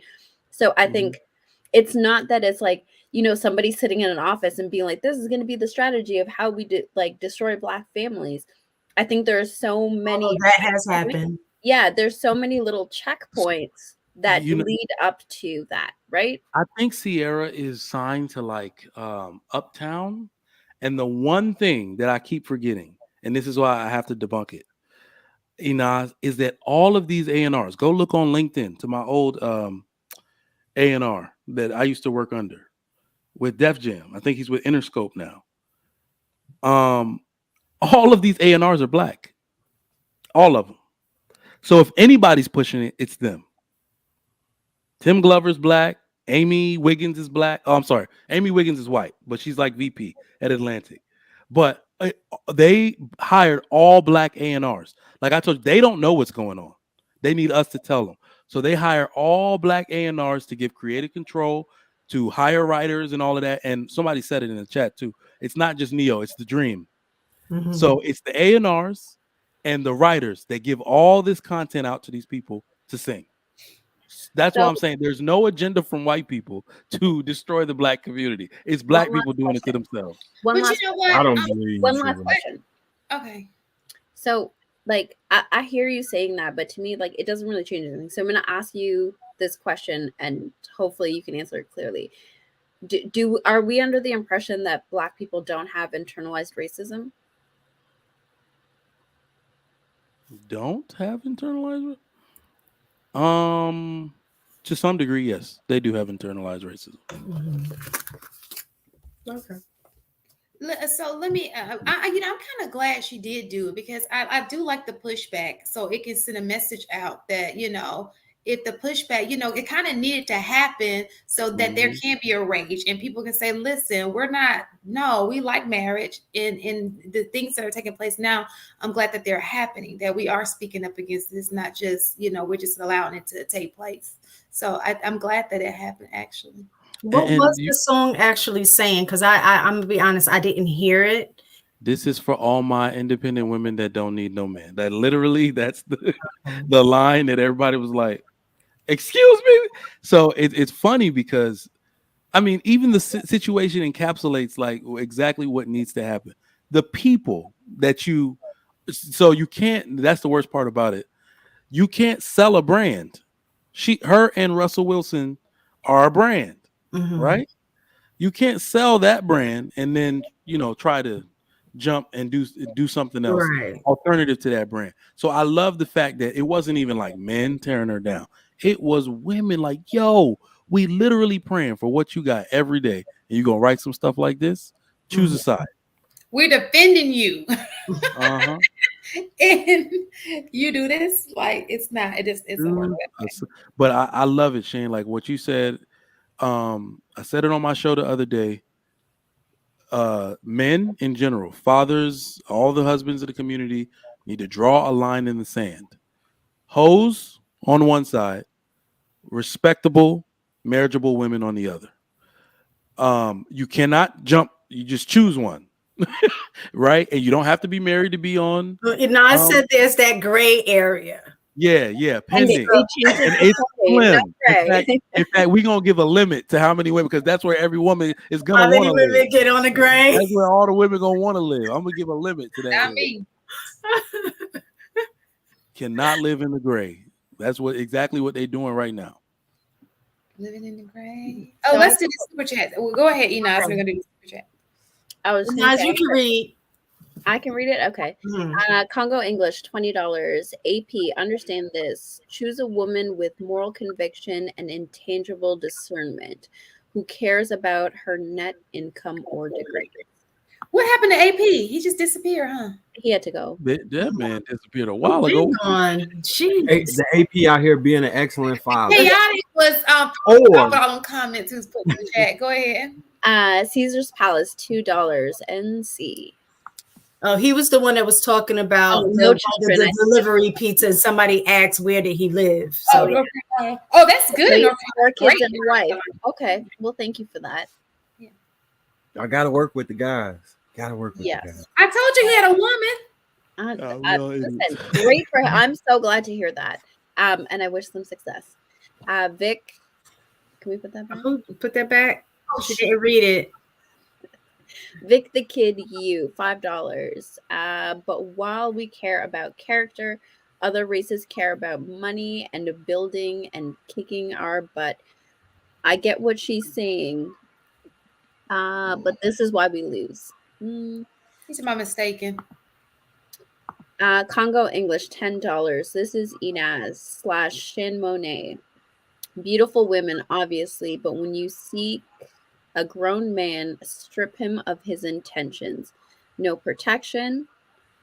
Just lean into his third leg mentally, that is. I trust other men. Congo. Explain that, because I don't get what that's saying. Hold on. Leave it up there. Let me reread this. So beautiful women, obviously. When you seek a grown man, strip him of his intentions. No protection. Just lean into his third leg mentally, that is. I think what he's saying is instead of looking at like his what do we call it, like not possibilities, what's the word we usually use? Potential. Yeah. No, his potential. Instead of looking at his potential of like what it could be, to look at the reality of it is I think what he's trying to say. I think women are emotional creatures, and so I prefer to lean on the judgment of men that I trust. Oh, I read that wrong. I thought he was. Let me tell you what I heard. He threw me off with third leg. Third leg, like I thought he was talking about dickmatizing. He said mentally. He said mentally. So he was being. He was trying to throw us off with that. I think third leg is mental like you I don't know. It's a lot of when you got the word strip, intention, and third leg all in the same sentence. Yeah, so it's a double entendre. So well done. Wait, where's your head at, mistaken? I don't know, but get it out the gutter. So TJ, $5. Not even a shoddy mic. Are you talking about your wife? No, he's talking about his gun. Weapon. Yeah. Oh, sorry. I'm guessing like in terms of what she was wanting to do. Oh, she's straight. She's straight now, but geez, it took her forever. Caesar's Palace, $10. Aisha Curry / Sierra has husbands as Superman, and Black women are still complaining and not being happy. Jada did the same thing, I'm guessing is what he meant. Black men with money have the same problem as men without. Oh, for sure. I agree with that. I don't think, and let me just tell y'all this, I just don't think that Will should have married Jada. I think that they're, when I sit there and watch their Red Table Talk, they were not compatible. What he wanted was they were like the opposite. Their vision was just so opposite. And I'm like, he should have never went on that damn show. All right, Trick Mike, let me ask you this. Do you have the problems that you see on the entertainment life in your personal life with your wife? Hell no. I don't either. So I really feel like this is something these men either is doing or not doing, or allowing or not allowing. No, I know what it is. I know what it is, Marcus. I know exactly what it is. I'm not. This is why my wife. I just missed it. I asked him, do he have those same problems in his like? So I like on the internet they'll talk about like Tom Brady, wife left him, and he make $200 million or X Y. Like, bro, I do not be. This is the problem, Marcus. My wife signed us up for that Black Love show twice, and we got chosen to be on it once. She didn't tell me she did this until we got chosen to be on it. Black Love on the OWN network. Oh, I like that show. Yeah, I told her no, we're not doing it. Wait, so what? That somebody just said it. I think it was Shan. When you get on these platforms to talk about your marriage, for some reason, everybody thinks their marriage and whatever they did inside of it and things you work through is public information, and it's not. That is why we're not going through these issues, because everything we have is worked through in private. The one thing you cannot do to a man in order for him to keep his position in his home, you cannot make it seem like he does not have perceived control of his home. When you let your woman talk, Jada got her own show to basically just talk about her marriage over and over and let people draw conclusions over and over. It will eat away at his masculinity slowly. She'll just keep making jabs at it. You do not. I said, we're not letting people even get a glimpse of the vision. She said, it's Black Love. I said, I want you to watch very closely. And we went back and watched the episodes from 3 seasons. I said, look at how many times the women just start to get overzealous and start to get excited and say something. And the man that does that double take in her head like, the fuck you say that for? We didn't talk about that. You see what I'm saying? Never. It's so funny that you said that, because literally before we just cammed up, that was the conversation my husband and I was having. He was like, in terms of, he said, I don't care in terms of you discussing whatever you want to discuss, but that, like, I don't care if it's even good stuff. He's like, good or bad, like just don't. You know, and I'm like, well, how am I gonna have conversation? You know, men can get over, like, huh? Marcus, men can almost get over anything. We are very analytical people here. Think about it. If women leave the relationship 70 to 80% of the time, and new reports come out that say women cheat more than men, that means men get cheated on and stay in the marriage. Do you know why men are even able to do that, despite thinking it's something they never could do? Because if they don't tell anybody and they maintain anonymity and perceived control of their house, they're not as affected by it as if everybody knew about that shit. So I'm see what I'm saying? Always keep perceived control of your home. Keep people out of your business. That's all I'm saying. So I want to say this too, right? Because I think we talk about the celebrity world pretty often.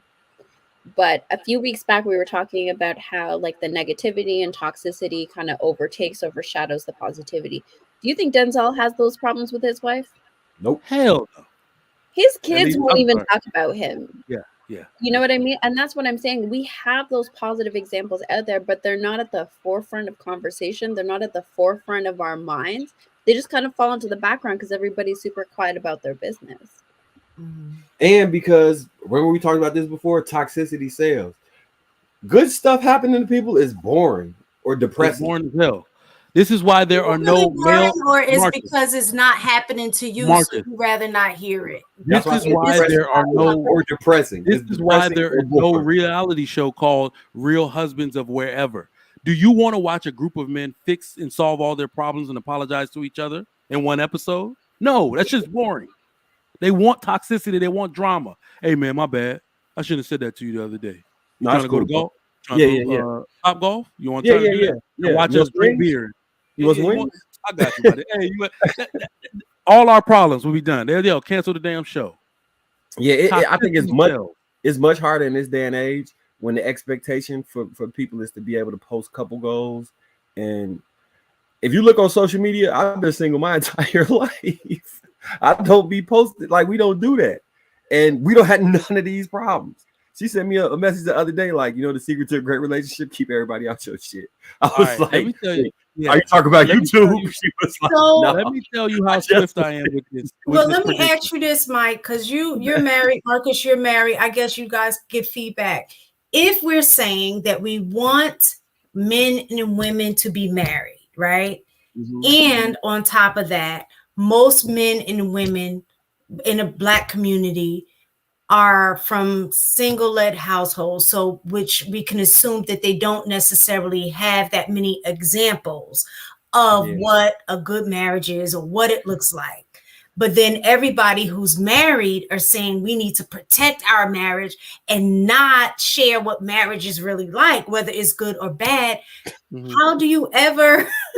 Oh well, we're not talking about. Mistaken. Hold on, let me just say this because I feel deeply about this. Trigger Mike, you are 1,000% right. In real life, I with other people that I like, I talk about the representation matters, right? In real life, I represent it with the community that I be around. They get to see it all day, know us intimately, be in the house, can spend the night a lot of times, all of that stuff. I am working towards, like, I never was a big social media person. My introduction to social media, honestly, is probably YouTube. So I'm working towards the point where, because I do see the value in showing it. So I understand that. Because I look at my, what is it called? Dear Future Wifey or that. Yeah. I love that podcast. Yeah, I don't think so wow, it's kind of weird that we even conflate these two things. So modeling is not the same as showcasing.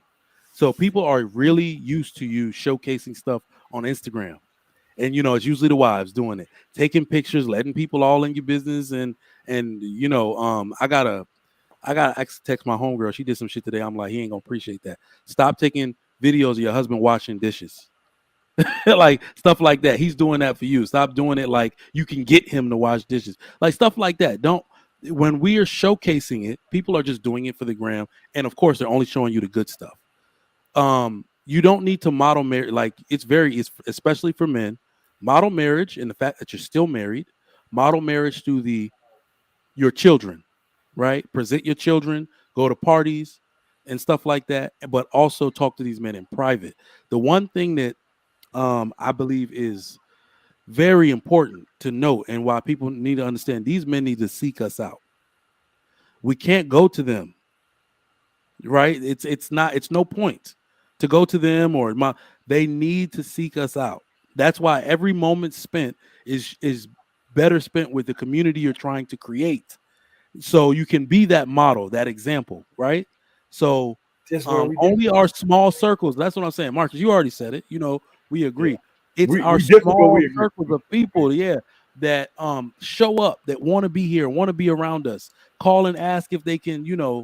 I just want to be around y'all. I got a girl. Can you come meet her? Let me know how you think. It's those people I pay the most attention to, because I don't know why we think that all these people in the hood and some of the people we're supposed to leave behind. Hold on. Before you go down this route, before you go down this route, this is the part that I actually care about. So let me just speak for my people. They don't get two shits about our marriage. Nope. So this is probably the only thing we disagree about, but it's for the same goal. It's weird. It's Malcolm and Martin type of shit, right? So we want the same goal. You want to see families created, and you're gonna focus on the people who are closest to creating a family. I want to see families created, and I'm gonna focus on the people with the most distance from that and try and drag them and provide the example, because I didn't have that example, and I know how much, back to this taking point, representation matters. So instead of me being in the echo chamber around people that kind of understand and may eventually get it, I want to talk to people who absolutely don't get it, or who absolutely are opposed to it, who absolutely think one way, and then try and interject some positivity, interject some, hey, it could be done, interject some, hey, this is how I solve that, interject that to the people who need it most. Because if I got $100, I'd rather spend a dollar buying a cake for everybody that's starving than take one person out that could have bought lunch for themselves. That's kind of how I look at it. So I have a question. Since the three of you are married, and since, I have the three of you on social media and you guys don't really showcase your partners like that, there's this huge war for single people or people in like relationships, right? Going on about like anonymity and privacy about relationships. For myself, I've always been very private. I don't post partners. But then it becomes a conversation of, what are you hiding? Why are you portraying yourself as single? Why are you and then it turns very quickly to cheating. So as three people who are married, who maintain a certain level of distance in your social media from your marriage, what is your perspective? So I don't like So if I get a DM or something like that, I'll be like, hey, where do I know you from? If it's not an actual, I know you, I'm just not gonna respond no more. That's kind of how I operate. I don't think you understood my question. Oh Yeah, I understood the question. I was like, what are you talking about? Oh, I thought she was asking like how did I got flashbacks from the No. past. So damn. Do in your relationship or even prospective relationship, do what's best for your prospective marriage. It is best that you hide the same way you see married people keeping a certain level of anonymity in their marriage is what you should do in your prospective relationship. So the funny part is that people try to adapt this modern thing like, hey, what are you hiding? Nothing. Because you had said something too, darn it. You said, why are you behaving like you're single? You can maintain anonymity about your partner without acting like you're single. There is a completely, that's why I said the chronological database of photos and videos on someone's timeline. That's why it's called a timeline. You can actually see behavior if you scroll. You can see behavior. So people aren't acting single. You saw that some girls may be thirst trapping, but then they got in a relationship. Oh, she took that ass photo down I like so much. Damn, she took it. Oh, now she's taking more pictures in the sun. Now she's more fully clothed. Now she's posting love quotes. Oh, she's in a relationship. You're not acting single by maintaining your anonymity. You are keeping people out of your business. And when it comes to a partner that doesn't understand that, that's actually, in my opinion, a red flag. It's very immature for someone not to understand that. You are letting them know. You can find a way to let them know this is not an anonymous thing. Plus, it's something, if it was something that happened to me, I'm going to make a gesture further and say, I'm not trying to let the world know and people who may have ill intention what I'm up to in this arena. But you want to see something? Let me go take you to meet my mama and daddy. How about that? Those are the people that need to know who you are, right? So when you make substantive gestures towards someone in progressive relationship, you can maintain anonymity. Like, damn, I even think some of these women's friends should not know who their love interest is until a certain point because they messing these relationships Well, up I so think bad. it has a lot to do with knowing your partner, right? Because you may have a partner who is comfortable with social media and won't mind taking pictures and you posting it. But I think, like I was saying earlier with the conversation that we were having, his thing is have the conversation, but you don't necessarily have to use us as the example. You have the experience, so speak to the experience, but not necessarily to our relationship. And that's his thing. He is a very private person. So for me, I have 2 different social media platforms. That's why I created the mistaken one from my ones that I have with friends and family. And he's in the friends and family. And those are they know who he is, so that's not the issue. But for him, he's like, he doesn't like posting or anything like that, so I have to respect his boundary when it comes to that. But there are other people like my brother and other people that I know that are males that don't mind. They like being taking pictures with them and their family and stuff like that. They're okay with that. So I think mistaken, because I love that you give that example. I think because he's more private, that makes more sense because he's the leader of the household. Mm-hmm. The issue is like, as a single woman still looking for my husband, is that the men want to be up there with the hashtag couple goals pictures. But I grew up in a culture where you protect what's important. You make that private. It's not for everybody to know. But with this kind of modern dating culture, I'm now being accused of like, not now, but like it's come up in conversation of like, well, what are you trying to hide? You're still, you must be entertaining men in your DM. And like, that's just not how I move, even when I'm not in a relationship. But it's so much unnecessary pressure to like showcase a relationship that, one, is not a marriage, and 2, like I wouldn't put my marriage, like I have girlfriends who've been married for more than a decade. I've never met their husband. I have no idea what this man looks like if we cross paths in the street. Like, that's the kind of culture I come from, where there's a certain level of privacy. You don't bring, like, I'm Muslim, right? So men and women don't really mingle too much. You keep the genders separate, right? And it creates a certain order. So, like, posting your husband on social media, like, unless you're a social media influencer that's specifically family oriented, I don't know women that post their partners. I don't know men that post their wives. And there's no secrecy because everybody knows you're married. But I'm like, it seems like the men who are available in my age range seem to be like adapting this whole, like, well, we need to be on, if it's not on social media, then it's not real. I wouldn't even know. Listen, no, because then when you break up with him and you be with somebody else, all the people will be in your business. Like, oh, she done went from one man to the other one. Girl, I don't do it. I still won't do. I won't compromise on it. So I haven't done it. I don't do it. Yeah, I'm If he ain't your not husband. even. So that makes a lot of sense. Now that I think of it, good God, sometimes I'm so glad I got out of this damn game, boy. Me too. I mean, like, look, in my mind, I be thinking I slapping still people, know. giving me these type of problems. I'd be like, what the? I'd be snapping on people, kicking them out of my house. When are you gonna post me on? Get out of my house, Joe. Post you on Instagram. She. I be thinking that what I know will work and it still work, but the more and more that I'm hearing about the dating space and all of this kind of stuff, I just, I don't know. I couldn't do it. So I'm a problem solver by nature. So what I would have done is put a block on Instagram in the house on the Wi-Fi server, so we wouldn't have to discuss this shit in the house. Like, we just not gonna deal with this at all. But Trigger Mike, was that your real voice you was just using? It is. I'm joking. I knew it.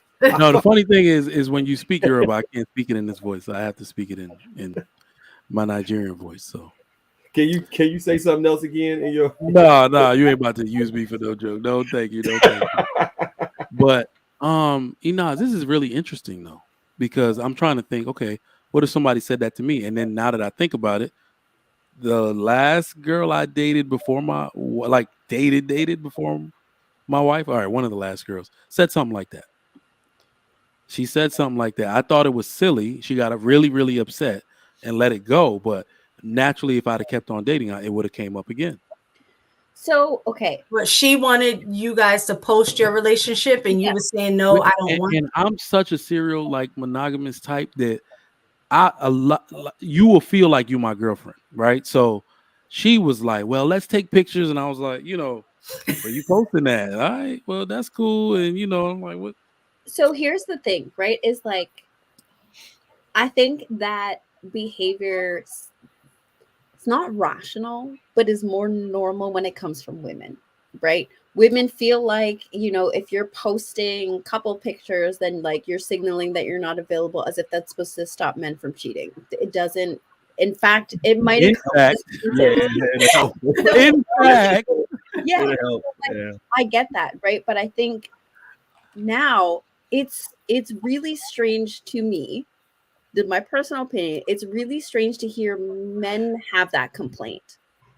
Like, I don't know what to do with it. Like, is it really a red flag? Is it just the way the times are going? Is it just like, it's really so that's why I'm like, wow.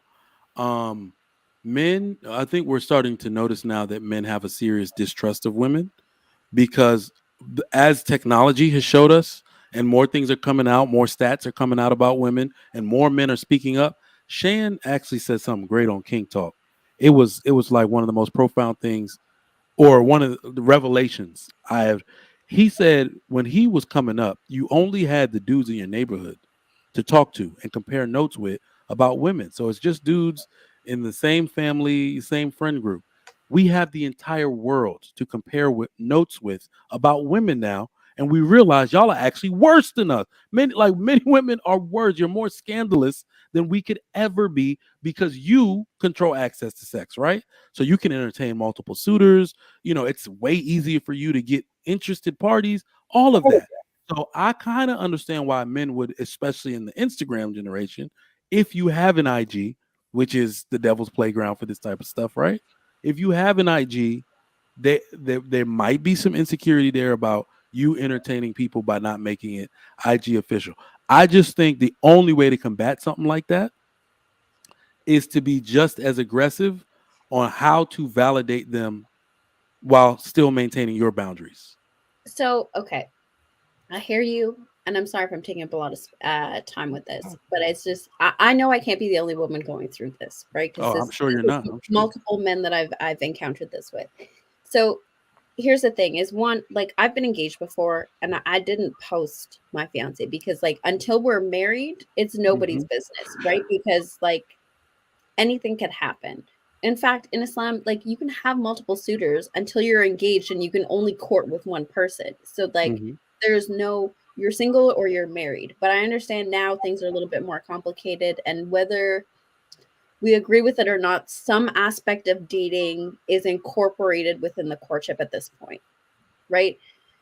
But, and so I've maintained the boundary of, like, listen, I'm not doing in singlehood what I'm not, like, I'm not going to switch up when we're married and then start posting you everywhere. Like, there's going to be some sort of announcement that, like, hey, I'm married, but, like, you're not going to be an act.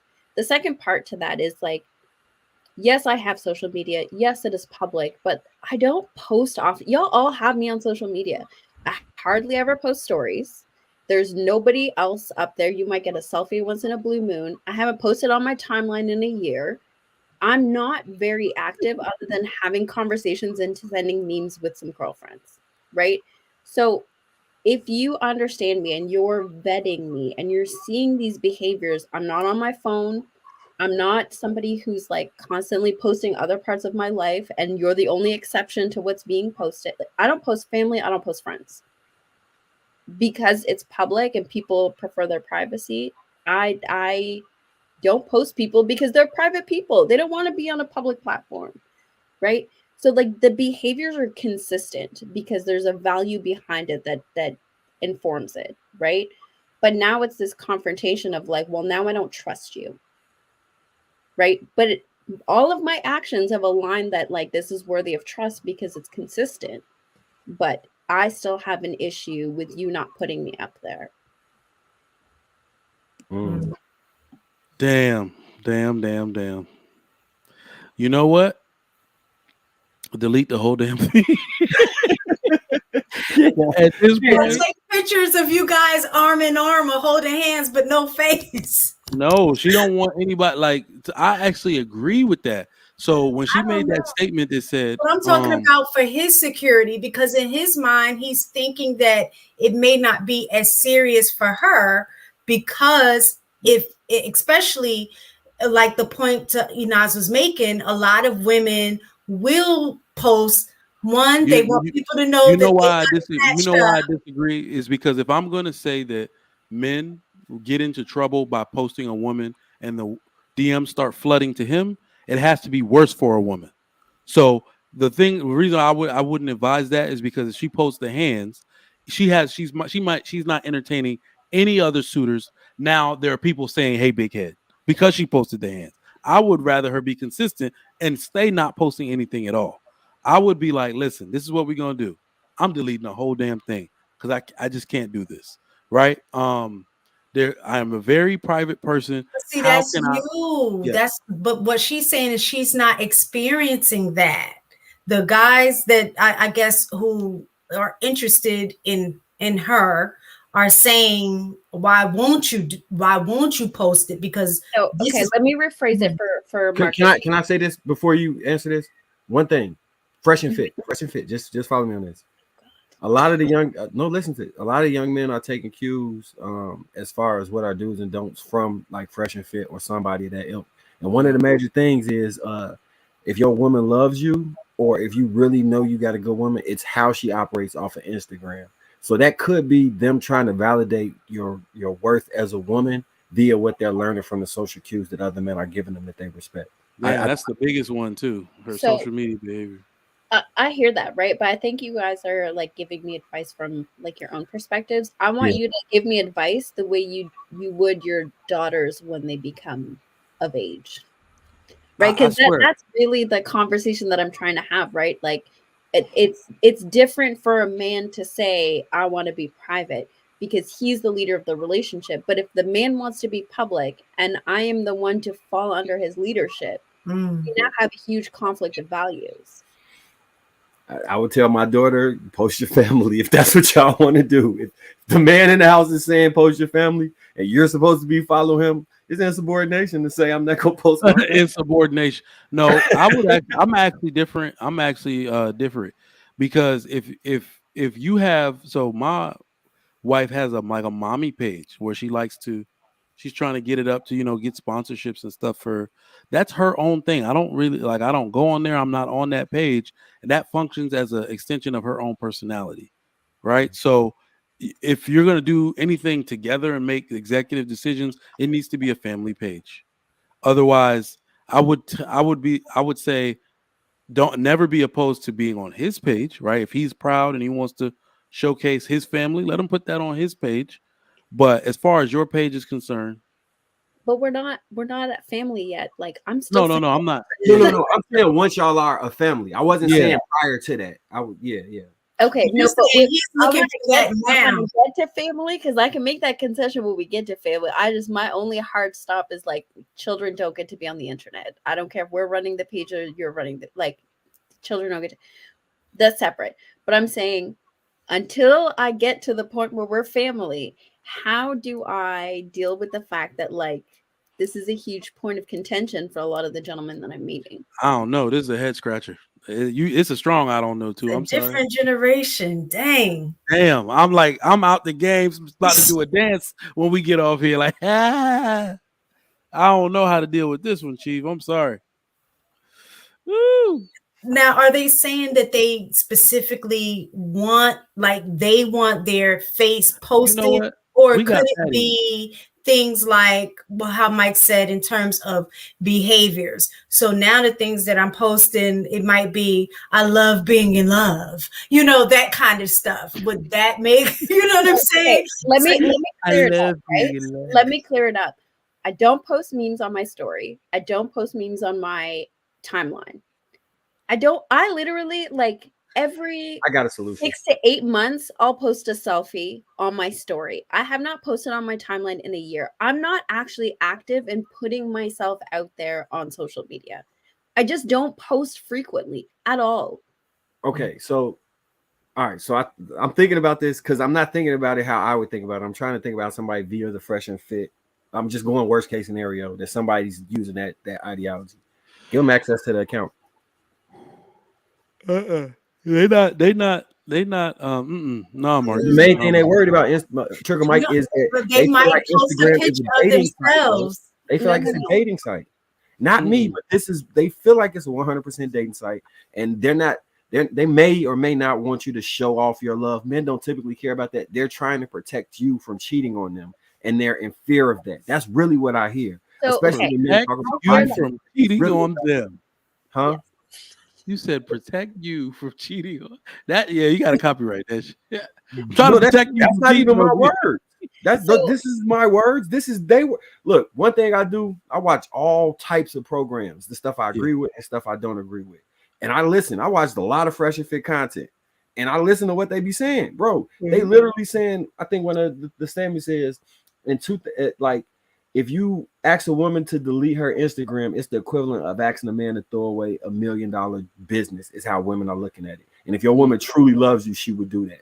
That's one of the, just check their content out. They pretty much say the same. You watch 5 episodes, you probably seen them all. Watch 5 episodes and you'll see there's a large group of men, especially in this day and age when they didn't have to do the things we had to do socially, like walk up to women and holler at them in person, learn how to socially interact with people, get some level of emotional intelligence to fit in and not be weird.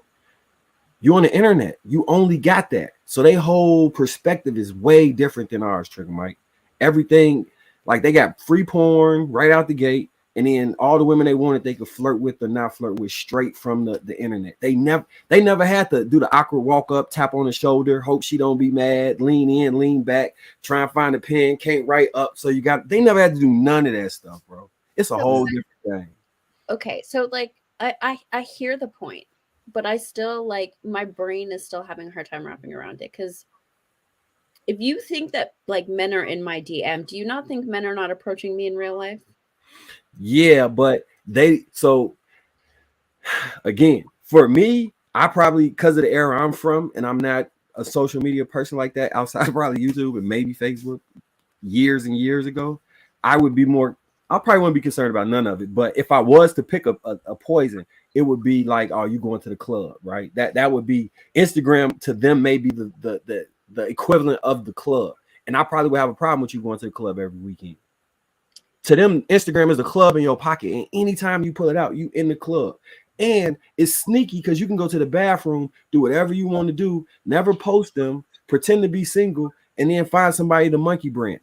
Because you also got to remember with the level of social interaction that people have now, they're getting their cues from men who are older men around our age who are telling them all these women is gonna monkey branch you, bro. As soon as somebody with enough, they got multi-million view videos of gold digger videos that's set up, but some of these men believe that stuff is real. Like when you take all that stuff into account, it creates a propaganda wheel that's going to shape the narrative of how men look at relationships and their interaction with women nowadays. So like, I'm trying to put myself in those shoes, and I may be off. I'm not saying that because I'm not in those shoes. I'm trying to take all the information I gathered and try and pull something out of that to extrapolate some type of a reasonable response. The only thing I can think of is if you have to maintain the Instagram, give him access to it. That's the only thing I could think of. Then you don't have to post them. He probably not even gonna check it. Just knowing that he have access to it may stop him from doing that. If he after a while, I don't know. It's a crazy problem. I don't know. Yeah. So okay. So there's I hear you. I've considered that option. The only thing that I guess in terms of access is violating other people's privacy. And I'm not talking about men, right? I'm talking about like as girlfriends, you know, the things you say to each other that you don't want to say to your partner, the things that like you share. I know men have heard the craziness that happens in women's group chats. And if y'all think that doesn't happen on Instagram too, like, but I don't want to be violating somebody else's privacy because my partner feels insecure. You know what? That's the side I'm on. And I'm not trying to simp. Because dudes are going to be like, oh, no, you're supposed to have access to all of that. Let me tell y'all married, the unmarried ass people in the chat that think I'm about to simp when I say this. The same way we tell women not to go looking for trouble, you shouldn't be that group chat, that girls group chat shit is kind of the same shit. It will make you hate, and not in the same way, like not like you're looking for men or nothing. It's a very bad thing when you hate your woman's friends. It's a very bad thing when you hate your woman's friends. I have a cousin that went through that. Talk about someone went through her phone looking at what the hell these girls be saying. It wasn't anything that was any of his business. It's just that he thought it was very unsavory, right? And it's like, I told y'all a long time ago, women are nastier than we are. We don't talk about that stuff as much as they do. They are nasty, ratchet at the mouth. Gotcha. Like, you will piss yourself off.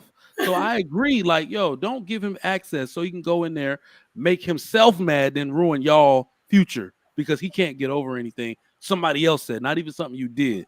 Because you will be mad at association, right? So that's true. You'll be mad simply like how you choose to associate with these people. Like, you know, that type of no, don't go looking for anything. Hell, these young men now are so extreme with it that they're willing to go to a whole nother country in order to not deal with women that are. And the main issue with Instagram, they're willing to leave the country to avoid this Instagram lifestyle, bro. Like, I don't know. It's a hard. IG is all over the country though. They can't escape it. But they believe that they're not gonna deal with an Instagram 304 and any of these other places. And yeah, I don't know. That's a hard problem. I ain't gonna hold you. That's a hard problem. You might have to just that's a hard problem. I mean I would have agreed with what you said, Mike. You know, but now Marcus. But now after hearing what Mike said, I'm like, no. But what I will say is that now it looks like you at a crossroads. So the honest answer is you what must is your standard? If you, I was gonna say, well, no, not even what is your standard, because the only reason she's saying something like this is because if this is a real thing, she's looking for it to turn into something real. Mhm. So when you're gonna get multiple crossroads like that in your relationship where you're like, continue, even though I don't agree. And that's damn. Sometimes I feel for women. That's the part of submission part. Like, golly, I don't want to do that shit. And I that's what really don't want to do this. And it's like, I got to, because I ain't And messing I this think one up. that's the part where women who have a lot of questions or have some pushback that comes off as combative, I think there's just like this lack of understanding of like, are you sacrificing yourself or are you sacrificing for the relationship? So like, you know, posting you pre-marriage, that shouldn't even be a conversation, sir. Like, you're not my husband. I did like feel how you like deal with your feel. You're an adult, you're responsible for how you feel. Right. But then if my husband turns around and is like, you know, I need to be active on your social media, then we like, you know, I'm gonna concede. It's not gonna feel great, but like, you know what I mean? I can concede to submitting to my husband. Submitting to a boyfriend, I don't know. That's a hard thing. Let's role That's play. why I I said watched this enough is one of Fresh and those Fit to prospects. go to what they be saying. Let's role play this. That's true. So how does it? I've watched enough. So I like to be on your social media. I don't understand why you just can't post me, because if you love me like you claim you love me every day in these text messages, you post me. I just don't believe you. Okay, this is like a real ass role play. That was a good acting job. I was like, It was. It's not like he done said this before. No, I'm just yeah, that's what I'm thinking. That's what I'm thinking. Like, I'm So just quick. Marcus, I he really even did the look away. Like, I mean, if you Hold No, on, I'm gonna get into it. I'll Hold get on. Hold on. Let me get my acting all the way together. Yeah, Hold on. yeah, All don't right, worry. come on. We go Let's get go. it. So, Marcus, I really appreciate you bringing this up to me. And I know it was probably not easy to vocalize, but as I explained to you before, I'm not somebody who posts any partner at all. I don't even post my family, but I don't post partners on my social media because I really like to protect what's important to me, and our relationship is important to me. I understand that, but what's important to me is that if you really love me, you will show the world. And I really want the world to know that you're mine. And because you're holding that to yourself, it's making me think that one of those NBA guys or one of the guys you met in the previous portion of your life are flying. They flying, you flying out to see them. And you're just hiding me so they don't feel away. I can understand why you feel that way. Can you maybe tell me what it is that would make you feel more secure that I'm not behaving that way in our relationship? Post me on social media. So, I hear you. Is there anything else that would do that? So you're unwilling to do that? No, I'm asking you if there are any other options, if there's any space where we can compromise on this. My compromise was being in love with you, me being monogamous, and deciding that I was not going to mess with other women, and saying that I love you, and then deciding to ask you to post me on social media to show my love, and then you have the audacity to say you don't want to do this. Like, really? I don't get it. Do you want to just be, smash buddies or whatever? Like, is that what you're telling me? Because we can do that. I was doing that before. I was fine. I cut off like 10 girls for you right now. So I don't even get it. I'm about to be the single friend. Girl, leave him. No, we can't keep friends like you. But say I need you to be on the good side. So, Marcus, I see you getting really frustrated about this, and I can tell that it's something that's really important to you. But to me, I don't need that validation from strangers on the internet. I show you that I care about you and I'm invested in this relationship, not only by showing up that way every day, but also by introducing you and keeping you involved with the people that actually matter to me, the people who need to know that I'm in a relationship with you. So I want to understand why being on social media holds so much weight with you. Well, I've seen countless relationships online where women did some really scandalous stuff. And to be honest, I'm having a problem trusting in general, because I see how people do each other, and I really love you, and I don't want that part of my heart broken. So because I'm trying to maintain that, I want to celebrate you to the world, and by your hesitancy to celebrate me, Turn it off. I'm ready. You off mute, mistaken. Oh, sorry. and for my hesitancy to your hesitancy to celebrate me, I feel as though you either are embarrassed, or you feel like you're ashamed of me, or you're hiding something. Listen, Marcus, I know that you know that I have very high standards in the person that that I care about. And so because I've chosen you, there's no way I could possibly be embarrassed about you. I do want to ask you a question though. Have you seen people who post each other on social media and still get dogged out? Yeah, but that's how they found out about it. Because when she posted him on there, somebody hit him up and told her what happened, and that's why I have to have somebody post. And your hesitancy makes it's a no go. If we don't look, you don't got to post it on there. But if you're gonna be with me, you got to post it on there. At this point, Marcus, since we haven't gotten to the point of marriage, I don't know that this is something that I'm willing to compromise on. Is this really a deal breaker for you? Well, you cold as shit. Stop, Marcus. What the hell? Do you would really say that? I'm playing the fresh and fit role. What do you? No, like, I'm talking about you. Hold on. Y'all gotta give me an acting job because you really can't do this. Is this one of your deal breakers? Because this is about to be over. You're like, what? Bro, social media wasn't even look. The internet wasn't out when I was in high school. It's a different life. I don't even know nothing about this stuff. I'm just a good actor, bro. I'm just a good actor. I thank you though, Trigger Mike. Let me break this down because this is what I would do if this was a real thing. Actually, I think we already gave you the answer. Well, the one thing is always left with the person is the choice. So when I became a mature man, what I started doing, and the funny thing is that you'll have issues like this perfectly in reverse throughout your relationship and your marriage, where you're going to the one person is going to get put on the spot. They're going to be pissed about what they have to do against what they normally do, right? And they're still going to have to make a choice either way. So this is the path of least impact. That's what I wrote down. That's what you're going to have to take. The path of least impact. Your two choices are post him or give him access to your Instagram. I'm on the post him side. Now, the pros of the post him side are validate him, get him off your ass. I'm all for that. I think that's what will be accomplished if you post him. The cons are your anonymity of the relationship is gone and potential reactions from other people. All that other stuff I said about the girlfriends, that's what happens when you give him access. I don't even know a pro. I don't even think it's a pro to give him access to your Instagram. So I'm choosing the path of least impact for you, which is give him a hand-holding post, give him one face kiss post. In fact, make it a post, not even a reel, just where it's 3 pictures, like 3-4 pictures, and that's it. You don't usually do it. It's not something you're really happy to let people in on, but it's the path of least impact. Don't give him your Instagram info. Don't do it. Please don't do it. Don't do it. Trigger Mike, you toxic. you that's toxic masculinity. But why? My husband has mine. Husband. Oh, okay, never mind. My bad. Hold on. But before I buy the cow, this new generation ain't buying stuff on consignment. They gonna want to sample, so you're gonna need to do some sacrifice. Not a cow. Let's get that. Not you. You know the analogy. Don't make me go in the character of what's his name? All right, we're gonna read these super chats and call it a night.